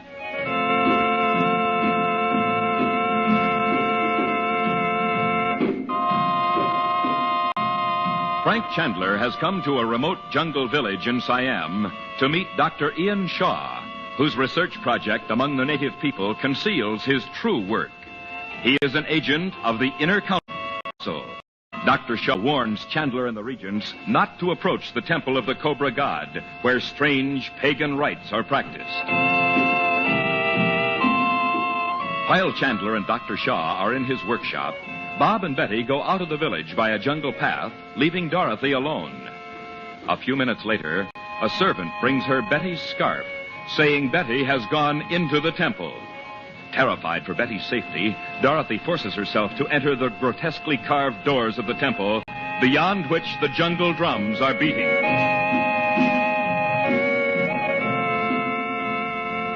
Meanwhile, in the curious bungalow perched high on pilings across the clearing, Bob and Betty have returned to her room. Chandu, the magician. Hurry up, Bets. Fix the flowers and take them into Mom so we can go out again. I'm almost through, Bob. Oh, imagine us picking flowers right out of the jungle. You imagine it. I felt like Prof. Turney at home with an armload of botany specimens. Oh. Quit fiddling with them, will you, and come on. Maybe we ought to leave them here. I'd hate to wake Mother if she's asleep. She'd have heard. Must be yours. Well, are you going to leave them or not? Oh, stop heckling me, Bob. I want them to look just right. There's no hurry, is there? I don't like to stay inside this crummy place. It is weird, isn't it? It makes me think of a haunted house. Yeah. No wonder Dr. Shaw wants to get out of here and go back to England. I guess that's why he sent for Uncle Frank in such a hurry. He can't take it any longer. Bob, you don't suppose Uncle Frank's going to stay here in his place, do you? If he does, he'll wind up talking to himself. Look, are you coming or not? Yes, right now. All right. Why, where's my scarf? I had it on when we went out. Oh, for Pete's sake. Why do you wear those things anyway? You're always losing them. Like that day in the shop in Lvova. I never did find that one, and I bought it in Cairo. Well, I'm not going to lose another one. I'll look out on the veranda. Don't hold that screen door open. Every bug in Siam will be in here. Oh, I'm sorry. I don't see it. I'll look down the steps. What are you looking for, Betty? My scarf, Uncle Frank. Bob and I went for a walk, and I lost it. Are you coming, Bob? Yeah, I guess so. You can see from here it isn't in the clearing anywhere. It was blue, wasn't it? Yes. Oh, dear. Where's your mother? In her room. She didn't go with us. Uncle Frank, what's that drum? It's coming from the temple over there. Have you ever been in one of those temples, Uncle Frank? No one's allowed in them, Bob. You heard Dr. Shaw, I'm sorry to say. Why are you sorry? There was no reason to tell you anything about the pagan ceremonies. The less you know about them, the better. How long are we going to be here anyway? Not a moment longer than it takes to finish my business with Dr. Shaw, I promise you. Your father may not have to come up here at all. That darn drum gives me the flying tweaks. Wonder, don't... Betty, are you sure your mother's in her room? Where else would she be? We left her in the living room, and she wasn't there when we came back. We looked in. Before you go looking for that scarf, I'll just make sure. I'll try her veranda door. She wouldn't go out anywhere, Uncle Frank. She shouldn't. But I'm a little uneasy about her. Why, Uncle Frank? I don't know. Where did you leave Dr. Shaw? In his workshop. He'll be along before dinner. Dot? We didn't like to wake her up. She was pretty tired. She's not here. Pull up that shade, Bob. Why, she hasn't been here at all. Her handbag's not here. When none of our things... She may have left them out in the living room, but... What's this? You mean she left us a note? She didn't leave it. What does it say, Uncle Frank? Nothing. It's just a crude drawing. Of a man. With a snake's head? Holy head. Oh, Moses. The symbol of the thing they worship. The mark of the Cobra God.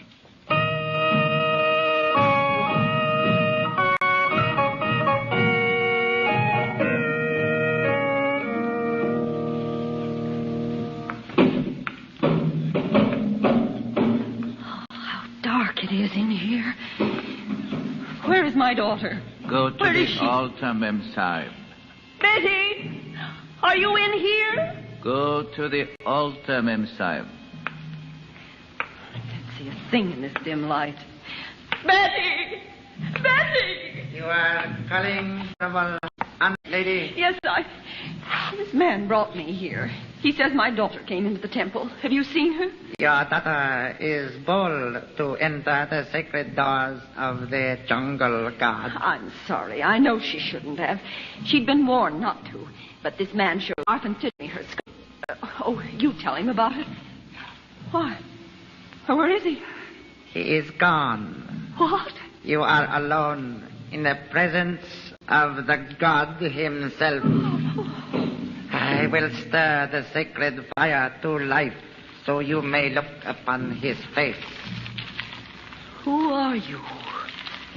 I've heard your voice before. Look upon the face of the god. Oh! A man with the head of a cobra. Malakon, Cobra King of the jungle. Where is my daughter? I promise we won't come here again. Where is she? You are the sacrifice. You are the penalty. What penalty? Not my daughter. You know. You are the wife of the one who holds the great emerald.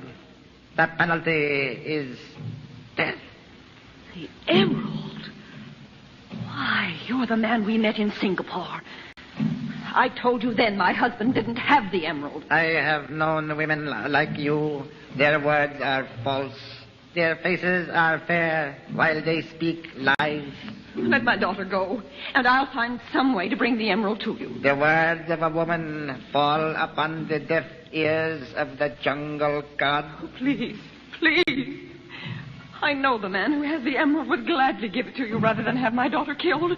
Oh, let her go. If the one who has the emerald is here, why has he not returned it to the temple? It doesn't belong to you. Oh, but what does that matter now? I'll get it for you somehow. Betty, answer me if you're a daughter in here. You believe that after the god has waited for his vengeance, you will cheat him of it now? Oh, it's like a nightmare. You're not one of these jungle people. How can you... I am the priest of the temple. For many centuries, my people did the will of the Cobra God. When I had finished at the school of the English, I returned to the jungle. So you see, honorable lady... Listen to me. You say your people did the will of the god. But how do you know he wants my daughter to die? How do you find out what he wants? There must be a way. There, you are very wise, honorable lady. You believe in the god now. You ask him for some kind of a sign, isn't that it? There is a way. You see this? I will take the knife. See how it stands delicately upon its point between this stone and this vessel filled with sacred water. If the knife falls on the stone, you shall live. Falls in the water, if it falls, you shall not escape. My daughter, too? Your daughter is not here, honorable lady. What? She hasn't been here? It is true. But you are here. And now, this. What's in that basket? the one who bears within his body the spirit of the jungle god. I will remove the top that you may see him. A cobra.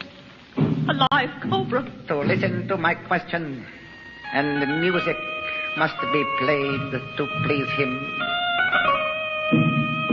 Cobra, god of the jungle, is this woman to go free? If the knife falls on the stone, to live she is. If in the water, death, according to the law of the ages. The vengeance of the jungle upon him who stole the emerald. Let go of it. Stand off and take her and get it over. See how it sways with the motion of the king cobra's head. Oh. Death. Is the honorable lady satisfied that the jungle god's vengeance must be fulfilled? Wait. The emerald. Are you here alone? You are prepared to set a woman's strength against mine, eh? Even if you could, in the inner room are the worshippers of the cobra. They are waiting now for the ceremonial to begin. Get away from me. Let me go. Frank!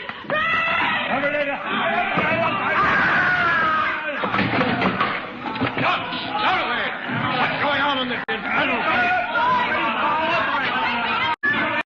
Go away, foreign devil! Dorothy, where are you? She has killed the priest. See him lying dead before the altar.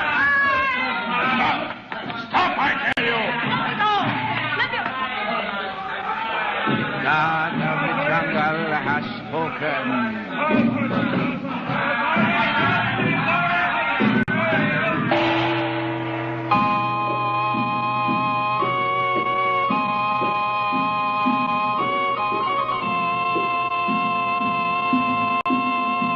You asked for it, so here it is, backed by popular demand. Once more, Chandu offers you his amusing and mystifying magic trick that changes pennies into dimes. Chandu will send you this Assyrian money changer for just 25 cents. Just a quarter and a White King grab box top, simulated or Sierra Pie in toilet soap wrappers, mailed to Chandu, Los Angeles 21. Listen.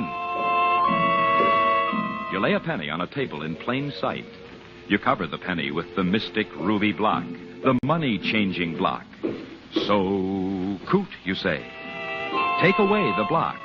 The penny has disappeared, and you see a bright silver dime instead. Do the trick over and over and over. Send for your Assyrian money changer right away. Mail a quarter and a White King soap box top or 3 Sierra Pine toilet soap wrappers to Chandu, Los Angeles 21. You'll get your money changer by return mail, postpaid.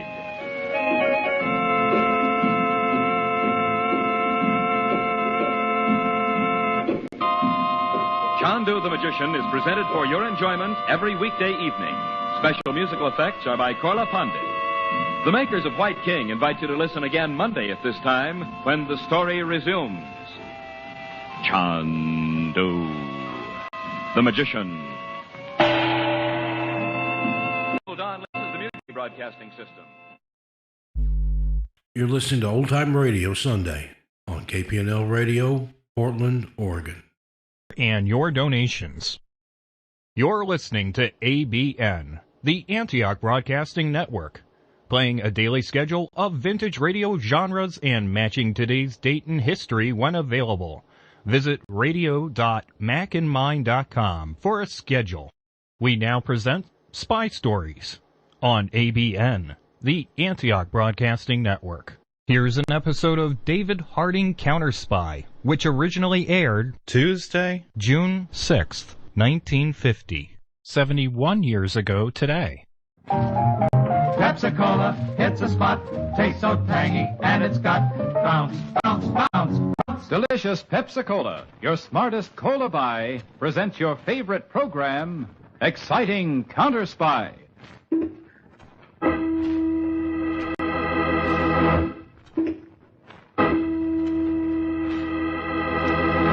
Washington calling David Harding, counter spy. Washington calling David Harding, counter spy. Harding, counter spy. Calling Washington.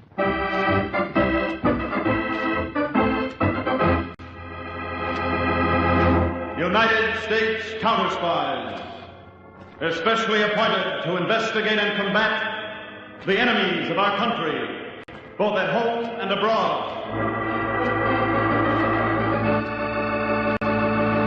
Tonight, the case of the Violent Voyage, a thrilling counter-spy report to the American people, presented each Tuesday and Thursday by delicious Pepsi-Cola. Say, want to have more fun? Want more bounce? Then get that drink, that tasty drink, Pepsi. That's the cola drink with more bounce to the ounce. Big, big Pepsi hits the spot. 2 full glasses and it's got bounce, bounce, bounce, bounce. Just say Pepsi for that Pepsi bounce. Now go get Pepsi for that Pepsi bounce. More bounce to the ounce, more bounce to the ounce. Go get Pepsi for that Pepsi bounce. More bounce to the ounce in Pepsi. More bounce to the ounce in Pepsi. Got your Pepsi? Then now to Counter Spy.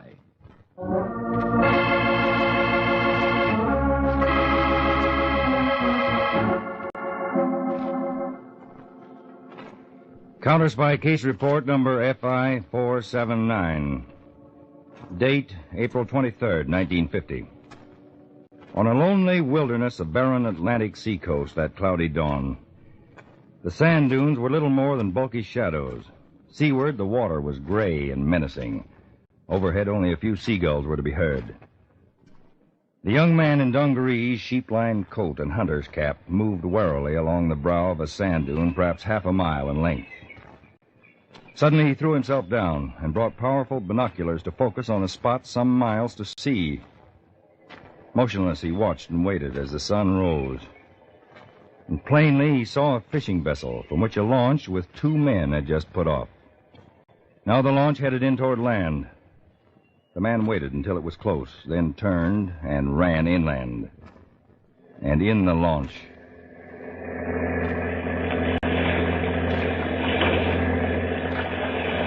You saw him, Martin? He is gone now, Socorro. A hunter, perhaps? Of what?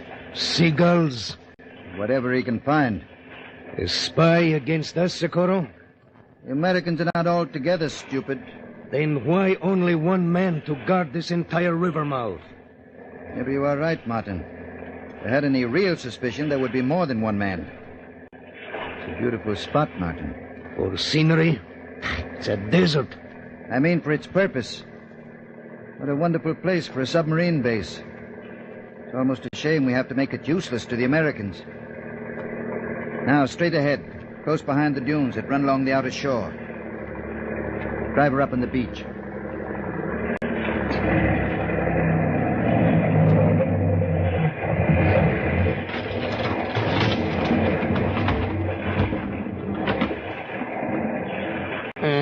She is ashore. Your gun, Martin. Huh? Directly ahead of us. Hidden by that sand dune. Small tent. The hunter is... Come.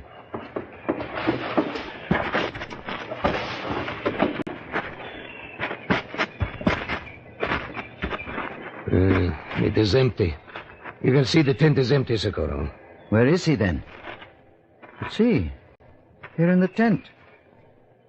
Seashells. A collector of seashells. Still, where is he gone? We will work and watch for him by turns. And when he comes back, we know what to do.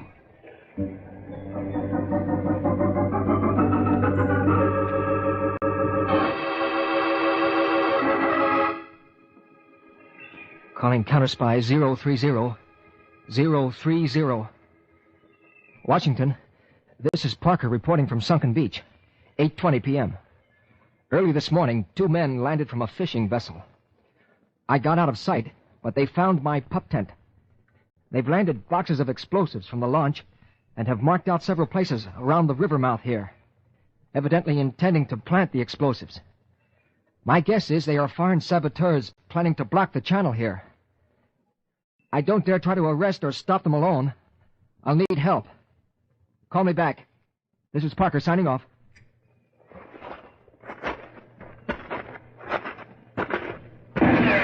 Oh.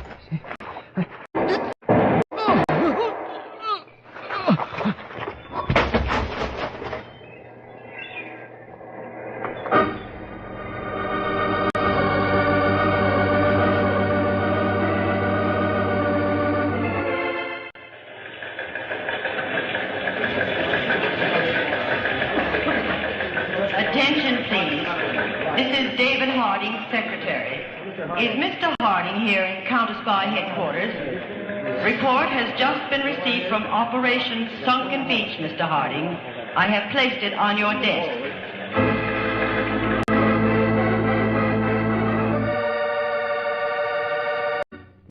You caught me about to leave the building for a late dinner, Helen. Just as I'm glad you did. I was sure the report was urgent, Mr. Harding. It is, very. This spring, the Navy starts building a base at Sunken Beach for submarines devoted to anti-submarine warfare. In the event of war, control of the Atlantic Ocean might depend on it. If that channel's blocked, it may take an extra 2 years of dredging at fabulous extra cost.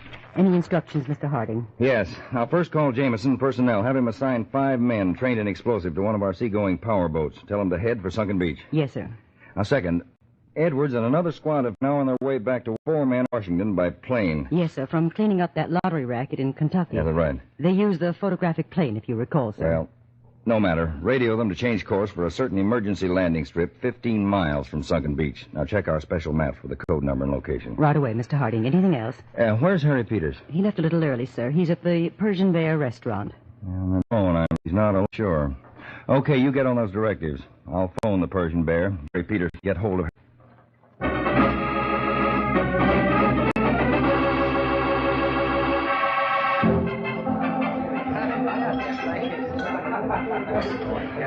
You've been working hard lately, Harry, haven't you? Not only lately, Jane. Want to dance? For once you have an evening off, I'm not going to make you work.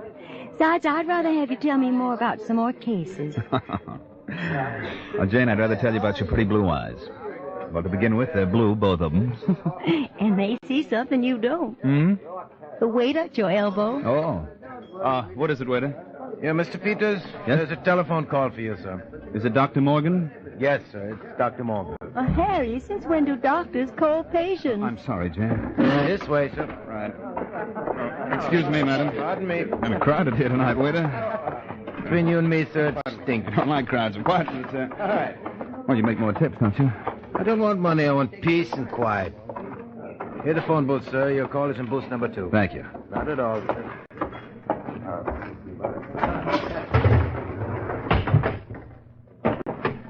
Hello? Hello? Hello, this is Harry Peters speaking. Hello? What the...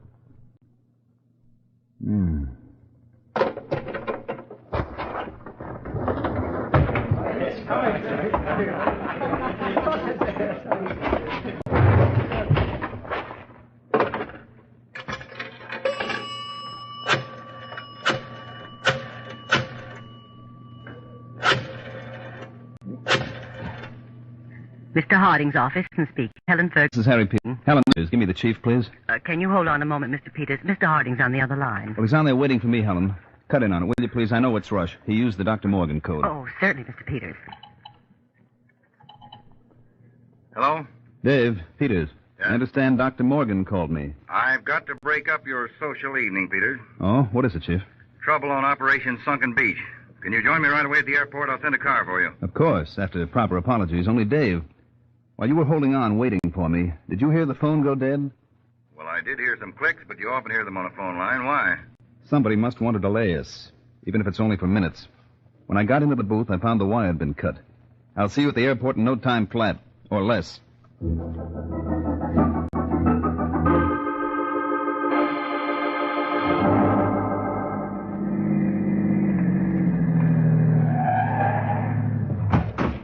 Okay, Sam, thanks. You needn't wait. Over here, Peter. Keep you waiting, Dave? I didn't beat you by much. We got a plane all set? We can't use the jet, Peter. Sunken Beach is too far. They've assigned us a cabin job. Over here. Okay. Tell me, what's the nature of the trouble at Sunken Beach, Dave? 2 suspected saboteurs landed from a fishing vessel. Parker was dodging them. But I'm getting more and more worried. We haven't been able to reach Parker again on short wave. Here's the plane. Mm-hmm. All right, hop in. Mr. Harding, just a moment, sir. What's that field, Super? Harding. Oh, yes, Pendant. Seven? Mr. Harding, we've just had a disturbing weather report. A cold storm front is approaching Washington very rapidly, sir. In fact, the haze has already lowered the ceiling here to less than 100 feet. Yes, I see, but we have to go anyway, Stebbins. Mr. Harding, you yourself wrote the operations code for the counter-spy aviation section. You said that under no circumstances were counter-spy planes to take off in dangerous weather, especially at night. The risk of life is too great. Afraid you'll have to overrule yourself, Mr. Harding. Sorry, Peters. My authority from Mr. Harding is clear. Even he can't overrule his field superintendents on this part. Yes, he's right, Peters. Well, my car's still here. We'll jump to another field outside the storm area. Let's go.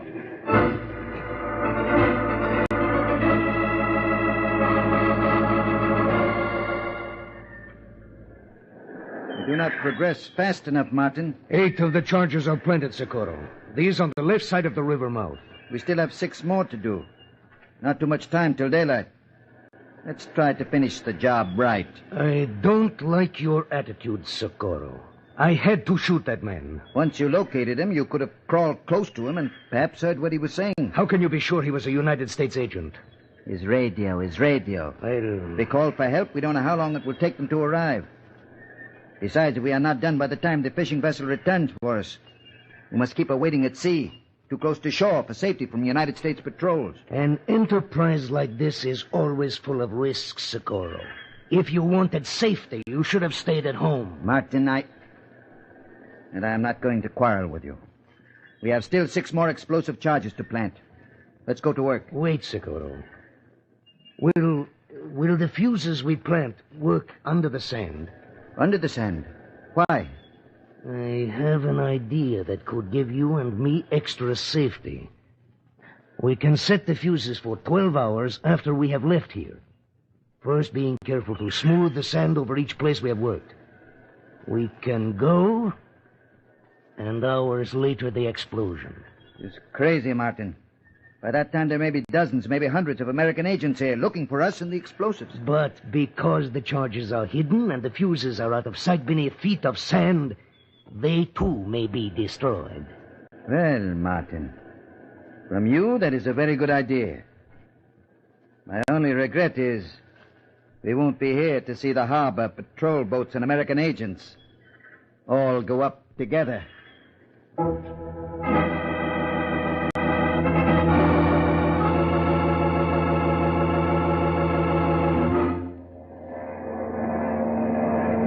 Delay getting to another field from Washington, Dave. That was murder. Well, it was evidently a secret agent who cut the phone in the restaurant when I called you. But we can't blame tonight's weather on those saboteurs. It's radio, Dave. Yeah. Counter spy plane 163. Peters here. Hello, this is Margot Peters, Billy's, and Mobile Squad 7 aboard patrol boat G for George. This is Harding, Margolis. Go ahead. We had some bad luck, Mr. Harding. We're delayed at sea by a bad storm. Maybe the same one that delayed us, Margolis. How are you doing now? Well, we're out of it, sir, but we're hours behind schedule. I'm very sorry. Oh, it's bad luck all around. Keep going, Margolis, and keep in touch. Yes, sir. Plane 163 to lab plane 27. Come in, 27. 27 here. Edwards on. This is Harding, Edwards. Where are you? I was just about to call you, sir. We landed at Field 11 to refuel, then blew a tire on the takeoff. Held up an hour and a half. Oh, fine. Where are you now? 200 miles due west of Sunken Beach. Pouring it on, sir. Okay. Good luck. Out. Peters. Dave, I noticed the engine's sputtering, and I checked with the pilot. Don't tell me we've got engine trouble. The feed line's badly clogged, he says. We're heading to the nearest commercial field, about 5 miles to put down. We'll just make it. I wouldn't be surprised if we didn't, Peters. Everything's against us. Listen to those engines.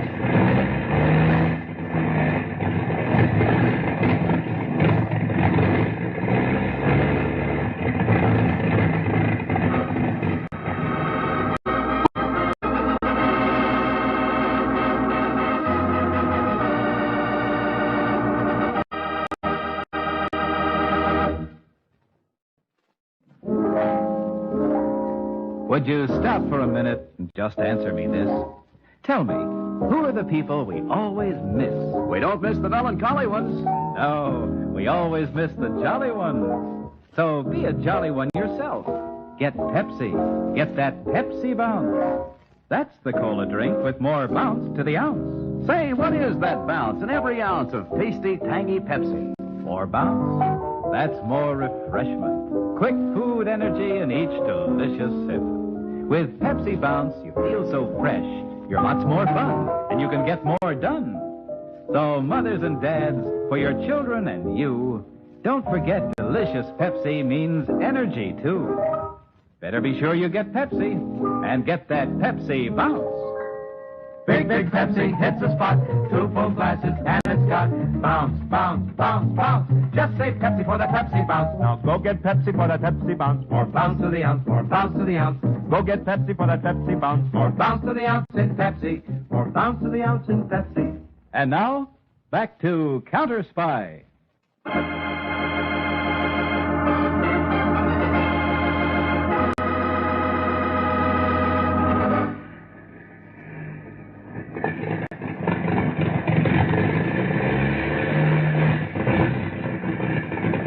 Here she comes. Watch out for a crack up on the landing.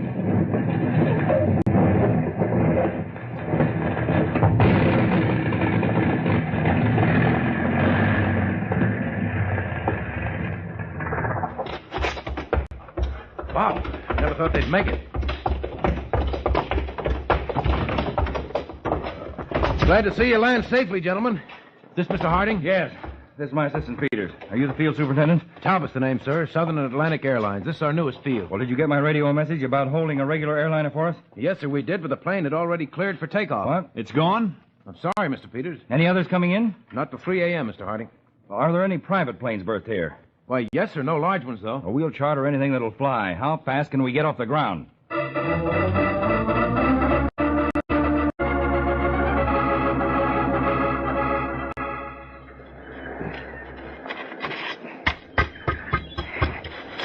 There, Martin. The last charge is planted. 19 in all, including extras. And not a sign above the save bin and the show here. The wind will soon smooth out the last traces of disturbance. Well, now we can rest till the fishing vessel comes for us in the morning. I am tired of this desolate place with only those seagulls. And frankly, Martin, I am sick of you and your nerves. But this is our last night here, and we've done a good job. No matter who else comes or when, they can't prevent the explosions. They won't even be able to find them until too late.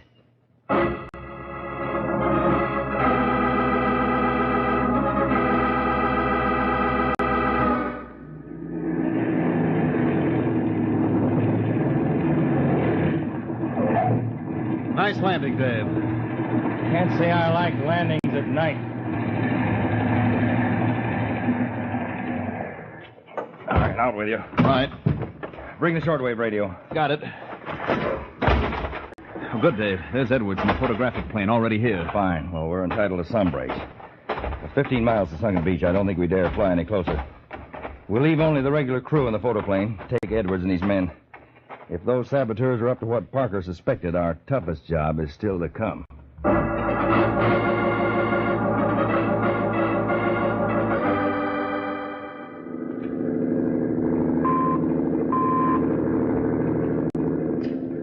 Counter Spy patrol boat, Margoli's here. Over. Hello, Margolis. Harding speaking. Oh, it's good to hear from you at last, sir. Where are you? I'm within a mile of Sunken Beach with Peters and 5 more men. We haven't found Parker yet, but of course it's still dark. Another hour to dawn, sir. What are your plans? Where are you exactly, Margolis? About 12 miles from Sunken Beach, sir, south-southeast. Good work. And we plan to move nearer the channel starting in a few moments.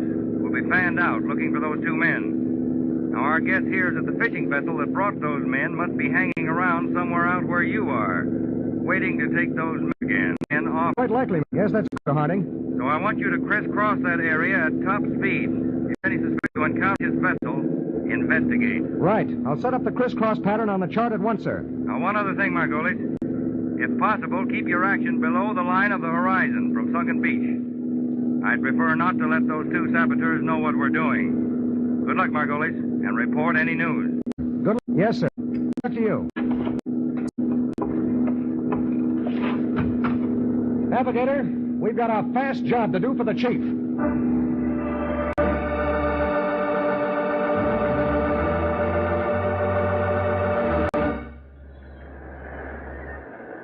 There they are, Peters.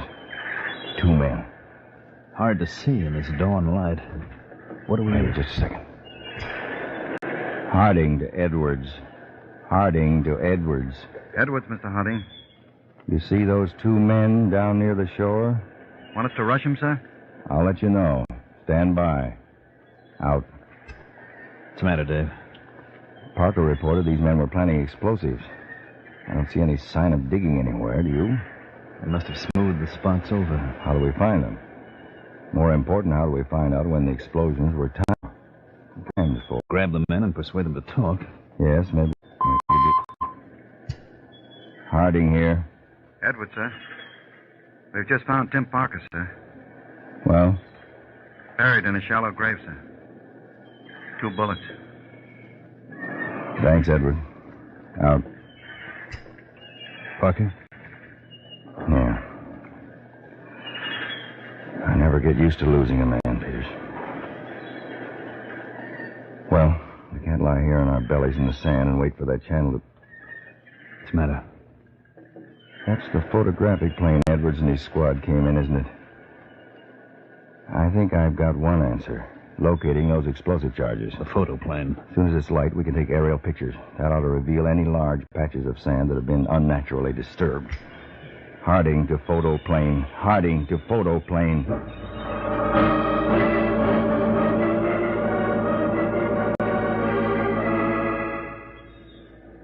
What time is it, Socorro? 8:35. The fishing boat is already late. An airplane. Very high. It is military? Wait, killers. I bet not. Well? Doesn't look like a military plane. An ordinary airliner? Yes, that it. No. The bomb bay is open. We discovered? They're going to bomb us? It will set off our charges. We must get out of here, Socorro. No. Not bombs, but... Could it be a photographic plane? Taking pictures? Well, how can that harm us? I wonder. She is going. Socorro, I like this less and less. That plane, and the fishing boat is already late. In only a few hours, this whole beach goes up to heaven. Martin, if you don't control yourself, I'll leave you behind to go up with it.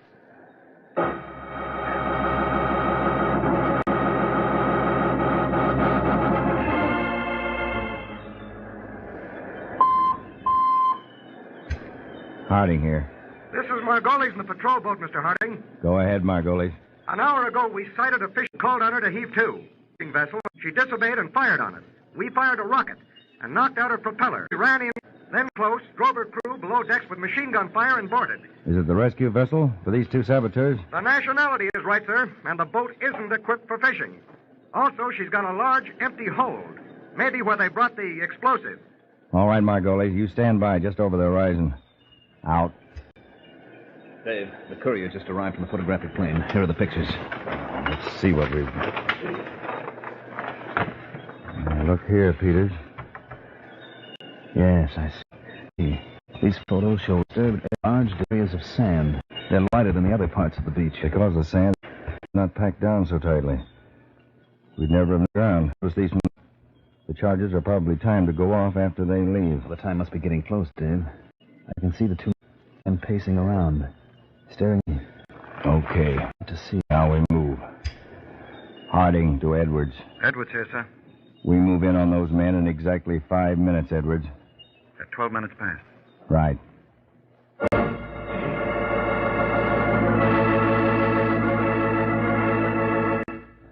I don't like it, Socorro. The ship should be in sight. Be quiet. Oh, you talk so bravely. You're just as nervous as I am. See how you're sweating. What do you want me to... Flat on the ground, Martin. Men coming from inland. Fire at them, you fool. See how many there are. 1, 2, 3, 7 at least in sight. Come on, you. Wait for men to surrender. Socorro, we'd better surrender. Tell them everything. No. We will keep them here somehow. And we'll all die together. I will not die. They will not kill me if I tell them. You have 5 more seconds. You traitor, you'll die right now. No. Don't fire at me. I surrender. See my guns in the sand. I surrender. All then, men. Come on. All right, name. Martin. John Martin. I surrender. I want to help you. Martin, you're under arrest by the United States government for attempted sabotage and for the murder of a counterspy. I did not kill him. It was Socorro. This man I just shot. But please, let me help you with the explosives. You have less than 2 hours. Okay, boys, here are the photographs of the whole beach area. It'll be easy to locate the explosives. Just be careful how you deactivate them. Now get going. You know where we planted the explosives? Ah, that was a photographic plane. Yes, everything worked against us and Waters, your ignorance, the weather, and engine breakdowns. Having that photographic plane along was one piece of good luck we were entitled to.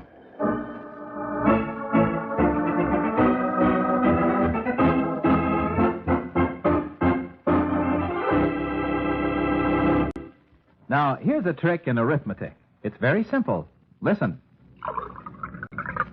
That's 1 glass of Pepsi-Cola. That's a second glass of Pepsi-Cola. 2 glasses, but 1 bottle. 1 bottle, but 12 ounces. That's the big Pepsi bottle. 2 full glasses, twice as much of the finest cola in any bottle. So why take less? How's in your refrigerator? Plenty of tangy Pepsi getting nice and cold for you? You should buy it by the carton, and it costs even less that way. But don't forget this. Away from home, too. Be sure to ask for Pepsi and get that Pepsi bounce. Big Pepsi hits the spot. 2 full glasses and it's got bounce, bounce, bounce, bounce. Just say Pepsi for the Pepsi bounce. Now go get Pepsi for that Pepsi bounce. More bounce to the ounce, more bounce to the ounce. Go get Pepsi for that Pepsi bounce. More bounce to the ounce in Pepsi. More bounce to the ounce in Pepsi. Better get that Pepsi. Tune in every Tuesday, same time, Thursday, same station, to Counter Spy. Listen on Thursday for the exciting case of the convict counterfeit. Murder in the penitentiary to conceal a daring counterfeit operation. To crack that riddle, your counter spies engineered a dangerous jailbreak with another murder at stake. Listen on Thursday to Case of the Convict Counterfeit on Counter Spy.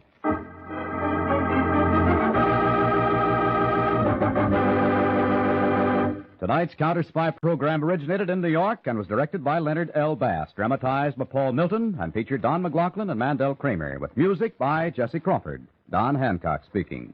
Counter Spy H. Law is a Phillips production for Pepsi-Cola. Enjoy some delicious Pepsi tonight.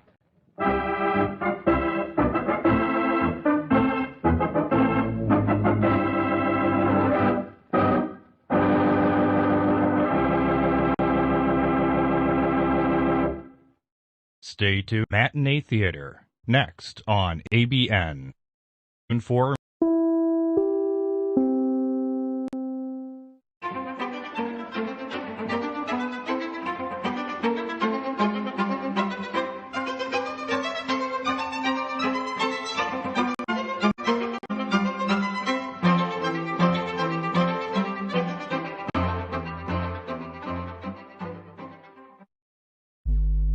You're listening to Old Time Radio Sunday on Kpnl Radio, Portland, Oregon.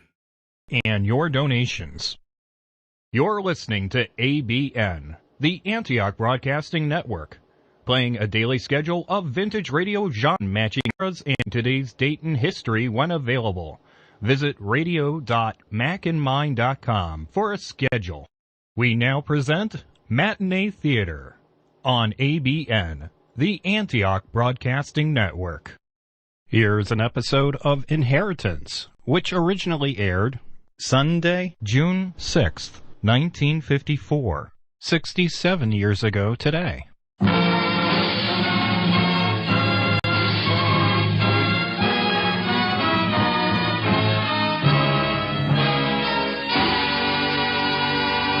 Inheritance.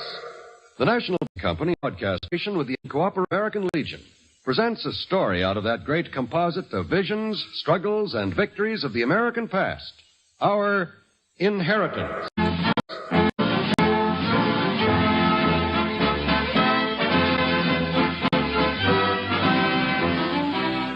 We Americans are heirs to a vast fortune. A fortune compounded of many things.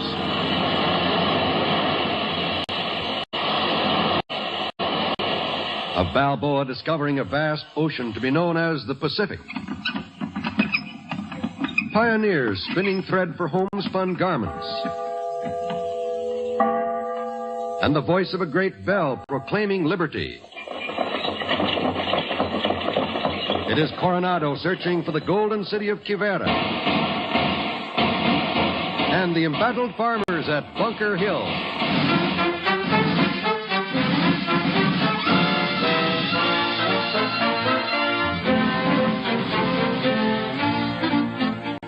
Let us now go back to a significant chapter in America's history, one we all share in our inheritance.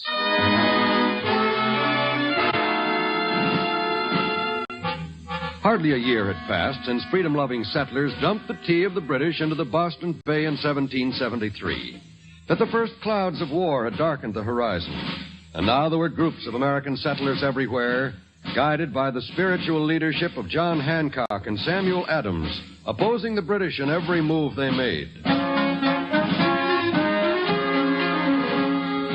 The Redcoats' General Gage had long understood that much of his strength lay in keeping the groups of settlers apart, and for one of the colonists caught in this to be somewhere across the endless network of British lines meant sure death.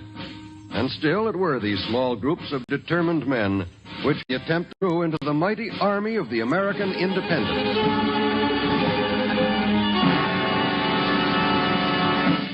John Sullivan was the leader of such a group of men, while his sister Jane, under the guise of a loyal Cockney, worked at the headquarters of the British High Command, serving... Tea, General Gage, sir. Do you wish your tea now, sir? Gentlemen, I believe a cup of hot tea is in order. Very good, sir.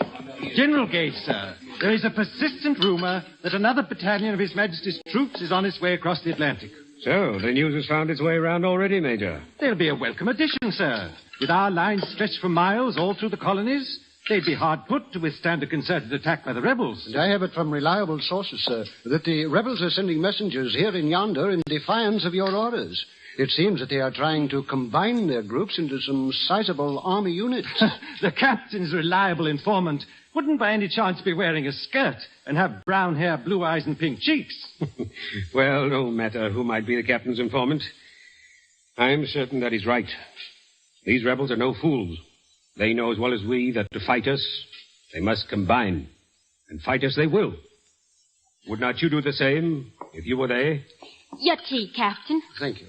Yes, General, I believe I would, sir. And I would fight hard. That's why I believe we must act with great caution. Great caution, indeed. It seems to me the brave captain is making quite a mountain out of a small molehill. Brave men, Major, have been known to stumble over a molehill, only to break their necks. Caution is a part of military wisdom, no matter who the opponent. But, sir, these men are nothing but peasants. Peasants who fought for every foot of ground on which they now live. Yes, they fought, but not soldiers. They fought Indian hordes, half naked, armed with tomahawks and bows and arrows. Who could compare those savages with His Majesty's forces, equipped with the latest cannons and rifles? Your peasants, too, have guns and cannons. And what is more, they fight for their home, and not a strange piece of ground far away, for which they care little. Oh, come now, General. You know these rebels suffer a pitiful shortage of powder and bullets. You're right, Major. And this shortage will surely be our strongest ally. Captain, what conditions did you find at Fort William and Mary? The stores of powder and ammunition, sir, are in first-class condition and of considerable quantity. Yes, Captain. Is there anything else you wish to add to your report? Well, sir, yes. In a way, there is. Well, out with it, Captain. It is just that it occurred to me, sir, that 20 men and one officer, no matter how brave, are scanty protection for so important a post. The brave captain, I suppose, would have us tie up an entire regiment to defend a fortification. with none of the rebels would dare to attack, even if it was deserted. 20 men, Captain? Is that all? 20 men, sir, under the command of a Lieutenant James. Lieutenant James is a competent soldier, General. I've had the good fortune to know him well. It seems a shame to have so able a young officer up there in the wilderness commanding so remote a position. The Major forgets that these settlers need ammunition. And I'm certain that if they knew where to find it, 20 of the King's men, no matter how courageous, would not be enough to stop them from taking it. May I refill your cup, sir?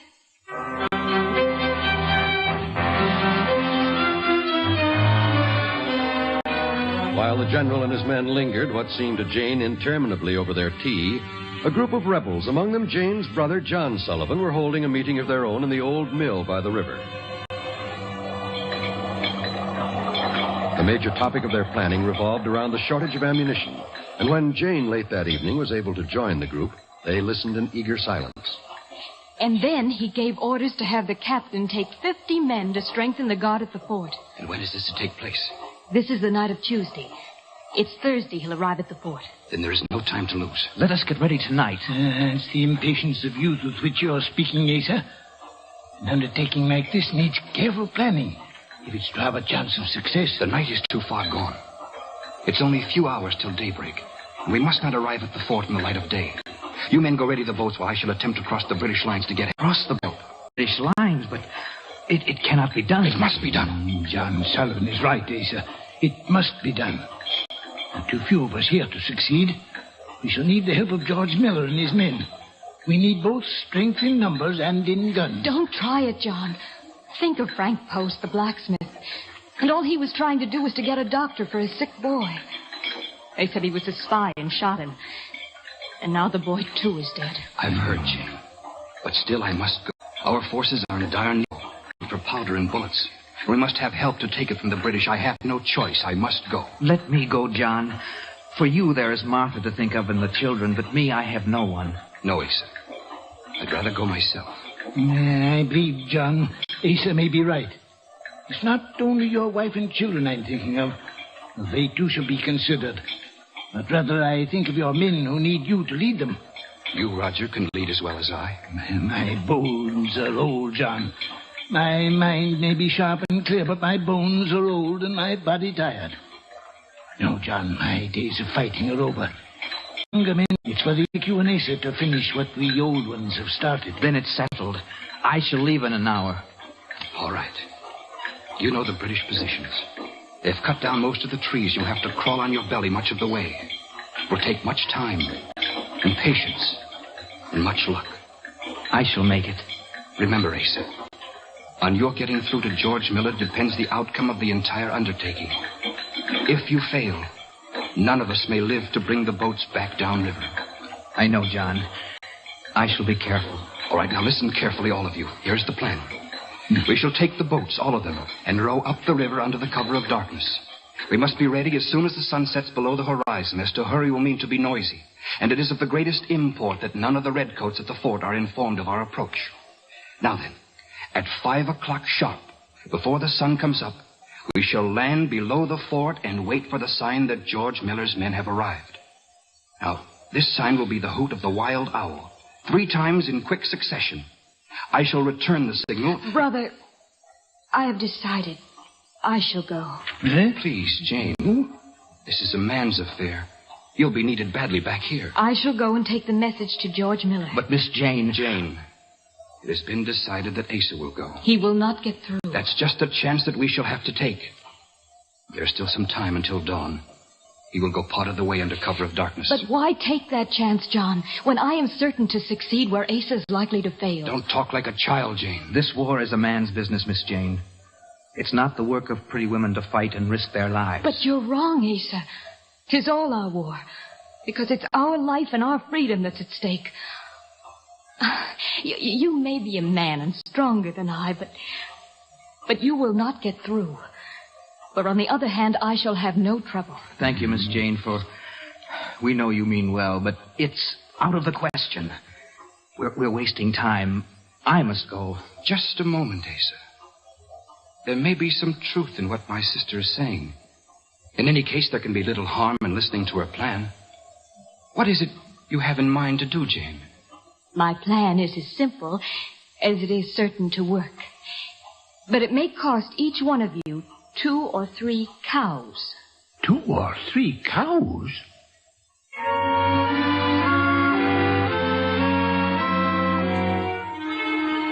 Well, Jane's plan was as simple as it was likely to succeed.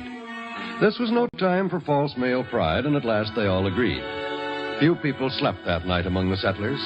All had to help with the preparations, and it was less than an hour till daybreak when Jane was ready, waiting for the morning sun and time to start her journey. With her was Asa, young and strong and good-looking, and scared to speak of what was in his heart. It's getting light, Miss Jane. I distinguish your pretty face by the glow of the dawn. My heart tells me that I wish it was I who was going instead of you. I shan't be gone long, Asa. Just a day and a night. And when I see you again, the stores of Fort William and Mary shall be in our hands. Why must it be that you and I are born into times where talk of fighting and death fills every day, and thoughts of love must be kept a secret? No thought of love must ever be kept a secret.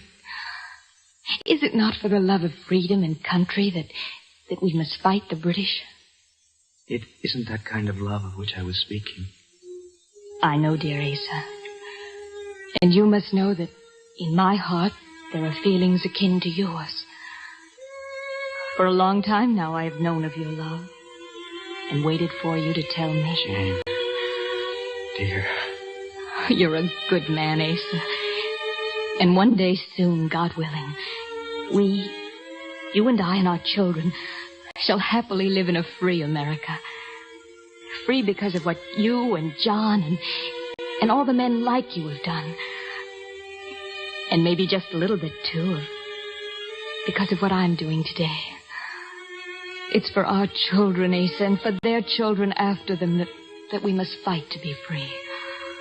The sun is rising above the horizon. Let me just once hold you in my arms before you go.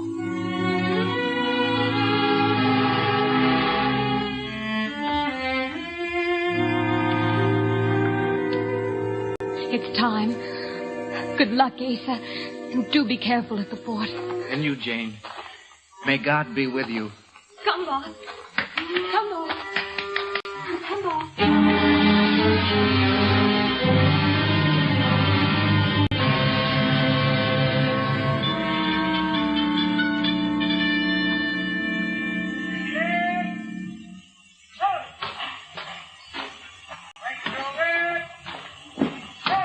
You must wait, my boy. You'll get to use that shooting iron of yours before you know it. But I've been here a week come tomorrow and ain't shot me no rebels yet.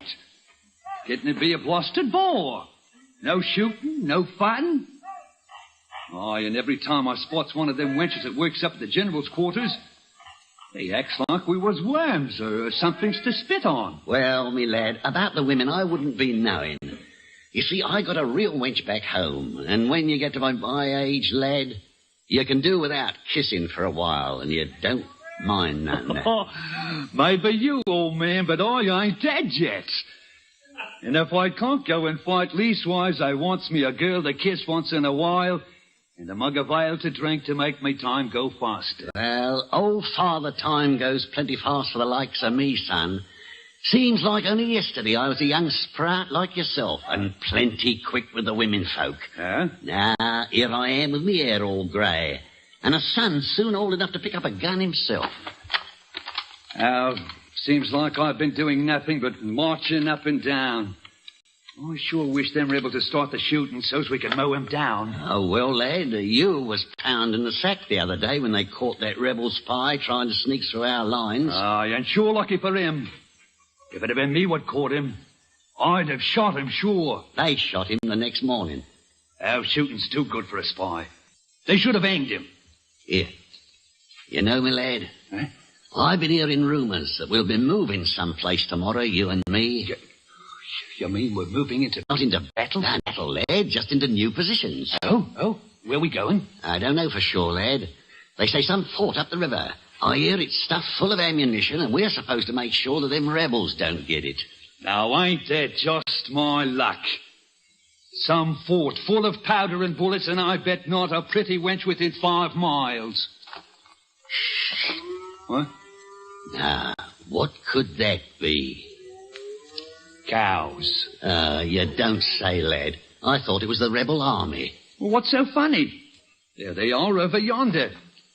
Cows, like I said. An old herd of them.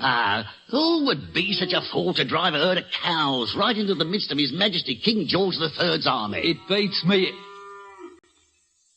Blimey. By my soul, it's a lass. Oh, and a pretty one she is at that. Well, my lad, I must admit your eyes are better than mine. I hardly can see her yet. There, don't you see her, old man?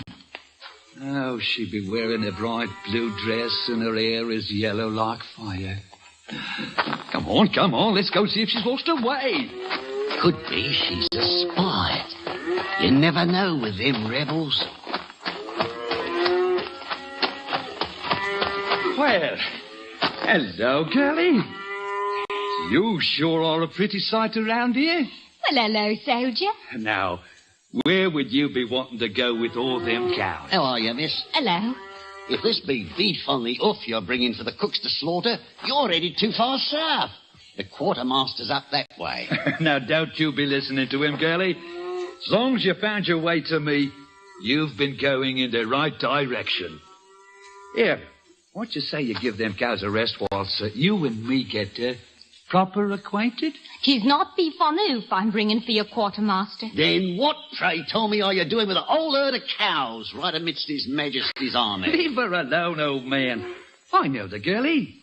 She's one of the ones I've been seeing up at the general's quarters. She's just lost her way. Or, maybe she's looking for a good man. That being the case, she surely found him. I not lost me way. Nor did I set out to look for a man. For if I had, I should either have come alone, or with something better as chaperone than a herd of dumb cows. Huh? No, gents. I'm on my way to Cousin Jim to visit McCann, who bought them here cows right proper and legal. But he fell ill with the fever before he could drive them home. Well, seems to me, girlie, there's a toll that must be paid before we can permit you to go on your way. A toll? Aye.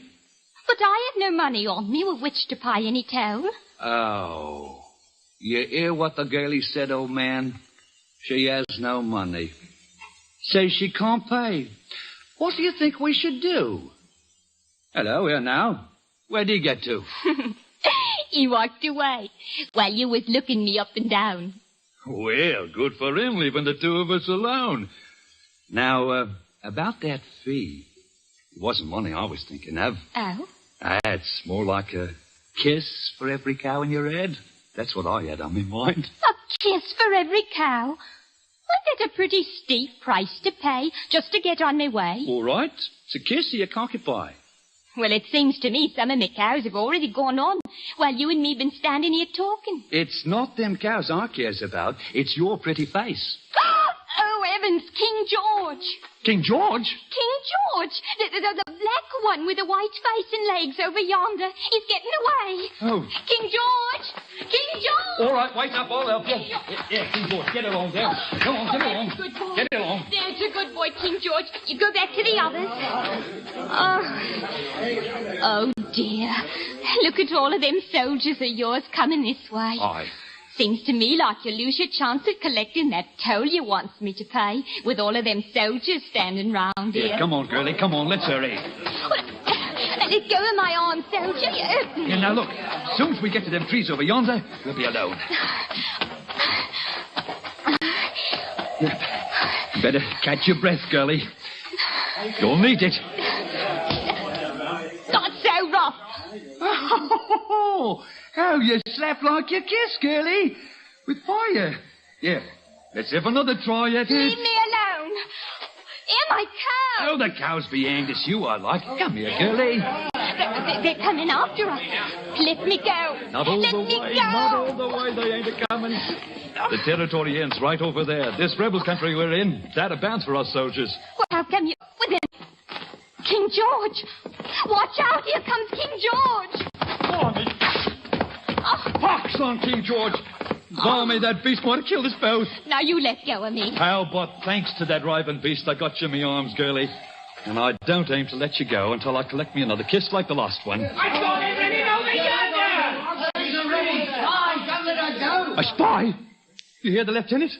So, you're a spy. Oh, you ain't going to believe everything some punk lieutenant tells you, are you? Believe it or not, it makes no difference. He says you're a spy. When I bring you in, I'm likely to get me a medal. Come on, you. Let go of me. You hurt me. Oh. So, you bite, do you, Vixen? Well, I'll show you. Hey, let go of my knife there. Let go of it off. Oh, oh. Running down in there. Fire! Before you get into the woods. Hey, come over here. Let me with the soldier. He's dead. She stabbed him with his own knife. I'd never find her in those woods.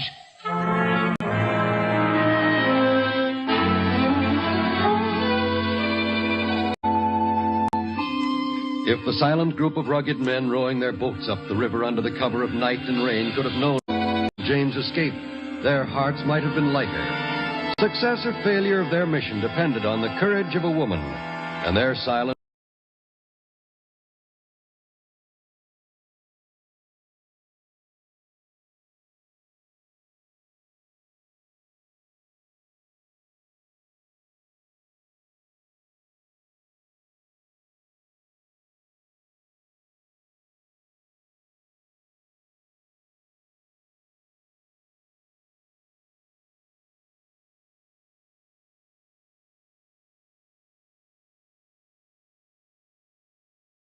We knew for sure, Miss Jane. Not before 5 in the morning when waiting outside the walls of the fort we will know. It's the 3 hoots of the wild owl that surely might mean the difference for us between life and death. We'd better start working the bucket, Asa. There must be a foot of water in the boat already. Sure, John.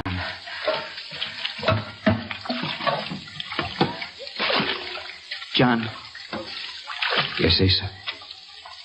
How long since your father and mother have died? Oh, must be near around 10 years now. Then if I would want to be asking for Miss Jane's hand, it'd be you, her brother, I should be asking, John. Well, Asa, so you finally got up the courage to speak about it. We've all been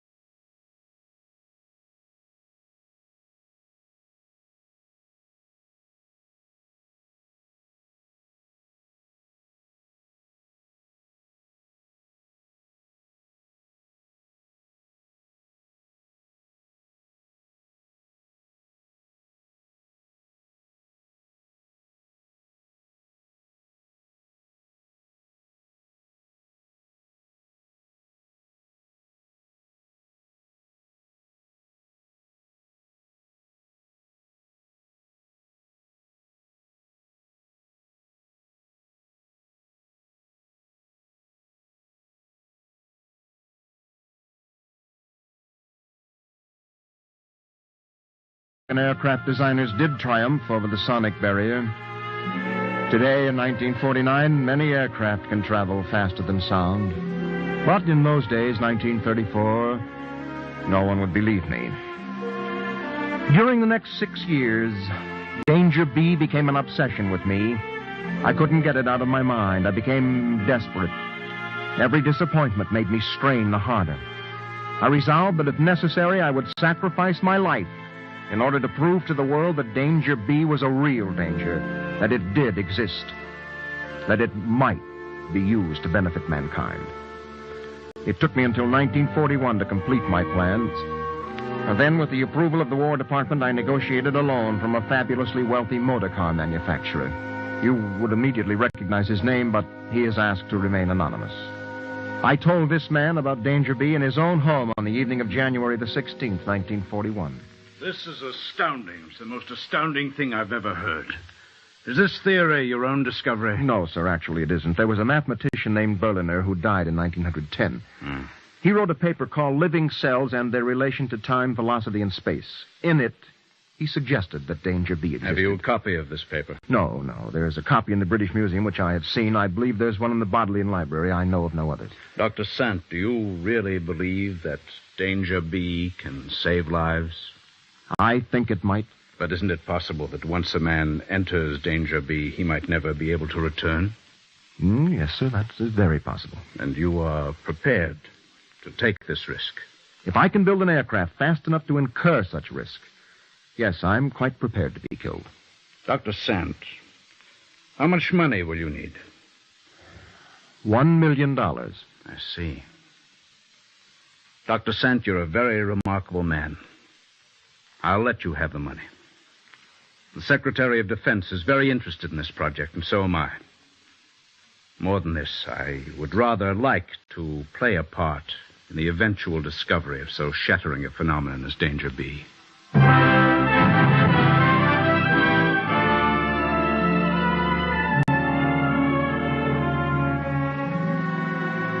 I got the money. The work was unending. Day after day after day, we struggled and sweated and even quarreled over the FS-2. There was discouragement and heartbreak. And then there were moments of glorious achievement that made all the past trouble seem worthwhile. It was at this time that the War Department sent me Captain Richard Mayo, one of those rare and wonderful flying prodigies who longed to get away from this slow, boggy earth. He had courage, imagination, guts. He had everything. We finished the FS-2 in April of 1945. We shipped it by train under the greatest secrecy to the White Sands Proving Grounds in New Mexico. The flight, which would once and forever bring us face to face with Danger B, was planned for April 16th. The night before the flight, Captain Mayo and I talked for a long time. We sat on a bench outside the isolated hangar which housed the FS-2 and talked far into the night. Dr. Sant, it's time we went to bed. There's no use wondering about it. By this time tomorrow, we'll either know or we'll be dead. It's got to be there. Danger B has got to exist. It has to. We'll know tomorrow. Yes. We'll know tomorrow. Is it liable to change us physically? I mean, the way we look? It might, Dick.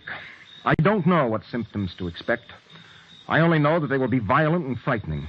That's the reason for the tape recorder. Even if the ship does crash, that tape recorder is indestructible. It's encased in a magnesium box. It's absolutely foolproof. And, Dick, you've got to talk. You've got to describe everything you feel and think. If anything happens to us, that recorded impression of Danger B must be complete. Otherwise, there'll be no proof, nothing. Dr. Sant, we've done everything we can. It's late. Let's turn in. No, you go to bed. I'm going to sit out here for a while. All right, but don't stay too long. No, I won't. Good night. Good night, Dick. And remember what I say. Someday men will be looking out from those stars up there, looking down at this old earth. And the first hurdle they'll have to lick will be my Danger B.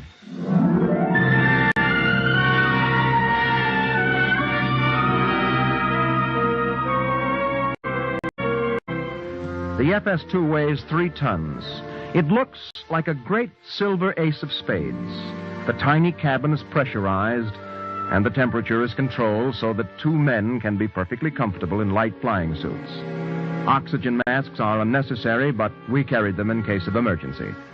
It is powered by 8 L-79 turbojets and 18 Aerojato rocket units. These engines at top speed develop a thrust of 96,000 pounds, or 48 tons. It was my belief that this colossal power could be maintained in flight for at least 40 minutes. Takeoff time was at 9:15 on the morning of April the 16th.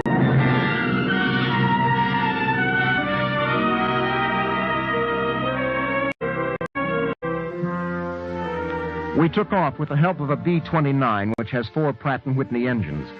The tiny FS-2 was nestled under the belly of the enormous B-29 and held in place by a series of electromagnetic grapples. As soon as the B-29 attained a speed of 200 miles per hour, the FS-2 would be released and then swing free of the mothership. The engines of the B-29 roared in our ears. We were both taut and strained with nervousness and the fear of the unknown effects of Danger B. The noise of the B-29 seemed deafening. Slowly we edged to 175 miles per hour, then 200, the lowest speed at which our jet engines would function. When the B-29 hit 225 miles per hour, Captain Mayo and the B-29 pilot had a short conversation, and then Captain Mayo switched on our jet engines.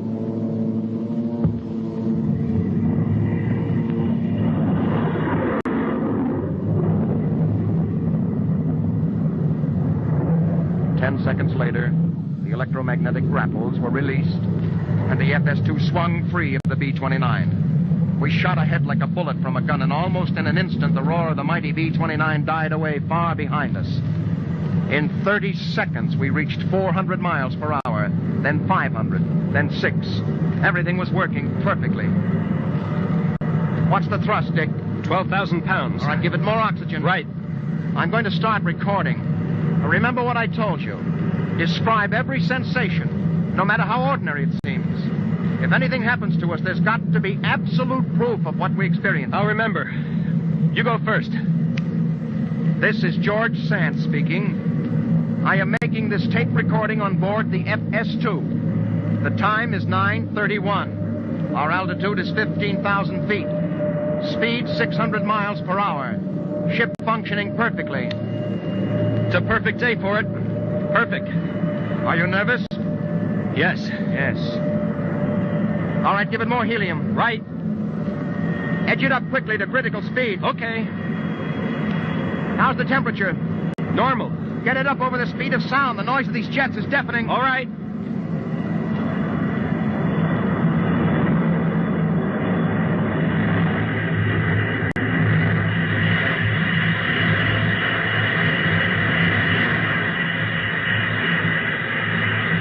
That's it. Faster than sound. This is George Sant on board the FS-2. The time is 9:33, altitude 19,000 feet. We have just passed the sonic barrier, and the coughing and roaring of the jets has stopped. We hear only a low swishing noise of air against the ship.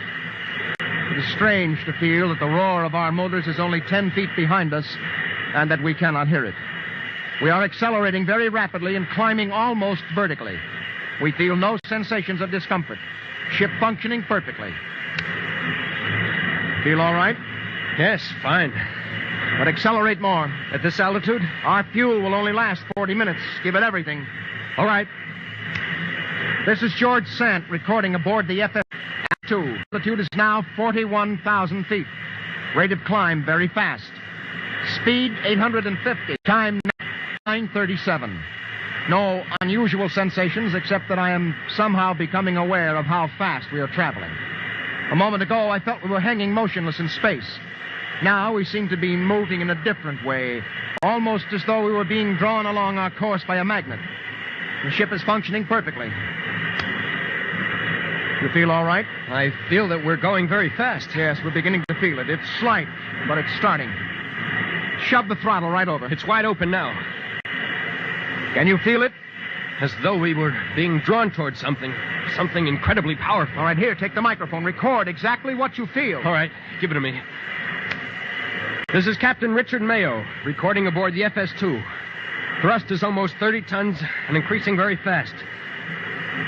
I feel a strange sort of pressure. I'm becoming very conscious of some sort of force, sense of great speed with something almost electric about it.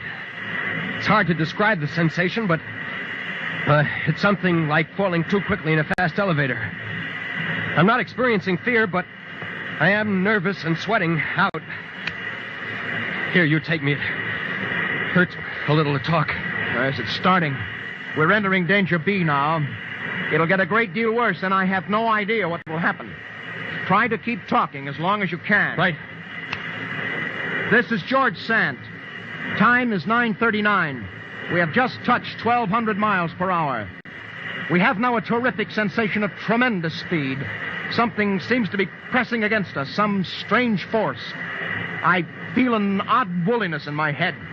It is becoming very painful to move at all. I'm leaving the microphone switched on and locked to its support on the dashboard between Captain Mayo and myself. Now say something. Don't stop talking, Dick. Say something.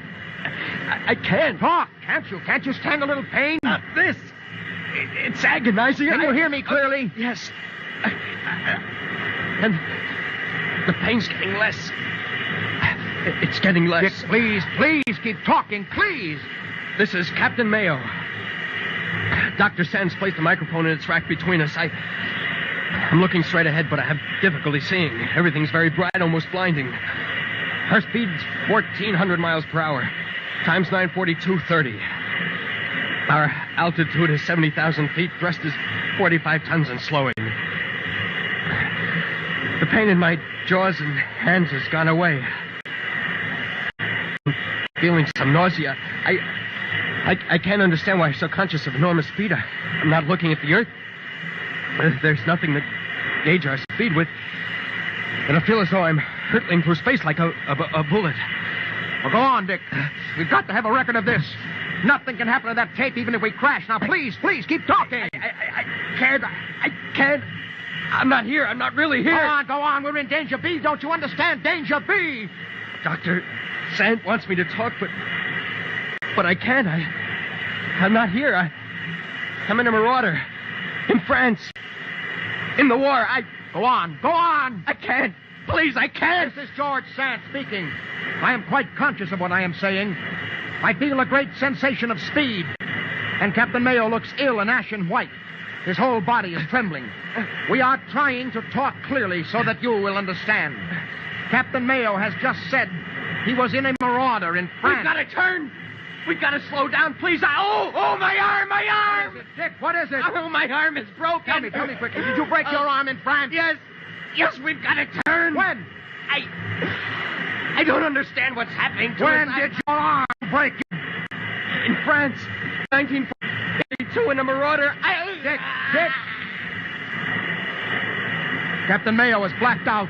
He just said that his arm was broken, and I can see it hanging at a horribly twisted angle from his elbow. The ship is handling very easily. It no longer is painful to move. Speed 1,660 miles per hour. Thrust 48 tons. Sensation of great speed is almost unbearable. I expect to enter Danger B myself at any moment. Captain Mayo is recovering consciousness. He looks very ill. Dick, are you all right? It's gone now. My arm's all right. It's gone now. Talk louder. The pain. Talk louder. I can't. We've got to turn, Dr. Sam. Leave the throttle alone. Leave the throttle alone! Please slow down. I can't stand this any longer. This is George Sant speaking. I have a strange illogical sense of having gone out of this world. I feel great fear and a sickening sensation of incredible speed. Everything is whirling around me. Our speed is 1,700 miles per hour. I am remembering 1938 very clearly. I am remembering 1938 almost as though I weren't here. My sister had a Schnauzer dog. In the summer of 1938, it bit me badly. Dick, look at my hand! No, turn back. Please, I'm looking at my wrist. I'm trying very hard to speak loudly enough for this to be recorded. I cannot move closer to the microphone. I feel paralyzed. I feel pain in my wrist. can feel the fur of the dog. Get away! Get away! Dick! Dick, look! No! No, turn around! We've got to slow down, please! 4 half-healed lacerations on my skin are getting angry and inflamed. They're unmistakably the marks of the dog's teeth. They're getting redder, inflamed and bleeding, and other. They're open red wounds. They're bleeding. Turn around, please, Dr. Sant. Turn around! My God! The wound of the dog's bite is gone. There are little spots of blood on my flying suit, but the wound has disappeared. Not even the scars remain. The ship seems to be flying without any assistance from either of us, being drawn along as though a groove of space by some outside power. I have a great feeling for 1932. Captain Mayo is blacked out again. I'm beginning to feel better. I am thinking very clearly of 1932. Captain Mayo has just lost one of his heavy flying gauntlets. It fell off his hand, and his hands are those of a small boy. We are at the peak of Danger B. It cannot last much longer. I am looking at Captain Mayo's hands, and they are very young hands. There is no longer any of the heavy black hair on his wrists. Flying suit, his golden rings crumpled around his too small body. The speed indicator has stopped moving, and I cannot read it. We must be traveling 2,000 miles an hour. We're traveling backwards in time. Please turn back. Captain Mayo has regained consciousness again. He is trying to reach for the throttle, but he cannot move.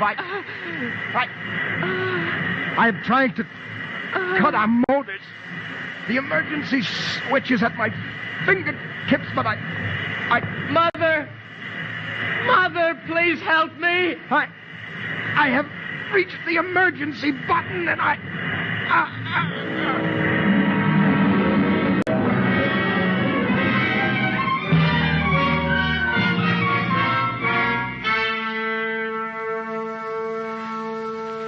Ladies and gentlemen, we landed 20 minutes later. Had we remained on that course for another minute, we would not now be alive. At the moment when Captain Mayo called to his mother, he was a little boy, ludicrously little in his flying suit, which was slipping away from him as he grew smaller, line by line. Once we turned, the reverse process took place, and very soon our minds and bodies were back to normal. I knew then that what Berliner had dreamed was true.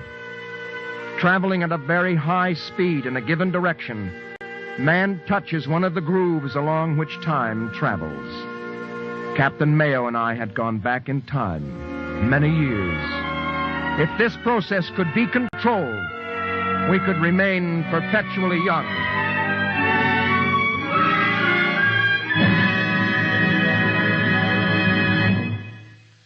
Ladies and gentlemen, you may think this fantastic.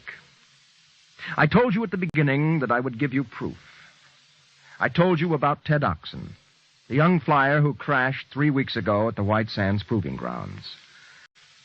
I told you I managed to have the War Department order an autopsy on his body.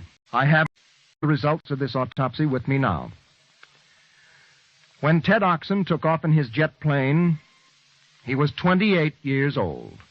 28. The remains on which the autopsy was performed must, according to certain chemical tests, must have been those of a boy between 9 and 10 years old. This I regard as proof that Danger B exists. Perhaps you will, too. There is, however, much that must still be worked out. Good night.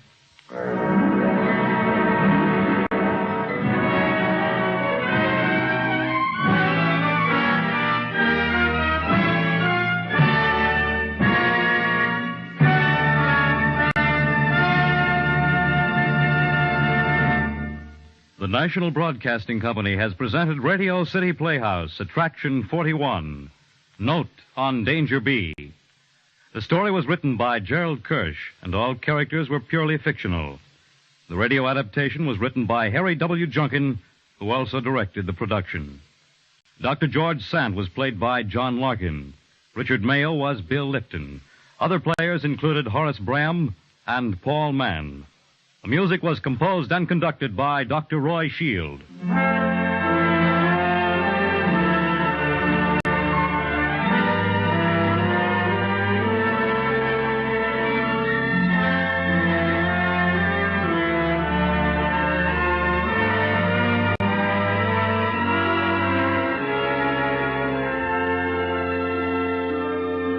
This is Harry Junkin again. Next week on Radio City Playhouse, the story of how love Professor came Gildia, with Louis Van Rooten and David Gothard. Please join us for this exciting story next week, Attraction 42 on Radio City Playhouse. You're listening to Old Time Radio Sunday on Kpnl Radio, Portland, Oregon. And your donations.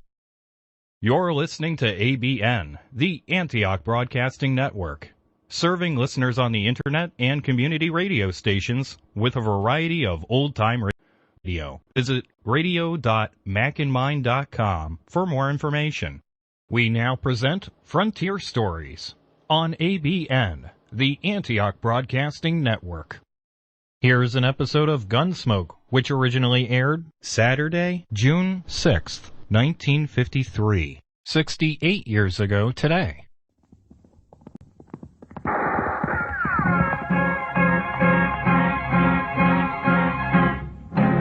Around Dodge City and in the territory on west, there's just one way to handle the killers and the spoilers, and that's with a U.S. Marshal and the smell of gun smoke.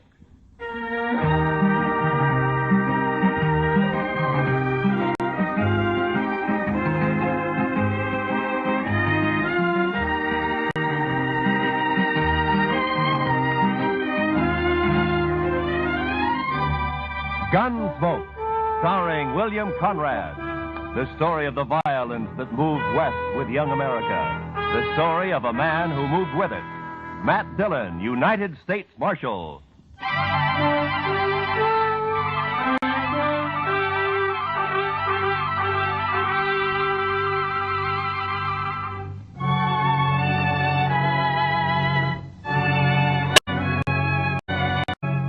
I think it was the nastiest weather I'd ever seen. It wasn't that there'd been a big storm or anything. It was just plain nasty. The sun hadn't shone for 3.5 weeks. Nothing but huge banks of black clouds that filled the sky and never moved. And when it finally broke, it was a downpour of the coldest and dreariest rain you ever saw. For 2 days, Chester and I never went out of the office. We didn't need to. There was nothing going on in town. There wasn't a soul on the streets. Everybody just holed up. Chester and I kept the fire going in the stove and tried to keep as warm as we could. And then on the morning of the third day... Mr. Dillon? Mr. Dillon? What? Wake up, Mr. Dillon. What? What is it, Chester? What's the matter, huh? Come over here and look out the window. My goodness sakes alive. Oh, what's the matter? What's happened? Just look. It stopped raining. Oh? The clouds are beginning to blow away. Why, I bet you we'll be seeing the sun before the day is over. Well, I hope you're right. We could use a little sunshine.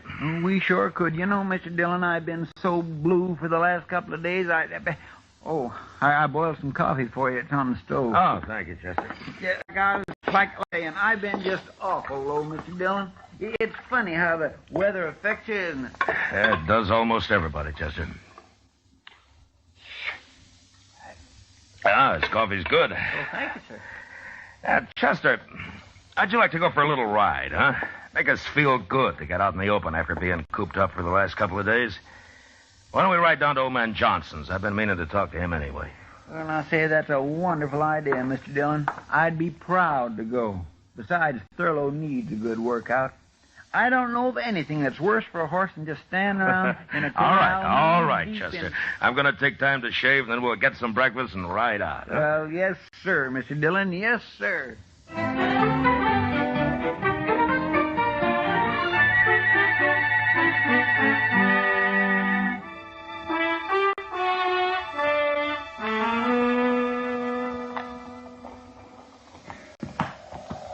You were right, Mr. Dillon.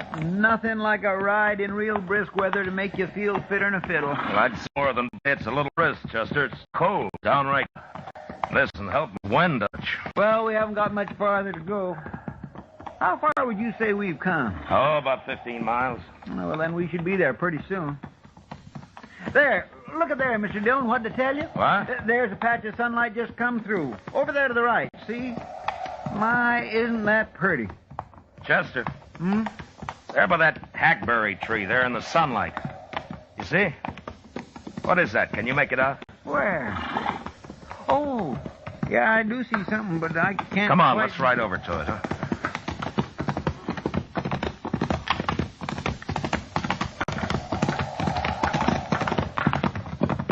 Why, Mr. Dillon, it looks like somebody all huddled up leaning against the tree. Why, it's an Indian. Yeah, a woman. Hey, pull up here. Oh. I don't think she's heard us. Hello there.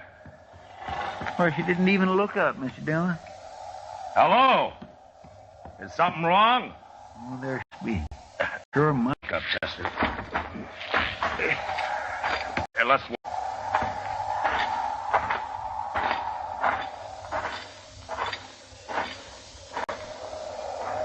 Can we help you, miss? She won't even lift her head.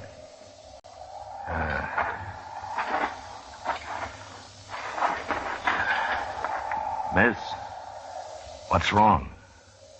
She looks sort of befogged, don't she? Yeah. Miss, here, look at me. No, I'm not going to hurt you. Chester, she's burning up with fever. In the world is she doing way out here in the middle of nowhere anyway? Being out here in all this weather, she's probably caught her death in the morning. Yeah, you may be right, Chester. We're going to have to get her back to Dodge fast. She needs the doc real bad. Get the horses. We're going to have to hurry.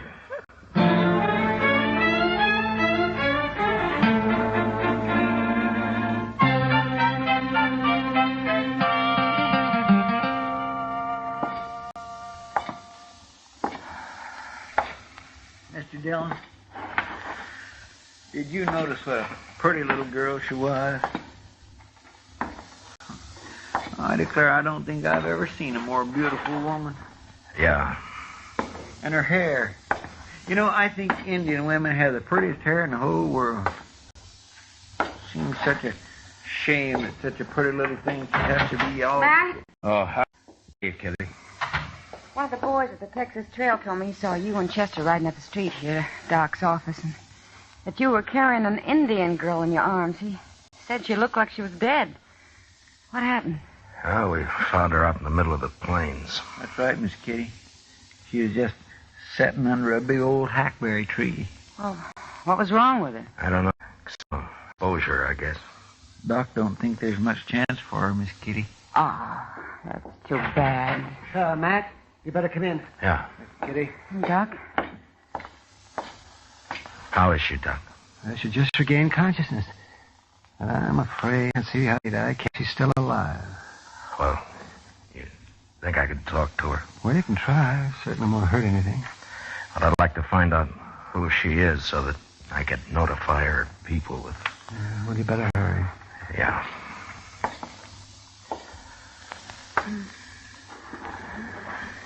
Miss? Miss, can you hear me? Miss, listen to me. Go away. Please, tell me who you are. Leave me alone. Won't you talk to me? Now, what's your name? I want to die. What happened? Why were you out on the plains all by yourself? Were you lost? I want to die. I want to die. Alone. Matt. Yeah, I know. Miss, please, won't you tell me who your people are? I want to die.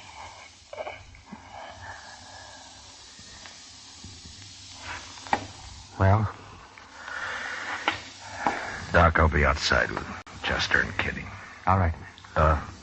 When you come out, would you bring me her ring and that necklace she's wearing? Yeah. All right, Matt, if you want. But what... Just bring them to me, will you?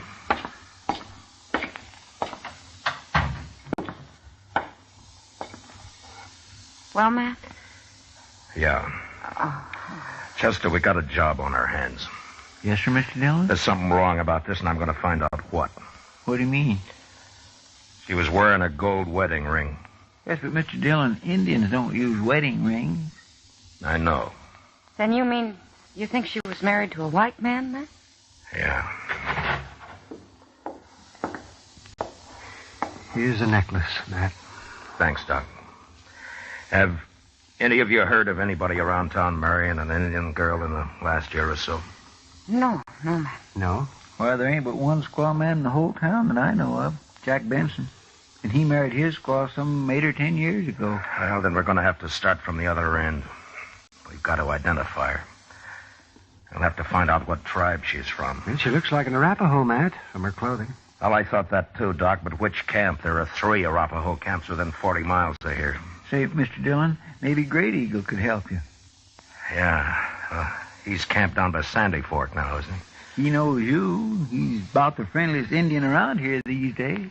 Say, Matt, don't you think this might cause trouble if you let them know that a white man is mixed up in this? What? Wouldn't it be better to just bury her? Do you think that's the right thing, Doc? Oh, no, I guess not.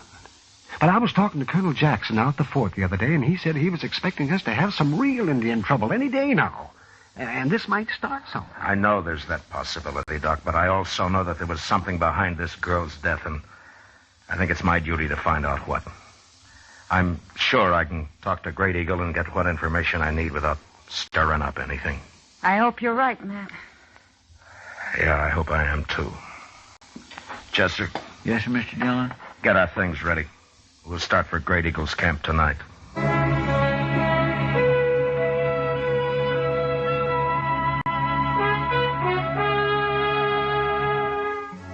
I figured it'd take us about 5 hours, and I was pretty close to right.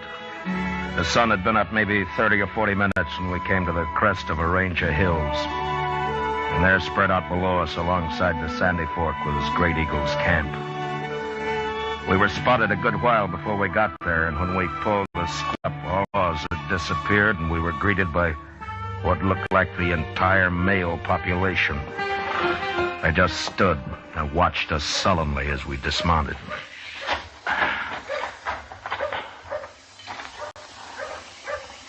I don't think they're too happy to see us, Mr. Dillon.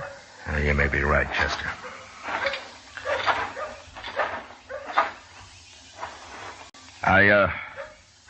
I've come to see your leader, Great Eagle. Tell him his friend Matt Dillon has ridden from Dodge City to see him. Maybe they don't understand. No, they understand, all right. Please tell Great Eagle it's of importance that I see him. You are not wanted here. Great Eagle will not see you. Why don't you let Great Eagle decide? Now tell him I wish to see him.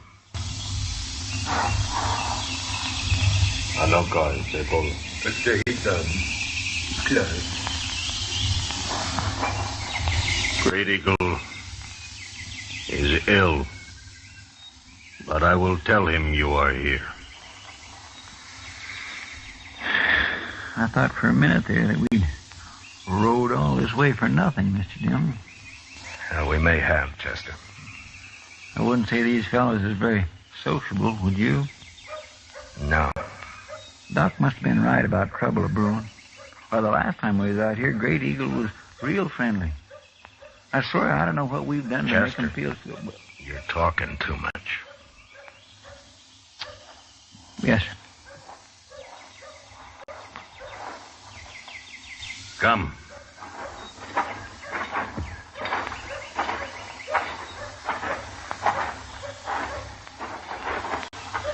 Here. Inside.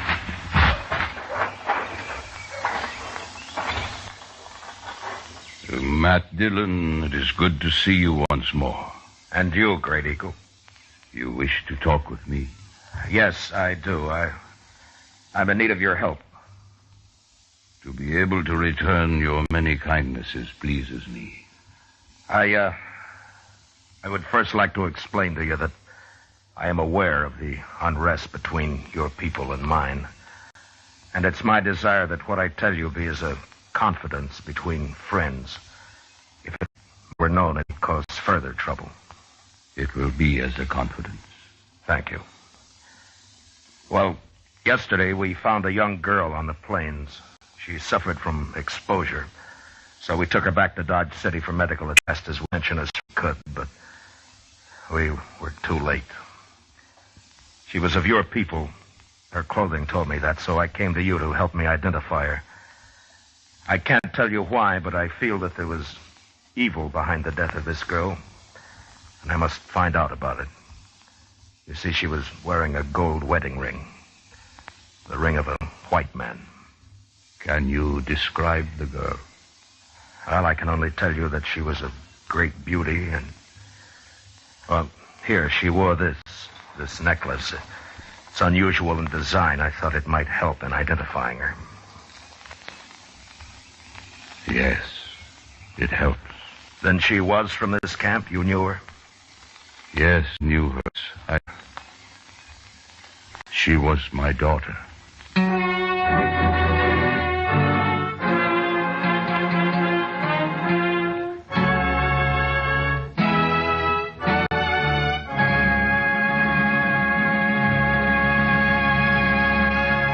We will return to the second act of Gunsmoke in just a moment. But first, this Monday night, hear Virginia Mayo as a beauty who became one of the great skippers on the China Run. Remember, it's a full hour of dramatic adventure this Monday night on the Lux Summer Theater over most of these same CBS radio stations. Now, the second act of Gunsmoke.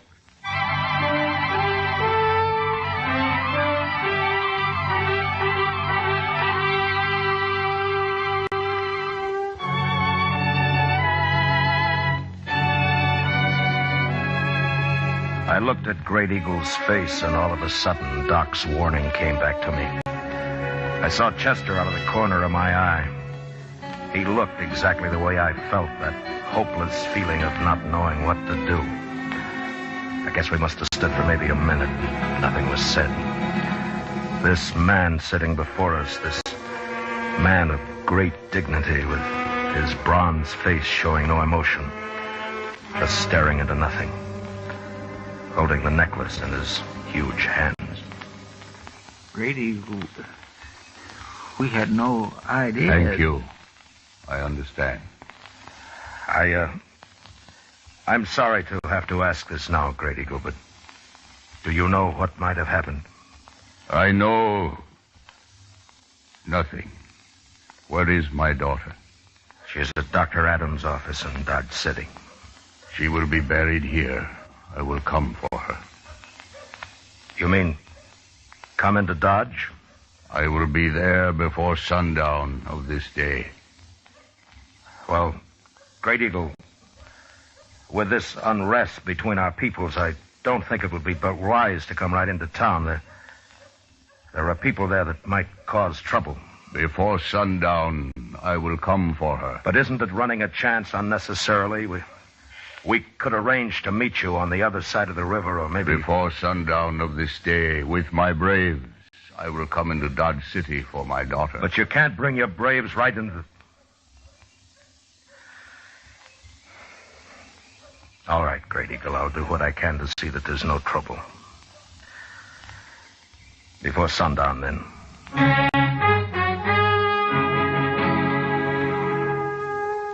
We rode hard to get back to Dodge. There was a lot to be done.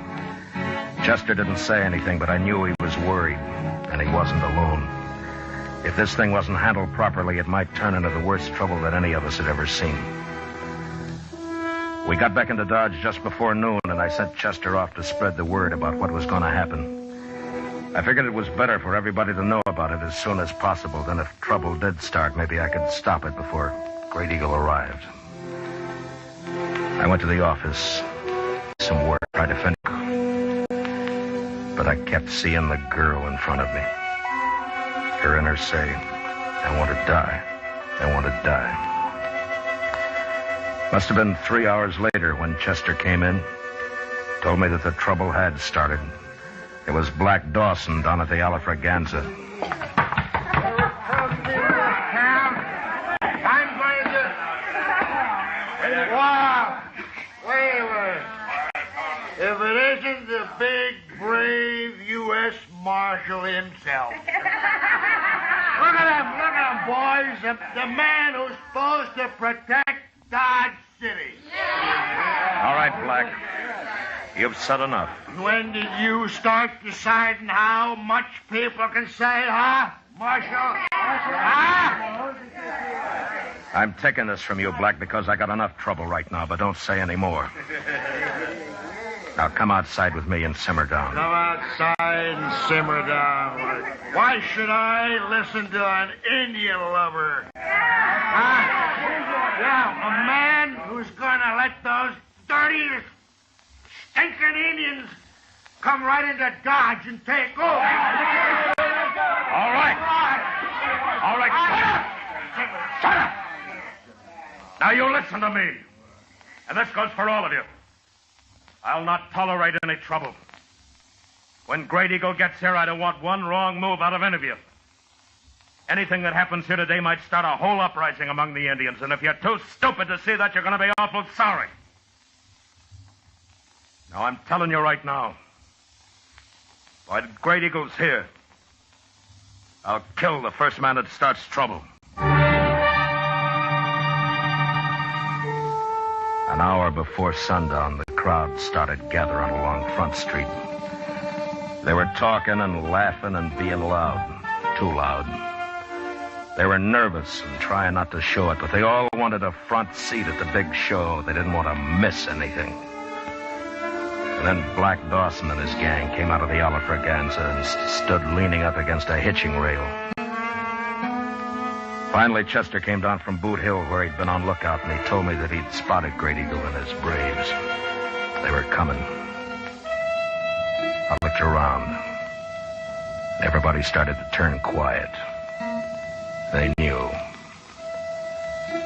I told Chester to keep an eye on Dawson, and I started down the street.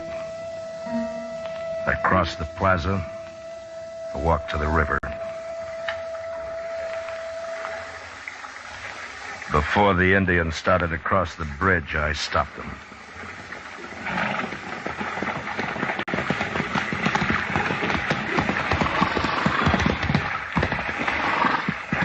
Great Eagle, I can't let you bring all your braves in.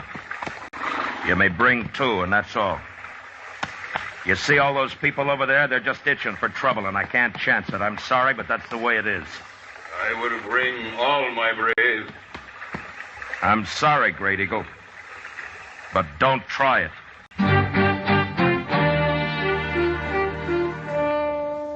I turned and walked back into the plaza and stopped in front of Doc's office and stood, waiting.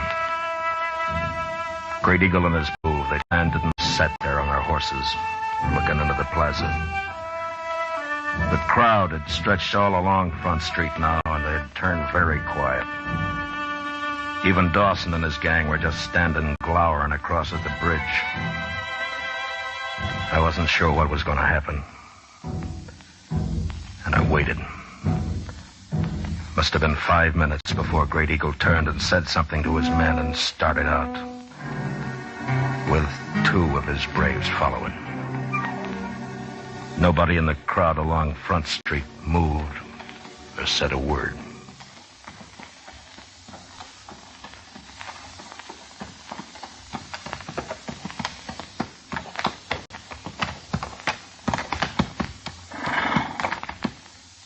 Where is she?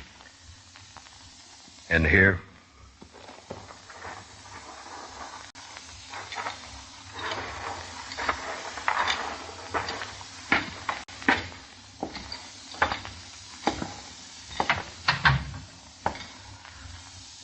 She's in there. I want to talk. Come in with me.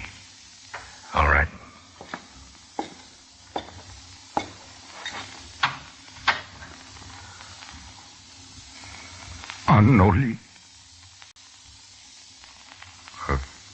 Her name means beautiful child. Is she not beautiful? Yes. She is, Great Eagle. Matt Dillon, I have done something today I have never before done. I have always thought myself a man of honor. But today I spoke a lie. To you. To me? Yes. I know of what happened to my daughter. I must tell you to regain at least part of my self-respect. All of it I can never regain. Many moons ago, my daughter disappeared. We searched for a long time, not knowing what had happened to her. 4 days ago, she came back. She told me of her marriage to a white man and how she was with child. How she had met this man on the prairie and had fallen in love with him. Of how they had gone to Hayes City. Of the great love they had for each other. And she told me of the slow change that came over him. When his fellow men began to laugh at him and with derision call him Squaw Man. And how the white man is ashamed of the Indian. The white man has great pride. She told me how he turned her away, go back, told her to her own people where she belonged. Great Eagle, I'm very sorry. Moment at that I was with great anger and pride.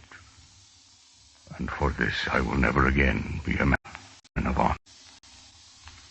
I told her to go back and live with the white people in shame. That she was no longer an Indian. The Innu is a proud people. I am responsible for her death. I turned away from her. You may do what punishment you like with me. I killed my daughter.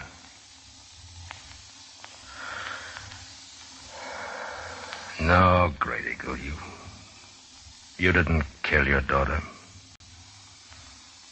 She died because of pride. Yours and the white man's. As to your punishment, I think you're getting it right now. Now take her and go.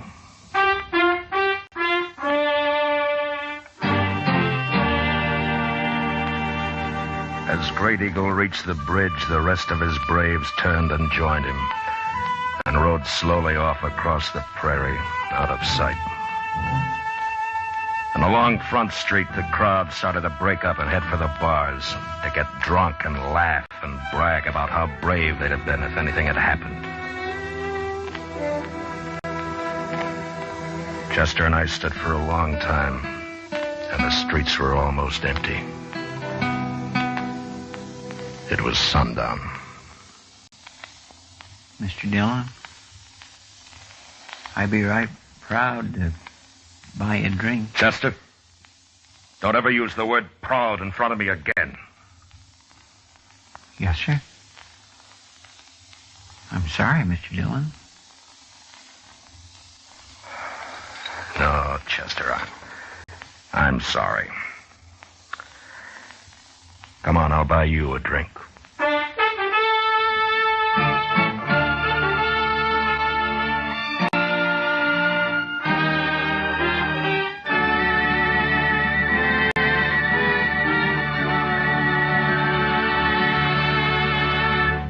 Gunsmoke, under the direction of Norman MacDonald, stars William Conrad as Matt Dillon, U.S. Marshal. Tonight's story was written for Gunsmoke by William Conrad, with music composed and conducted by Rex Corey. Featured in the cast were John McIntyre as Great Eagle, with Michael Ann Barrett, Lawrence Dobkin, and John Daner. Parley Bear as Chester, Georgia Ellis as Kitty, and Howard McNear is Doc. Join us again next week as Matt Dillon, U.S. Marshal, fights to bring order on law and the wild violence of the West in Gunsmoke.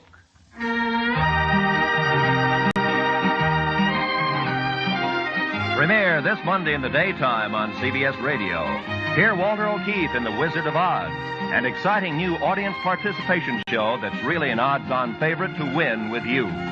By all odds, hear The Wizard of Oz Monday through Friday on most of these same CBS radio stations. This is Roy Rowan speaking, and remember, the comedy treat that can't be beat is Jack Benny Time on the CBS Radio Network.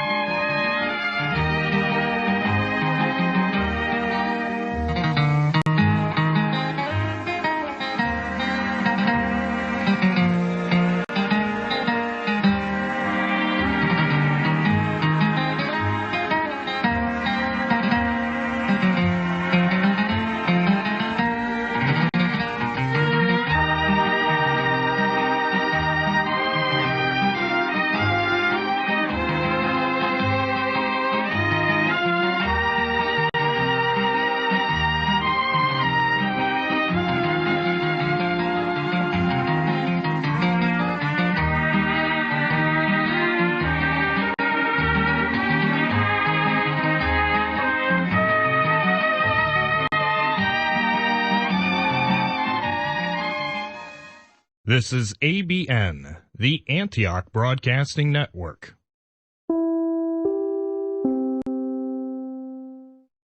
You've just heard an episode of Gunsmoke, which originally aired Saturday, June 6th, 1953, 68 years ago today. Here's an episode of Have Gun Will Travel, which originally aired Sunday, June 5th, 1960.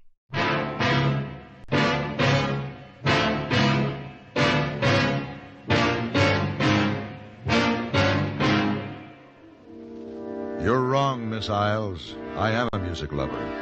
But we're not on a Sunday picnic. There are killers loose in this area. And we have to take every precaution.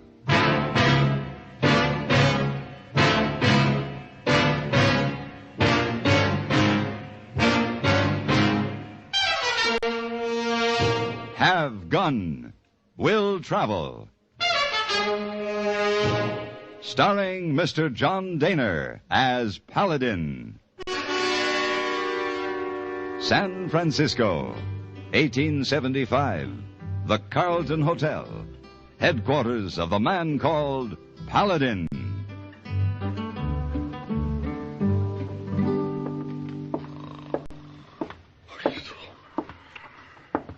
Hey, boy. Hey, boy.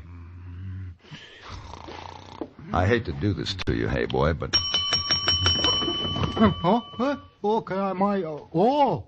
Isa. You room? I have a room, thank you. Isa. Mr. Paladin. Hey, boy, just close eyes at midnight for catnap. At midnight? Some catnap. It's now 5 o'clock in the morning. 5 o'clock? What are you doing on the desk? Night clerk gets sick, hey, boy, take over. Hey, Mr. Paladin, why you have suitcase? You leave town? Yes, I'm taking the early stage, hey, boy. Oh, you get nice job? Well, Mr. Alonso of the New World Music Company has asked me to find 2 friends of his who are missing in Arizona. Yeah, plenty room in Arizona territory to get lost. I know, hey, boy, but these people should be easy to find. Professor Oscar Isles and his niece, they sell harmoniums. Huh? I don't imagine they've passed unnoticed. Harmoniums? Well, what's that? There's a parlor organ, hey, boy. It plays music. You've seen them. Yes, sir. Oh, by the way, I have 2 tickets to the opera tomorrow night, but I won't be able to make it. Here, why don't you take Miss Wong? Oh, thank you, Mr. Paladin. Hey, boy, always want to see opera. What is opera like? Well, it's somewhat like a play with music. Oh, many dancing girls? No. I'm afraid not. Not in this one, anyway. Oh. But I understand the soprano carries enough weight to make up for several dancing girls. Oh, then, hey, boy, what's soprano? I'm afraid you'll have to, hey, boy. You can't miss her.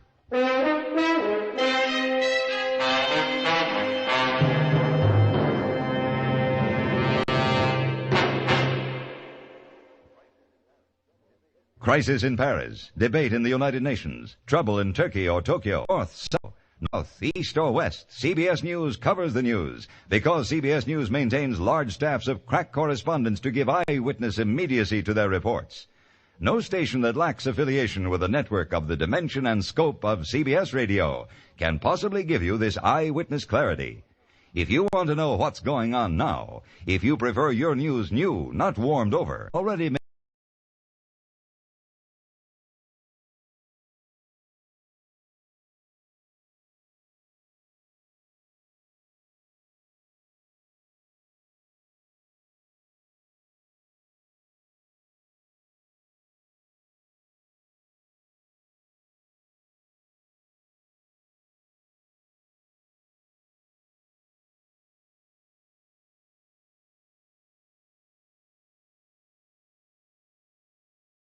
My journey to Arizona was the seat of the stagecoach. At the end of the line, the saddle of the horse I rented felt soft in comparison. Professor Oscar Isles and his niece Elsa were well remembered at places where they had given concerts displaying the New World harmonium. Their trail led into rugged country, and late one afternoon I looked down into a valley and saw a wagon careening along a rough road. Unmistakably, it was the professor and his niece, and they were having considerable trouble. A group of riders were following the wagon, and the old man was firing a rifle at them. The young woman beside him fought to control the spooked horses. They had to be stopped before the wagon overturned. I rode down to help them. Help! Help! Hang on to the reins. Una, steady there.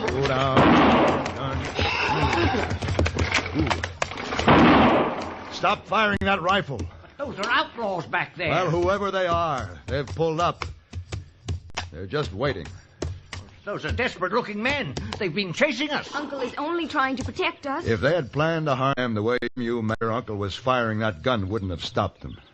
Just wait and see what they have on their minds. Uncle, one of them is riding toward us. Now, don't worry, my dear. I have him in my sights. Which is about the safest place for him to be. Now, just put the gun down. Howdy. Can I talk with you? I'm a U.S. Marshal. Ride on up, Marshal. He looks like a criminal to me. Looks don't always make the law, man. My name is Paladin, Marshal. Well, I'm John Bone. I didn't mean to stampede these folks, Paladin. Only wanted to tell them something. We saw you. You were chasing us. No, ma'am. Just waiting for the gent here to run out of ammunition or the horses to run out of steam. Me and my men were... Those are your men? Those savages? Indian scouts. They're about the finest trackers you can get. Let the Marshal talk. Thank you, Paladin.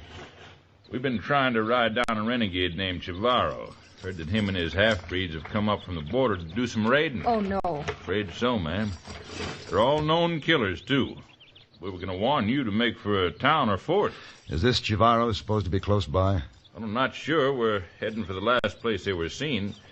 Maybe we can trail them from there, but it's getting kind of late in the day. Guess we'll have to make camp. You mind if we camp with you? Then I'll escort these folk to the nearest settlement tomorrow. Glad to have you, Paladin. I'll tell my men. Professor Isles, we can make camp here if you don't mind. Did you call me Professor Isles? I did. And you are Miss Elsa, his niece, right? Yes, but... Well, how did you know? Mr. Alonso in San Francisco was worried about you. You're long overdue, so he sent me to find you. Not really. Where have you been? Well, we kept getting lost and having to start over. Uncle Oscar, I told you we should have written. But I wanted to surprise dear Alonzo. Well, we better make camp. Those savages, are they really going to be with us? They are, for the night. And you should be mighty grateful. Well, I doubt if I'll be able to sleep with them camped with us. Well, let me tell you, Professor, I wouldn't be able to sleep without them. Now that I know Chavarro and his renegades are nearby.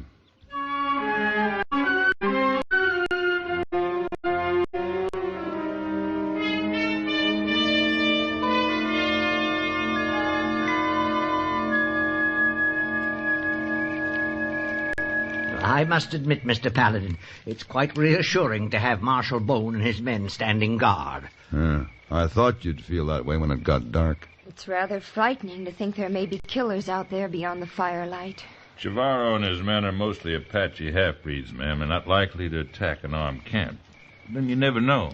Well, it's much too gloomy around here. Uncle Oscar, what we need is some music. Why, Elsa, my dear, it's a splendid idea. You can play for these gentlemen to express our thanks. Come, I shall lower the tailgate. I'm sure Mr. Paladin is a music lover. I shall dedicate my concert to him. What are they talking about, Paladin? We are about to be favored by Miss Elsa Isles at the harmonium. Come on, Marshal. I ain't heard the harmonium since I was in church last. That's longer than I care to think about. Oh, and now, gentlemen, I take pleasure in presenting my lovely niece, Miss Elsa Isles, in concert at the compact but mighty splendid mule of this world harmonium. Ready, Elsa, dear? All ready, Uncle. Any requests, Mr. Paladin? Oh, just something soft and gentle, Miss Isles. I shall do my best. Just for you, Mr. Paladin.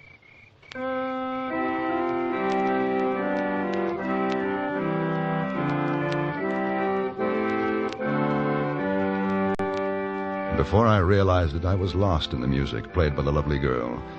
Her beauty and the music of the little harmonium was an unusual contrast to the rugged wilderness and the black night. I wasn't the only one absorbed in sound by the sound. Marshal Bowen seemed hypnotized, and his men moved closer, gazing intently at the girl. They were entranced by the strange music. Even the ones on guard turned their backs to the night and wandered toward the wagon. This would never do. I was about to stop her when she finished her first selection.